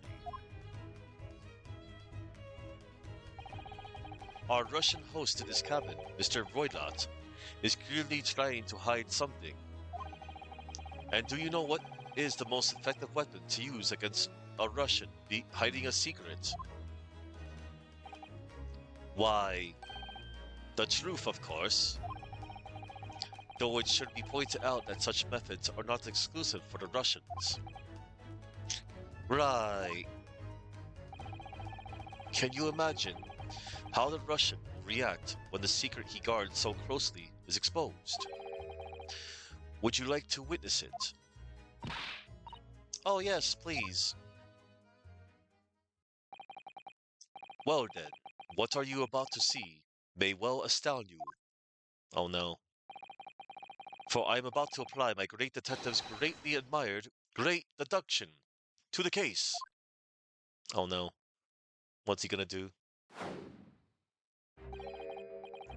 Could this man be a more hackneyed portrayal of a dubious Russian? I ask you. What? From time to time, it occurs to me. Is the fellow dubious on account of his Russianness, or Russian on account of his dubiousness? I really don't think any of those things should be occurring to you, or anyone. That's right, and Mr. Sholmes. I know this man's beard and dark glasses are hard to ignore, especially on first meeting, but I once read, "It is a capital mistake to theorize before you have all the evidence. It biases the judgment." Oh, hold on. Let me see. Let me take a look. Yeah, because I didn't want to look at anything. Like, I didn't want to, like, look up accidental spoilers. So, from your understanding, Maurice Leblanc wrote a story in which Sherlock Holmes and Arsène Lupin were pitted against one another without permission. That got him in legal trouble with Arthur Conan Doyle, and it was a big copyright to do. Afterwards, as payback, Leblanc then came up with his own original character named Sherlock Sholmes. That was a complete and utter buffoon, and got away with it because he was simply inspired by Sherlock Holmes. Okay. I buy that. As in, no, like, that's cool. Yeah, something like that.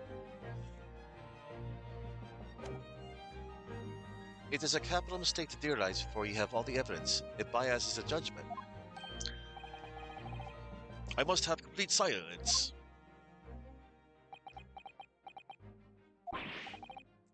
What are you doing? Why are you peering at my face like that? Ah, just as I thought. Yes, I have quite made up my mind now. There could be no other explanation that accommodates all the facts. Mr. Roylott, I have reached two incontrovertible conclusions. What? What do you mean? Number one, your true identity is that of a villain.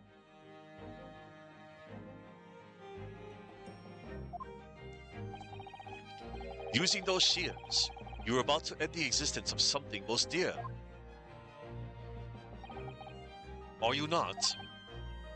Huh? And number two, the other conclusion I have drawn. You are, at this very moment, no less, in the midst of committing a most grievous crime. Beneath that beard, your mouth quivers with nervous tension as you realize you have been discovered. Does it not? Ah! Oh, Naruhodo-san, I never imagined I would witness one of Mr. Sholmes' great deductions with my own eyes. That was a great deduction. Nothing can deceive Mr. Sholmes. In a single glance, he can deduce all there is to know about a person. What? What ineffable twaddle? Oh yes, I've read about it countless times in the adventures of Sherlock Sholmes. And now I've experienced the astonishing impact of his great deduction firsthand. This is like a dream come true. I can hardly believe it, but all the color has drained from Mr. Roylott's face. It looks like somehow both of Mr. Sholmes' conclusions were right. How? How could you? How could you? How could I possibly know such things, you wish to say? Very well then. I shall elucidate. I shall explain how it was that I arrived at this pair of conclusions. So do I cordially invite you upon a journey of logical discovery. Let us board the train of reasoning. Put plainly, let us work through my deductions together. What? What? The great deduction? The game is afoot? Topic 1, conclusion. Topic 1, old man's identity. So, the dubious-looking Russian, Mr. Roylott, obviously, what catches the eye in the first place is the enormous pair of shears in your hand. Now, we ask ourselves, what could you possibly want with such an implement? The answer, of course, is staring us in the face. You were on the verge of using the shears to cut away the copious beard you sport. Yeah, maybe. Now, moving on. The question then begged is this. Why would you desire to rid yourself of this magnificent beard, Mr. Roylott? Once again, the answer is plain. We have clear evidence to shed light on the matter. Regard, if you will, this morning's newspaper, in particular, the fascinating front-page article. Oh, which it would appear you have read also, Mr. Roylott. I'm sure it needs no further clarification. The evidence that reveals your true identity is the article about the revolutionary. In translation, the headline reads, Revolutionary, Vilen Bolshevik flees Russia via Shanghai. As you cannot fail to observe, the subject of the article possesses an extremely copious beard.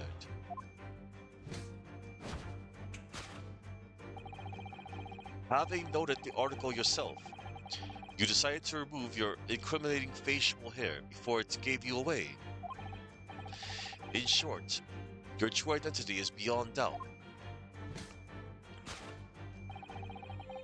You are the fearsome Russian revolutionary himself, Vilen Bolshevik.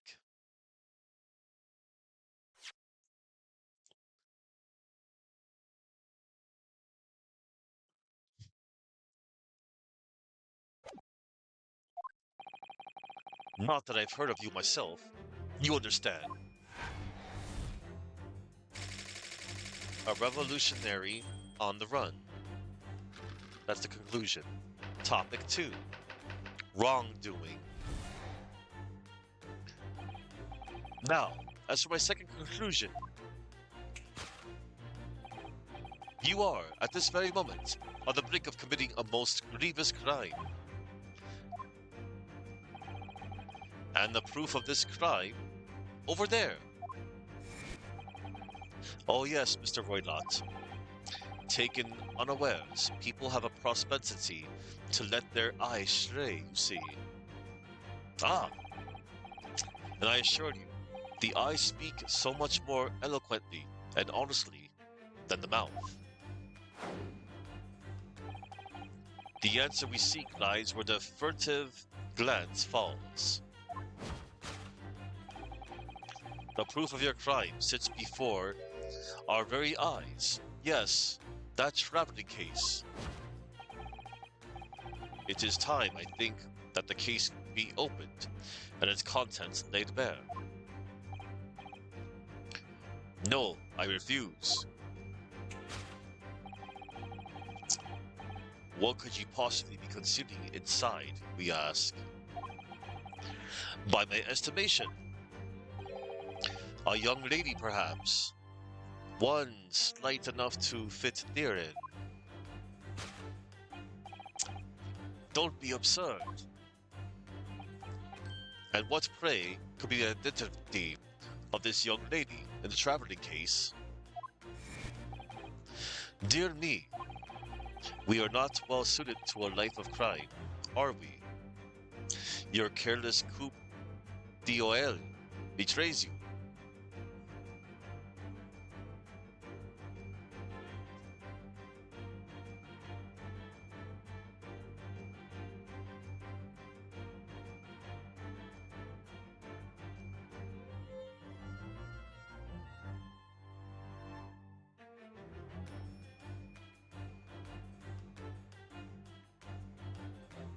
Kudael. Kudali. A stroke of the eye. Okay, it's a French phrase for a stroke of the eye. Kudai. Ah, Kudari. Okay. Your careless Kudari betrays you. Once again, we need only follow your furtive glance to find the answer. Yes, the reason you refuse to open your traveling case can equally be found in the pages of this newspaper. For there is another, most stimulating article. If we turn from the fleeing revolutionary to the back page. Yes, I did see this page. Renowned prima ballerina Adanovich Ballet disappears from Shanghai. Such a headline can lead us to but one conclusion. Your crime is that of abduction. And according to the article, the young lady's name is Nikolina Pavlova. Topic 2, wrongdoing. Conclusion, kidnapping of a young ballerina.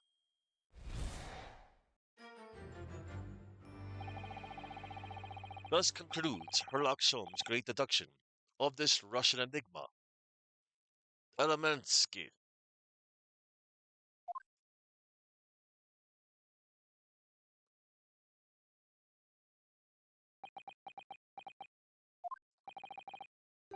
Susato-san, that wasn't one of the great deductions I've been hearing so much about, was it? Well, the stories are full of Mr. Sholmes' brilliant deductions, you know. But that did seem a little different somehow. Excuse me, Mr. Sholmes, could you come over here a moment? Ray, what can I do for you? It's about your deductions. Would you mind? Not at all. Go on. Well, to start with, there's the newspaper article. I think we had the same discussion before, but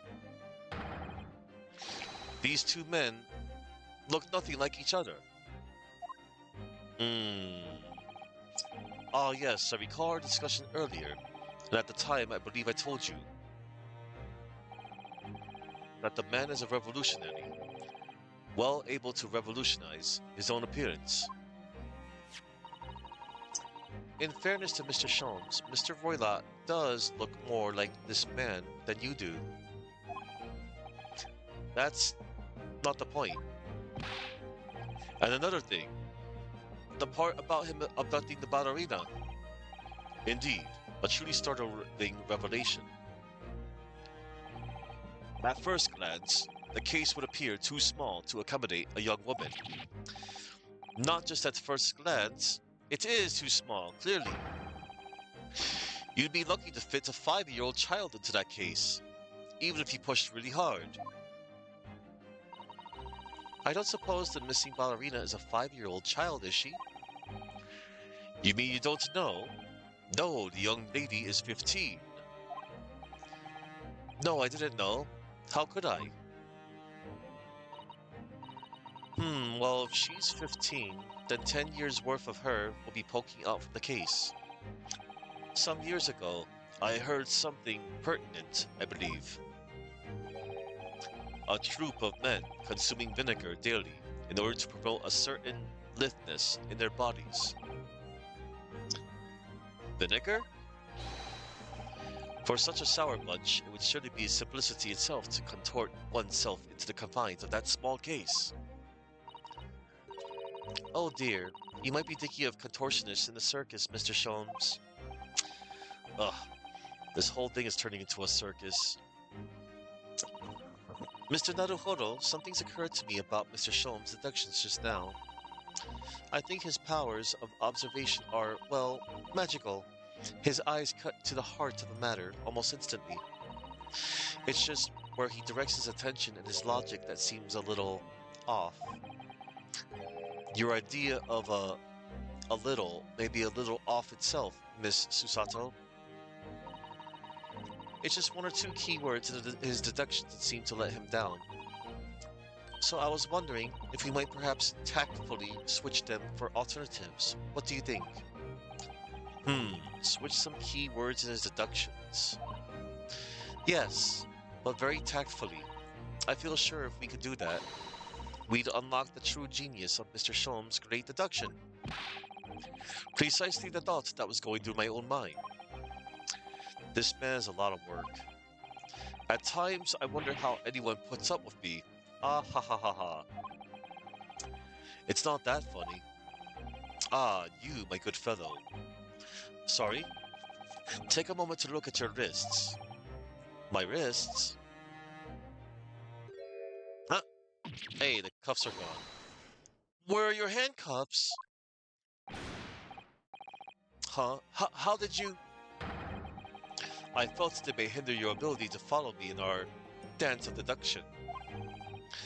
I don't believe it. Mr. Sholmes, you are a marvel. And don't worry, I shall restore the shackles to your wrists when we are finished. I'm not worried, in fact, I'd rather stay like this. So, let us begin. Herlock Sholmes is proud to present his logic and reasoning spectacular. What? Course correction. Hold it, Mr. Sholmes. Topic 1. Old Man's Identity. Conclusion. Revolution. Correction. So the dubious-looking Russian, Mr. Roylott, obviously, what catches the eye in the first place? Is the enormous pair of shears in your hand. Now we ask ourselves, what could you possibly want with such an implement? The answer, of course, is staring us in the face. You were on the verge of using the shears to cut away the copious beard you sport. I'm not sure. Would you really use shears like that to cut off a beard? I doubt that's something I'll have to worry about. I'll ever have to worry about. It doesn't quite sit right with me, though. It doesn't seem to be sitting right with Mr. Roylott either. Which means, I suppose, that the deduction is wrong. Let's try to switch a keyword here, Naruhodo-san, and see if it helps matters. Alright, but how? I think we should start by taking a long, hard look at Mr. Roylott. I wonder if it's really his beard that he intended to use those shears on. Exactly. If we do manage to find something that seems to fit the sense of Mr. Sholmes' deduction better, then what? Then I'll leave the rest in your capable hands, Naruhodo-san. Why am I the one to do something about this? Well, anyway, let's see if there's anything we could even use to switch around in that last sentence. What exactly was Mr. Roylott really going to use those enormous shears for? What was the old man really about to cut? Thick hat? Copious beard? What was the old man... Oh, okay. Let's see. So... Oh. What? No way. No. I'm like... What? Not the coat buttons. Those... golden locks? No.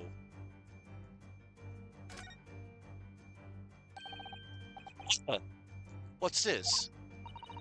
It looks like a cascade of stunning golden locks. No. The color is not the point. The point is, what's it doing on the back of Mr. Roylott's head? And how is it growing out from underneath his thick black hair? Well, yes, that's true. So it's stunningly beautiful and stunningly surprising. Something's definitely not right here. Yeah.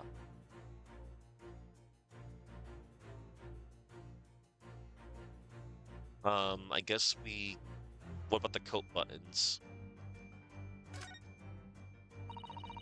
Are you looking at the buttons on this coat? Could it be that Mr. Roylott was planning to cut these off? Oh, why? Well, when you're wearing thick gloves, it can be very hard to undo buttons. Then, couldn't you just take off your gloves first? Aha! So he was going to use the scissors to cut his gloves off, then. I want you to take a deep breath and look at this from a fresh perspective. Naruhodo-san. Oops, I think she's angry. Yeah. That's silly.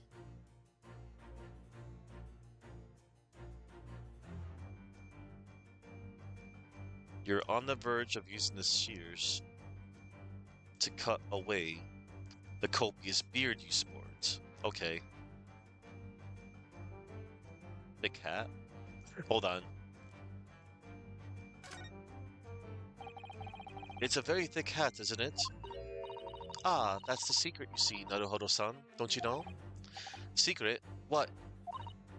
Well, before we left Japan, I took some time to study various foreign countries. Russia is a land of unimaginable cold, and a thick hat is a secret to keeping warm. Without one, I read that your brain would freeze. That was just one of many fascinating snippets of information in Oh Mother Nuts Russia. I think maybe you picked the wrong book there. Alright. Alright. I guess we point to the beard now.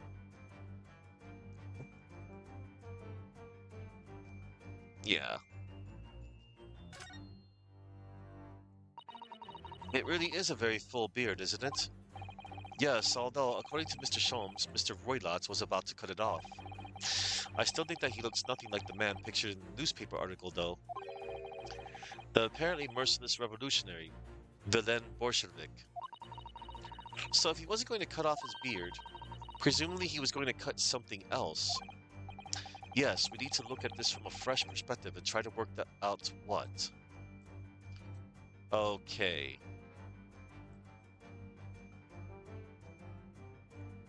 What else can I...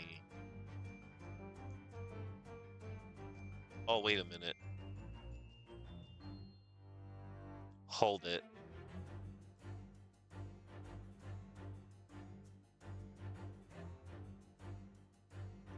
Oh.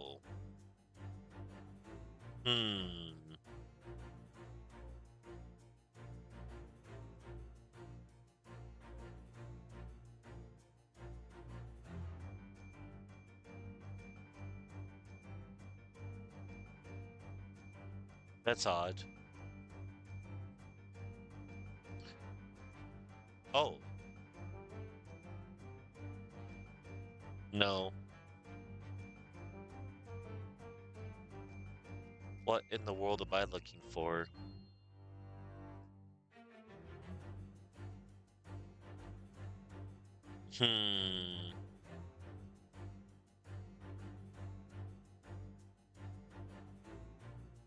Not the copious beard. Not the golden locks. It's gotta be something else.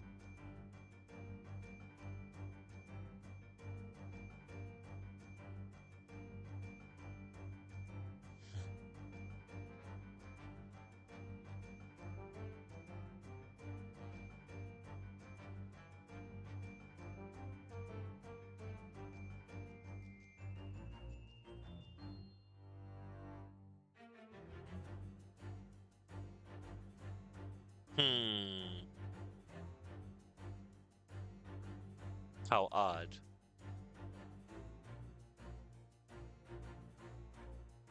I was gonna try and see if I can see his pocket. But I guess that's not the case.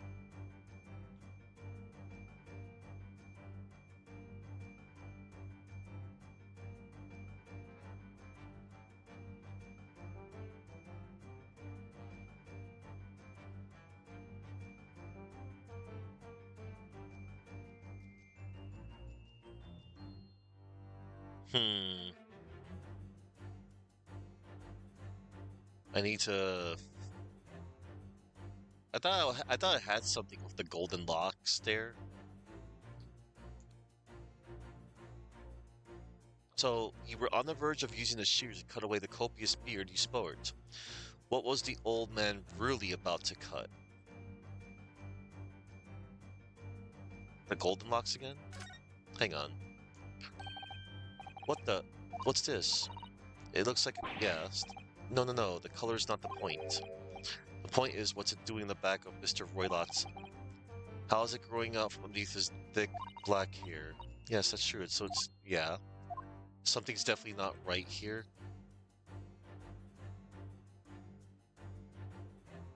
Alright. Hang on. The thick hat? No.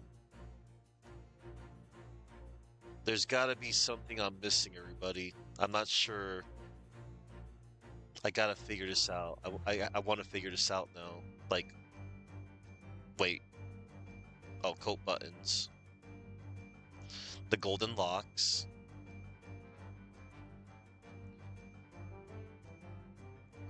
Hang on. I gotta look closely from a perspective.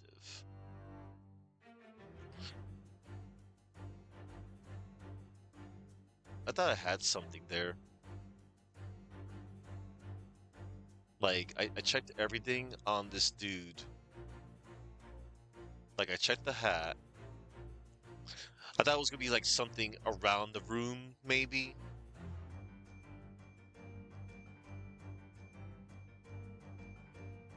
Hang on.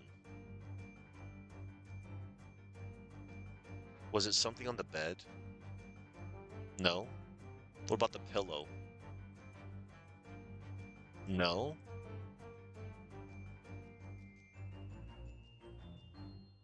Wait a minute. Like, should we try the beard again?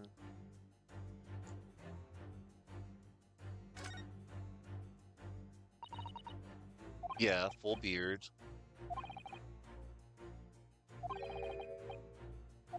Mm-hmm. He was going to cut something else. A fresh perspective.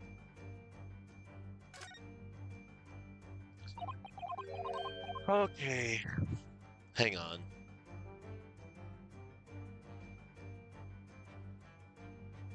I'm going to inspect. Not the golden locks.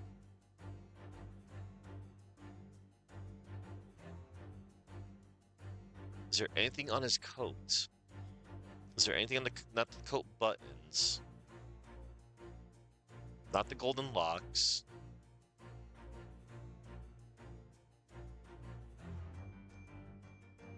Wait a minute. Not the coat buttons again? No? Man...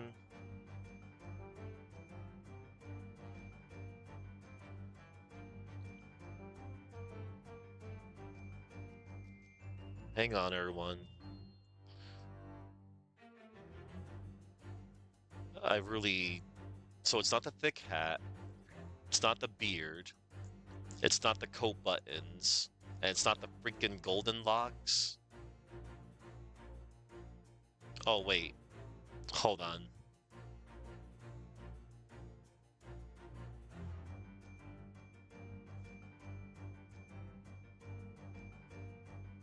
And this is like the only perspective I can...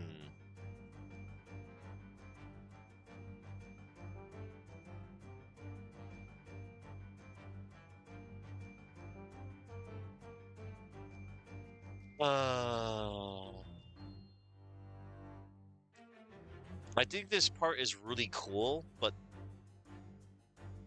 what? What am I not seeing that the game expects me to find? Hang on.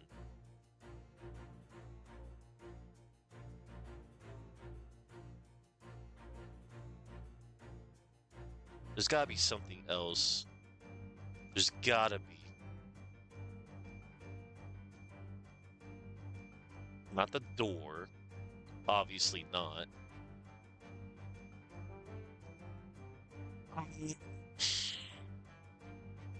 Not the hat. Oh, wait a minute. No, I can't. point.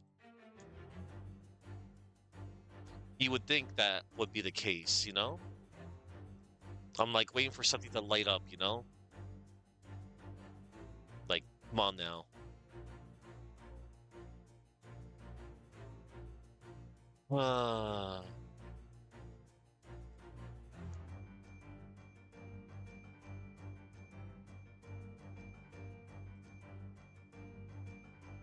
My apologies if I'm trying to, you know, find what they expect me to look for, everybody. This is my first time playing. Let me see. Nothing on the floorboard.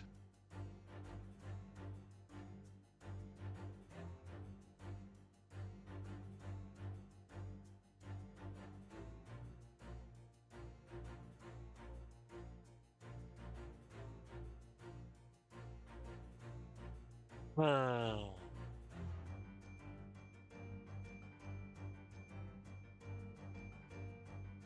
No.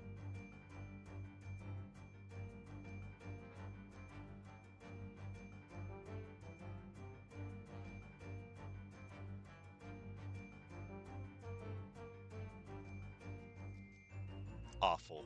Hang on, everyone.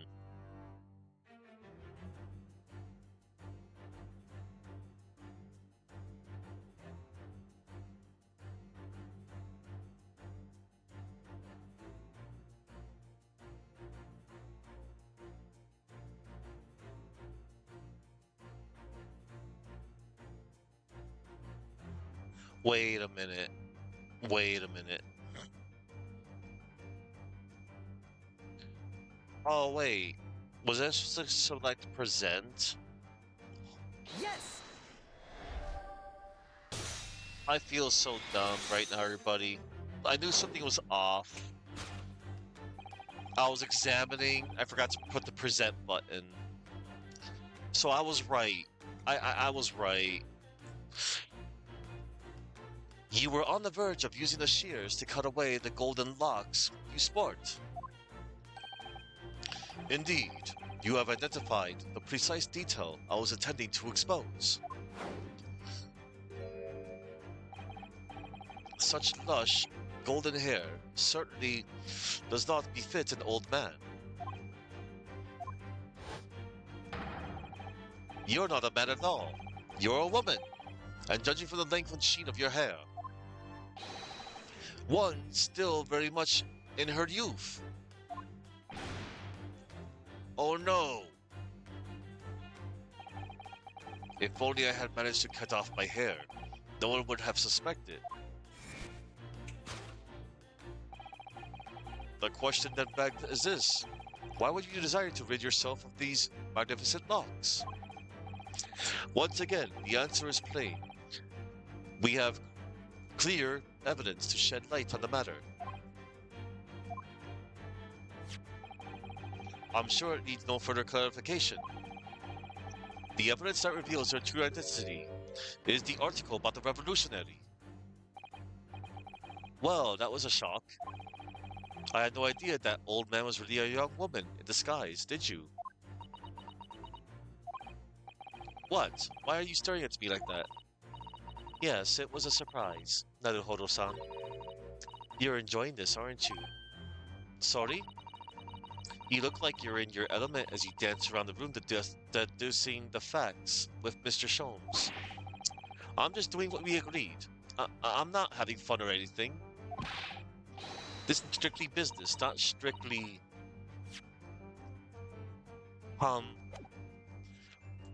Yes, I understand. Say no more. Well, anyway, let's focus on this next part of Mr. Sholmes' deduction, shall we? The evidence that he's picked out doesn't fit the facts at all now. No, that's true. Given that Mr. Roylott is actually a woman. Exactly. He, or rather she, can't possibly be this merciless revolutionary. I suppose it's because the deduction as a whole has taken a whole different direction now. Yes. Let's switch the evidence for something else, something that fits the facts as we now understand them. For some reason, this woman needed to try to hide her true identity.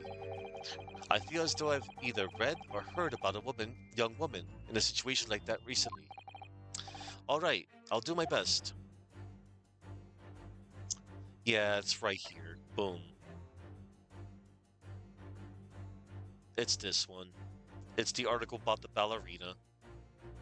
The evidence that reveals your true identity is the article about the revolutionary. Yes! Article about ballerina. Oh, that's cool. The evidence that reveals your true identity is, of course, the article about the ballerina. That's right. You've hit the nail on the head. Renowned prima ballerina of the Novovich Ballet disappears from Shanghai. It would appear we are finally able to address you by your true name. Yes, because your true identity is that of the Novovich Ballet's prima ballerina.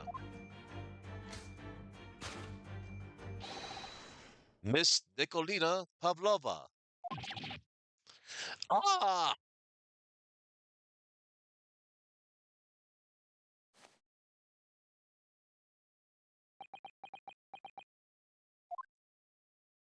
Oh, that's a good disguise. Hello. Wow. You're right. My real name is Nina. I mean, Nikolina Pavlova. But please, I beg you, don't tell anyone. Oh.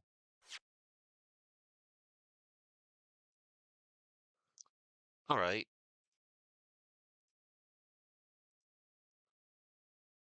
Nina, Nikolina Pavlova.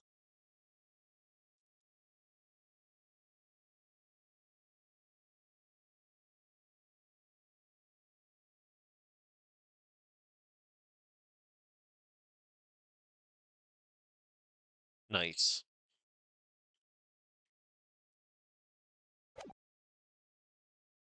Alright.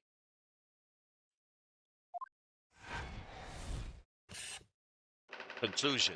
A ballerina on the run. Solved. Now for topic 2, wrongdoing.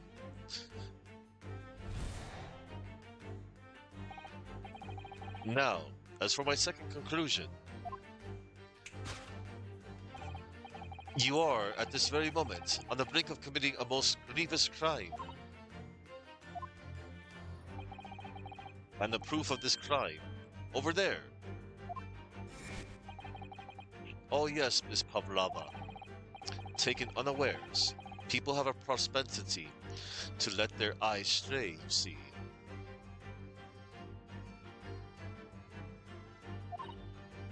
Ah, and I assure you, the eyes speak so much more eloquently and honestly than the mouth. The answer we seek lies where the furtive glance falls. The proof of your crime sits before our very eyes. Yes, that traveling case. Oh, this woman is the ballerina, and she's right in front of our eyes. So clearly she can't be inside that traveling case as well. No, that's right. It seems she wasn't abducted at all. In which case, what is a crime this young woman is apparently committing? Ha! I can see I'm going to have to step in and fix the great detective's mistake again. You seem to look pleased, Naruhodo-san. Do you like the idea of another chance to dance around Mr. Sholmes? Stop it. Anyway, there must be something else here that shows what this woman is up to. Alright, the proof of your crime sits before our very eyes. Alright. Oh, the tiara? Hang on, let's examine the traveling case. It's a very small case, isn't it? You can see it instantly that no person could possibly fit inside there. So does that tell us that Miss Pavlova's telling glance in this direction was focused on something else? If that's true, though, it doesn't make sense. What do you mean? Well, if there's nothing incriminating inside his case, why did she refuse to let us look inside? Yes, I wonder why. Perhaps she has a perfectly harmless reason, though. Alright, so what about over here? The tiara?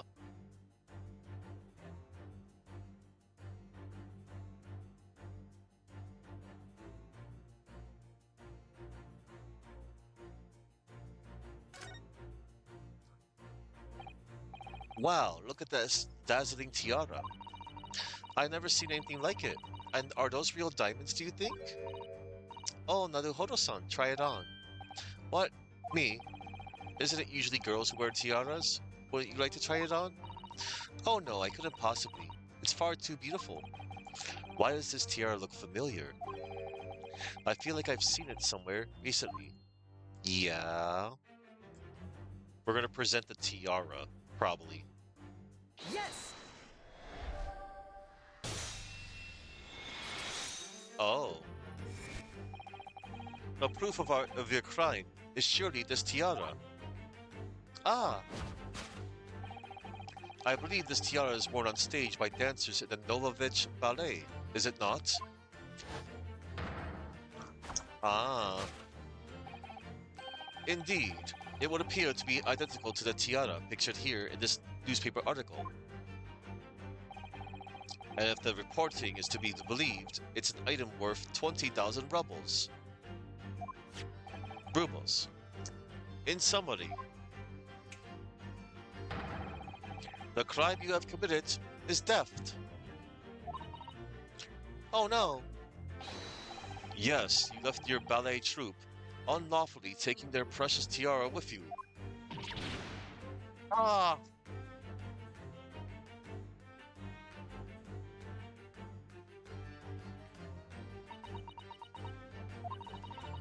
I have no one, no family, no friends. I am all alone, and I need money.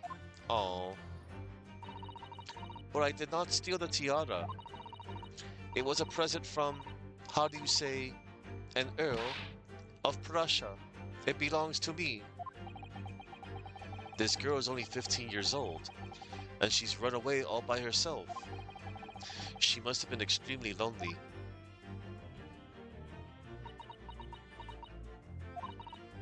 Alright, I will tell you everything. There is no point to hiding it now. Come, come, let us not be hasty. What? These remains one unsolved. There remains one unsolved mystery about you. Mystery? What do you mean? You have staunchly refused to open this traveling case of yours in your presence. It is reasonable to conclude, therefore, that there exists some reason why you wish it to remain closed. Is that not so, Miss Pavlova? My dear girl, there is no sense in playing games with me. Nothing escapes my attention. Indeed, I have a very good idea of the contents of your case, even before I have ever laid eyes on them. Dear me, we are not well suited to a life of crime, are we? Your careless coup d'oeil betrays you. Coup d'oeil. Your careless coup d'oeil. Yeah, coup d'oeil. Your careless coup d'oeil betrays you. Once again, we need only follow your furtive glance to find the answer. Yes, the reason why you refuse to open your case is written in the books on the shelf. He's completely changed tack with his deduction now. I think Mr. Sholmes is adapting his logic to the changing circumstances, don't you? Maybe, but why has he suddenly brought the bookshelf into all this? It's just a wild guess, surely. Oh, do you think so? Well, it doesn't seem like that the reason why this young woman doesn't want to open her case would have been written in a book that doesn't even belong to her. Yes, that's true. But still, Miss Pavlova certainly did cast her eyes in that direction. I noticed it myself. Then there has to be another reason why she won't open her case. And it must be somewhere in the same area, if that's where her gaze was involuntarily drawn. I agree, that's the only answer. Whatever she has hidden inside that case should be revealed by following her gaze in the direction of the bookcase. Alright. Books on the shelf. Small picture. Hang on.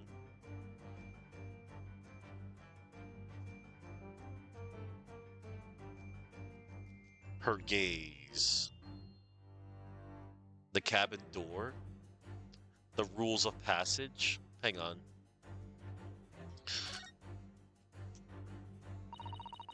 These are the rules of passage for travel aboard the SS Burlia.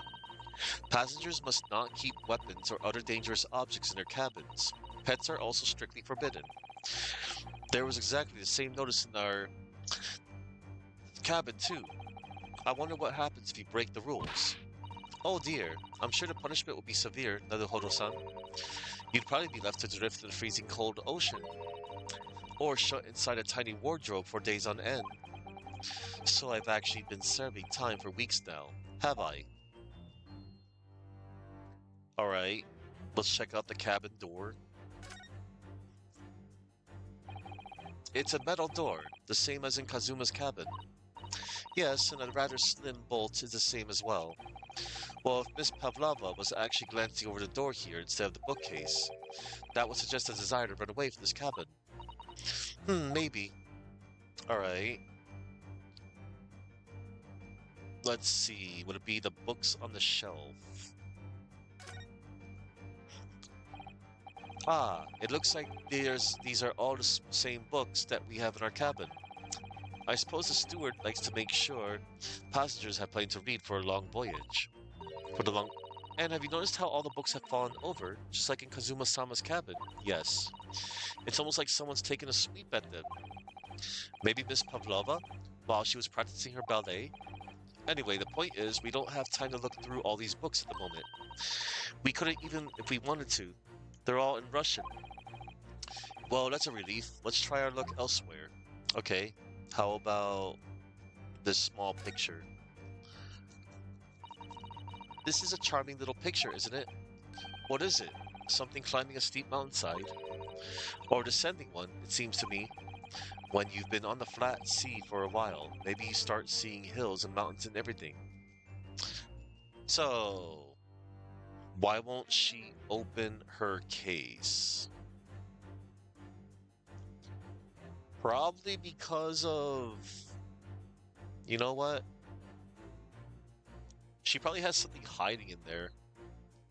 Would it be the rules of passage? This is probably going to be dumb. Yes!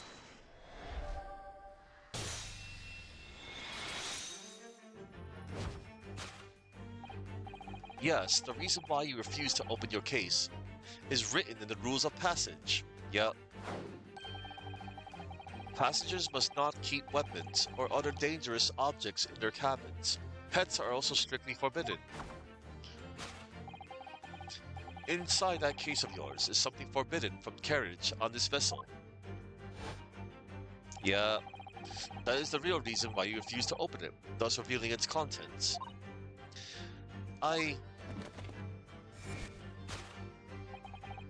As we've seen, the trunk wobbles from time to time. But no weapon or other dangerous item would move of its own accord. Which leaves but one possibility, Miss Pavlova, inside your traveling case.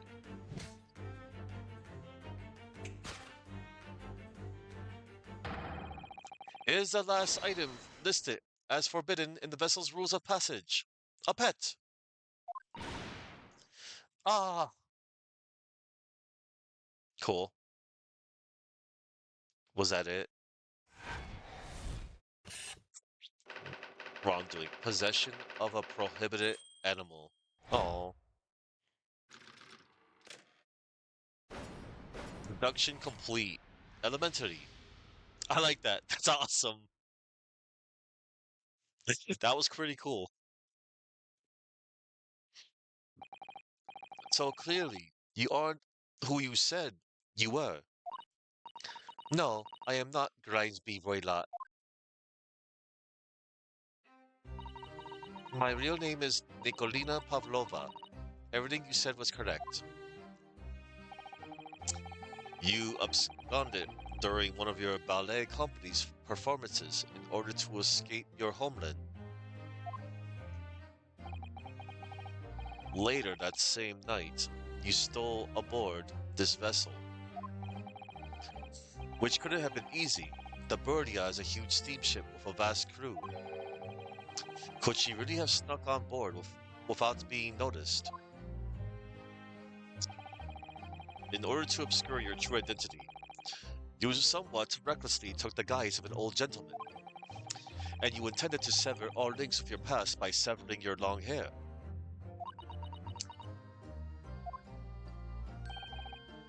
Yet, to a woman, hair is no trifling matter. My personal recommendation is to leave well alone.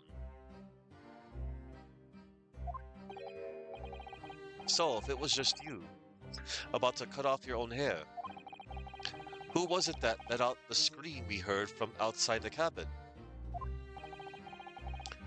That veritable tinkling of a bell. Why, none other than this young lady, naturally. More like a full set of pipes, if you ask me.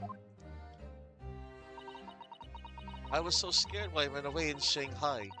I was sure they would come looking for me. That's why I decided to, how do you say, disgust myself? So no one would recognize me.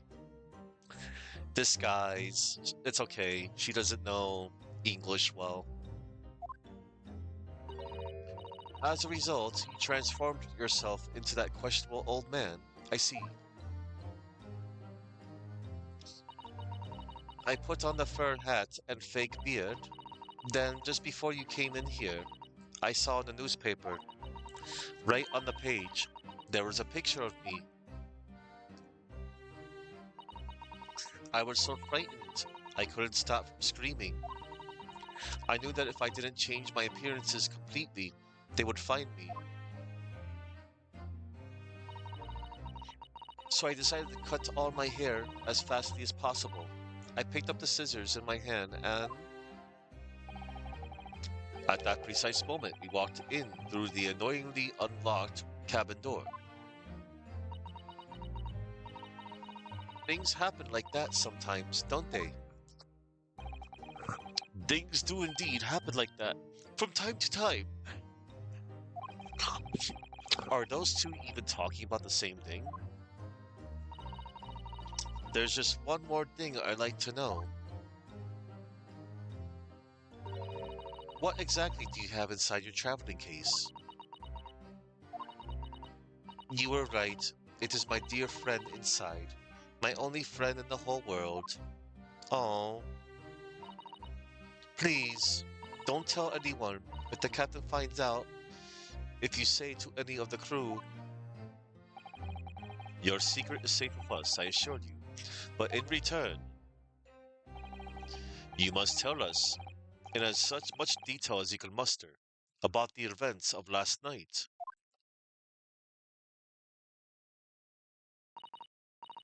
Yes, all right. I will tell you. Well, Mr. Naruhodo, wasn't it something Mr. Sholm's great deduction? It was certainly something. Yes. I'm just not entirely sure what. But at least Miss Pavlova has agreed to tell us what she knows. That's incredible. Indeed, it is incredible. Ah, one more thing. Oh, yes, what? Observe your wrists. My... Wow, your hands are cuffed again. What? But how? True to my word, I have restored your shackles. things. Grr. When? And why? There is still a shadow of guilt cast over you, Mr. Naruhodo. I'm sorry to say, it can't be helped at the moment. Can't it? Really? Anyway, let's listen to what Miss Pavlova has to say. I can't go on not knowing. I have to find out what the speckled hand. I have to find out what the speckled band that Kazuma-sama wrote about in his diary really was. Alright, man. And we're still on the investigation phase too. This is insane.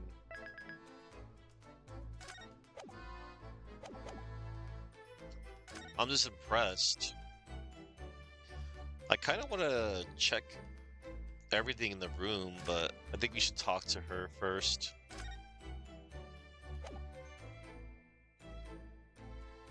Let's converse.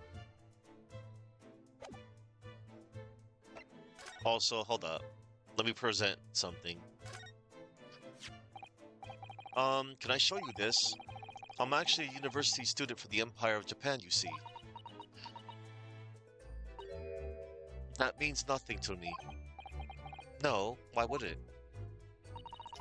Mr. Naruhodo, if you're determined to flaunt your Yume badge, at least choose a Japanese person who might recognize it. Miss Susato, could I show you this? Maybe later. Oh, I could show Inspector Hosonaga too. You silly person.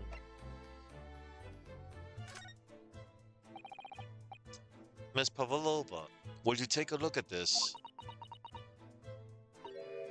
I don't know. I don't know anything. Mr. Naruhodo, you're frightening the poor girl. Oh, sorry. I was trying to. Alright, let's talk to her. Let's converse with her first. What happened last night? Did you know that someone was killed in the cabin next door to this one last night? One of the crewmen told me this morning when I was eating breakfast. The man who died. He was a friend of mine. Oh. That's why we're trying to find out what happened. Did you notice anything unusual last night? Perhaps you heard a strange noise. For example, perhaps people talking? Perhaps the ship was absorbed in the wild tempest. Perhaps its steam engine exploded. Perhaps everyone on board would have noticed if that had happened. Miss Pavlova, is there anything you can tell us?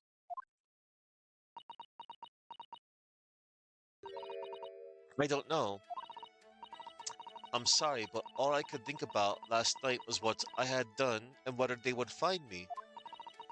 I didn't notice anything that was happening around me. Oh, I see. Running away. You've run away from your ballet company, haven't you?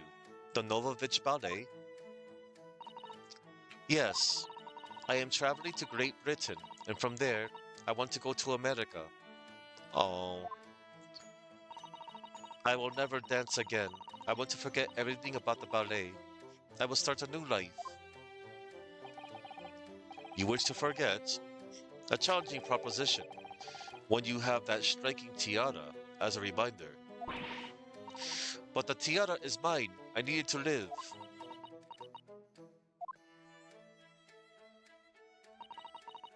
I have no money of my own. The Novovich Ballet gives us only a little food and water.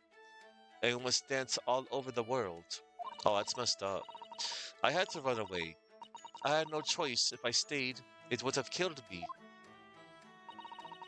So you ran away to protect yourself? Yes, in the crew of the ship, they have all been kind to me. They let me come on board, and they said I could hide in this cabin. If that is indeed the truth, Miss Pavlova, it creates a most intriguing conundrum. Yes, it does. What do you think about it, Mr. Naruhodo? Me? Oh, well, yes, of course. I think we should hear Miss Pavlova's explanation. To what conundrum? I'm not sure, but... Oh, man.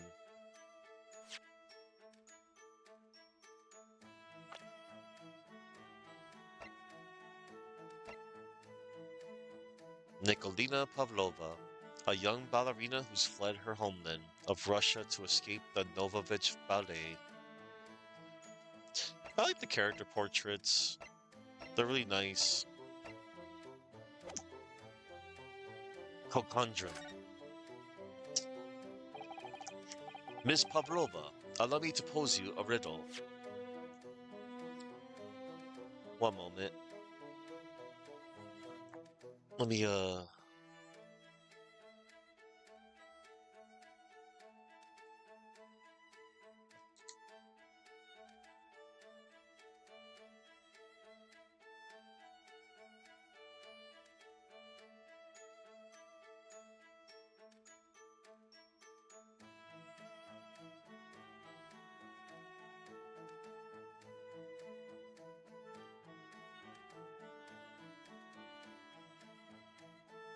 got it. Alright. Miss Pavlova, allow me to pose you a riddle.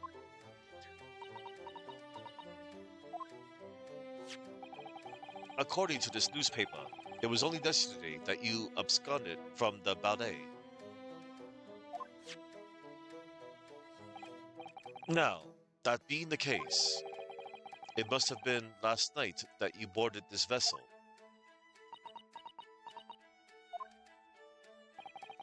However, the SS Burya stopped by no port last night. Ah, that's it, of course. So now, so how is it, pray, that you come to be aboard?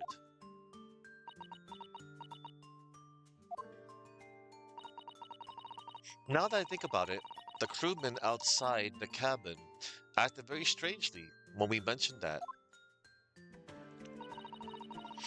It was just after we asked him about when the occupants of this cabin came aboard.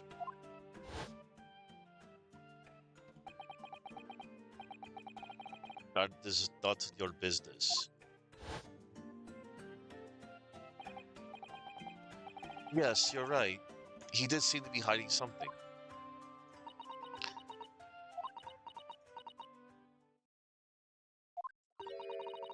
An angel descended from the heavens, bringing grace and beauty to the stage. Sorry, what was that? It is how the Russian newspapers described one of my performances. And that is how I came here too. I descended from the heavens because I am an angel.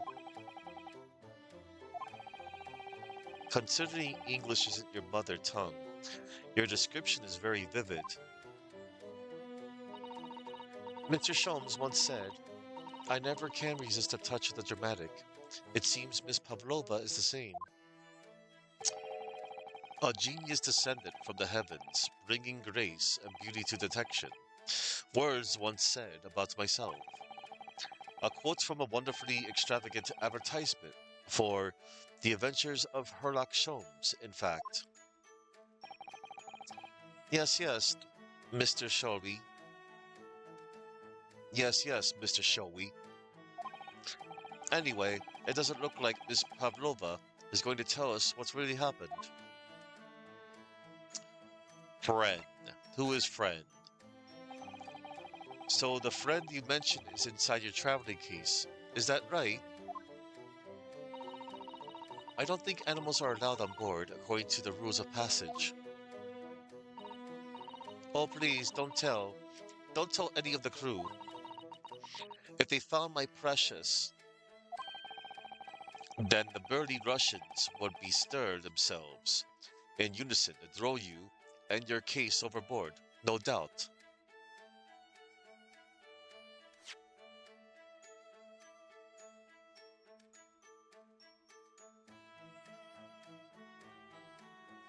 Alright.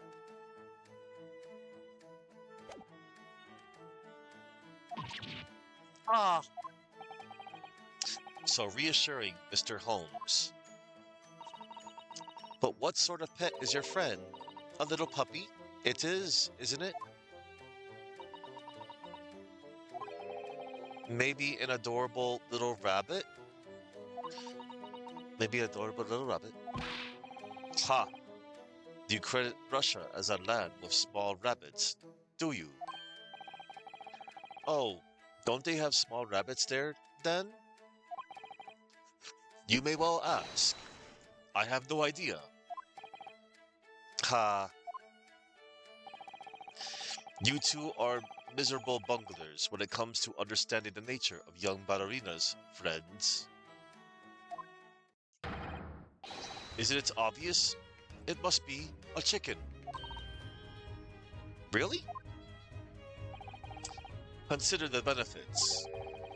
A rousing wake-up call, daily fresh eggs, and when adversity strikes, it can satisfy the needs of sustenance. So you'd eat your friends. I'll remember that.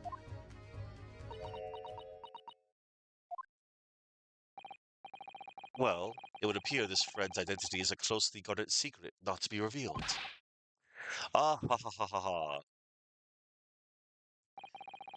She obviously doesn't quite trust us yet. There's something I should like to show her, I think. Maybe she might be able to shed some light on it. Alright. Hang on. Let me see. Don't touch! Huh? Oh. I will tell you what I know about last night, but please, you must not touch my things. How do you say, forbid it? Oh, sorry. Ah, well, you should be, young man. What vulgar manners you have. Poking around the young lady's private belongings. Neither shall I allow it. Gah. Hypocrite. Yeah, right. Alright, so I cannot... Alright, I can't examine anything here.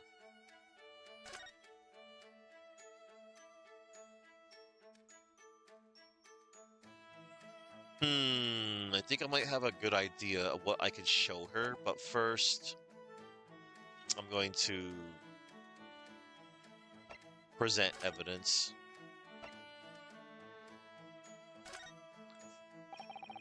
Miss Pavlova. Okay, she wouldn't know nothing about that.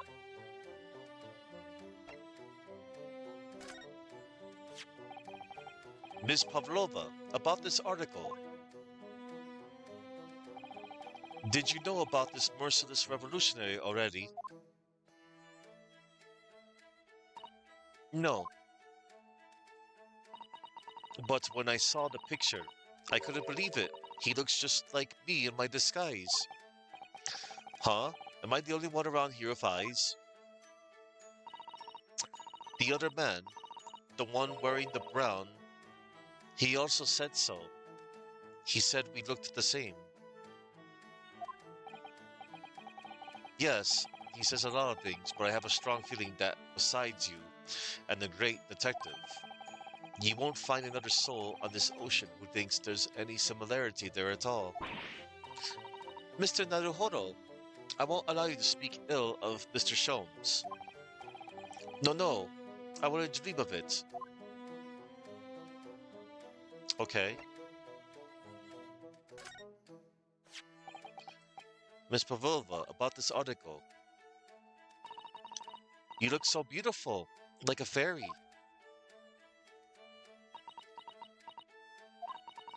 I'm scared if my picture is in the newspapers. You poor girl. She's so young, just 15 years old.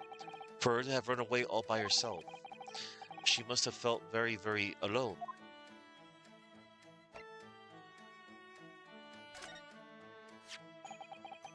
This is the diary of my friend who passed away.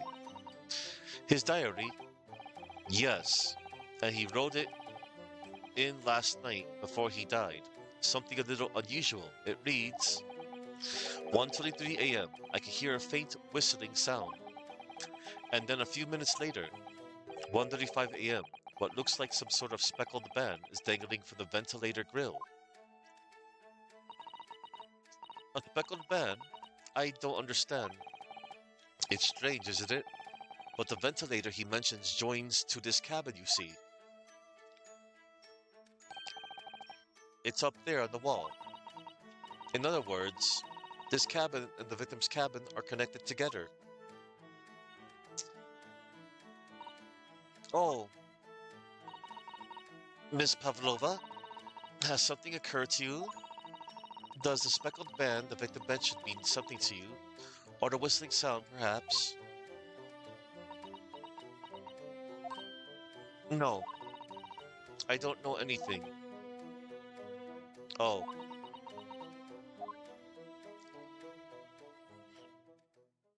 well, shucks. Uh-oh. Knock, knock. Excuse me, Mr. Roylott. Oh no. Oh wow. That was quick. Yes. Yes, what? Wow. She's fast. Captain would like to speak with you. You must come to Captain's quarters at once, please. All right. I will come now.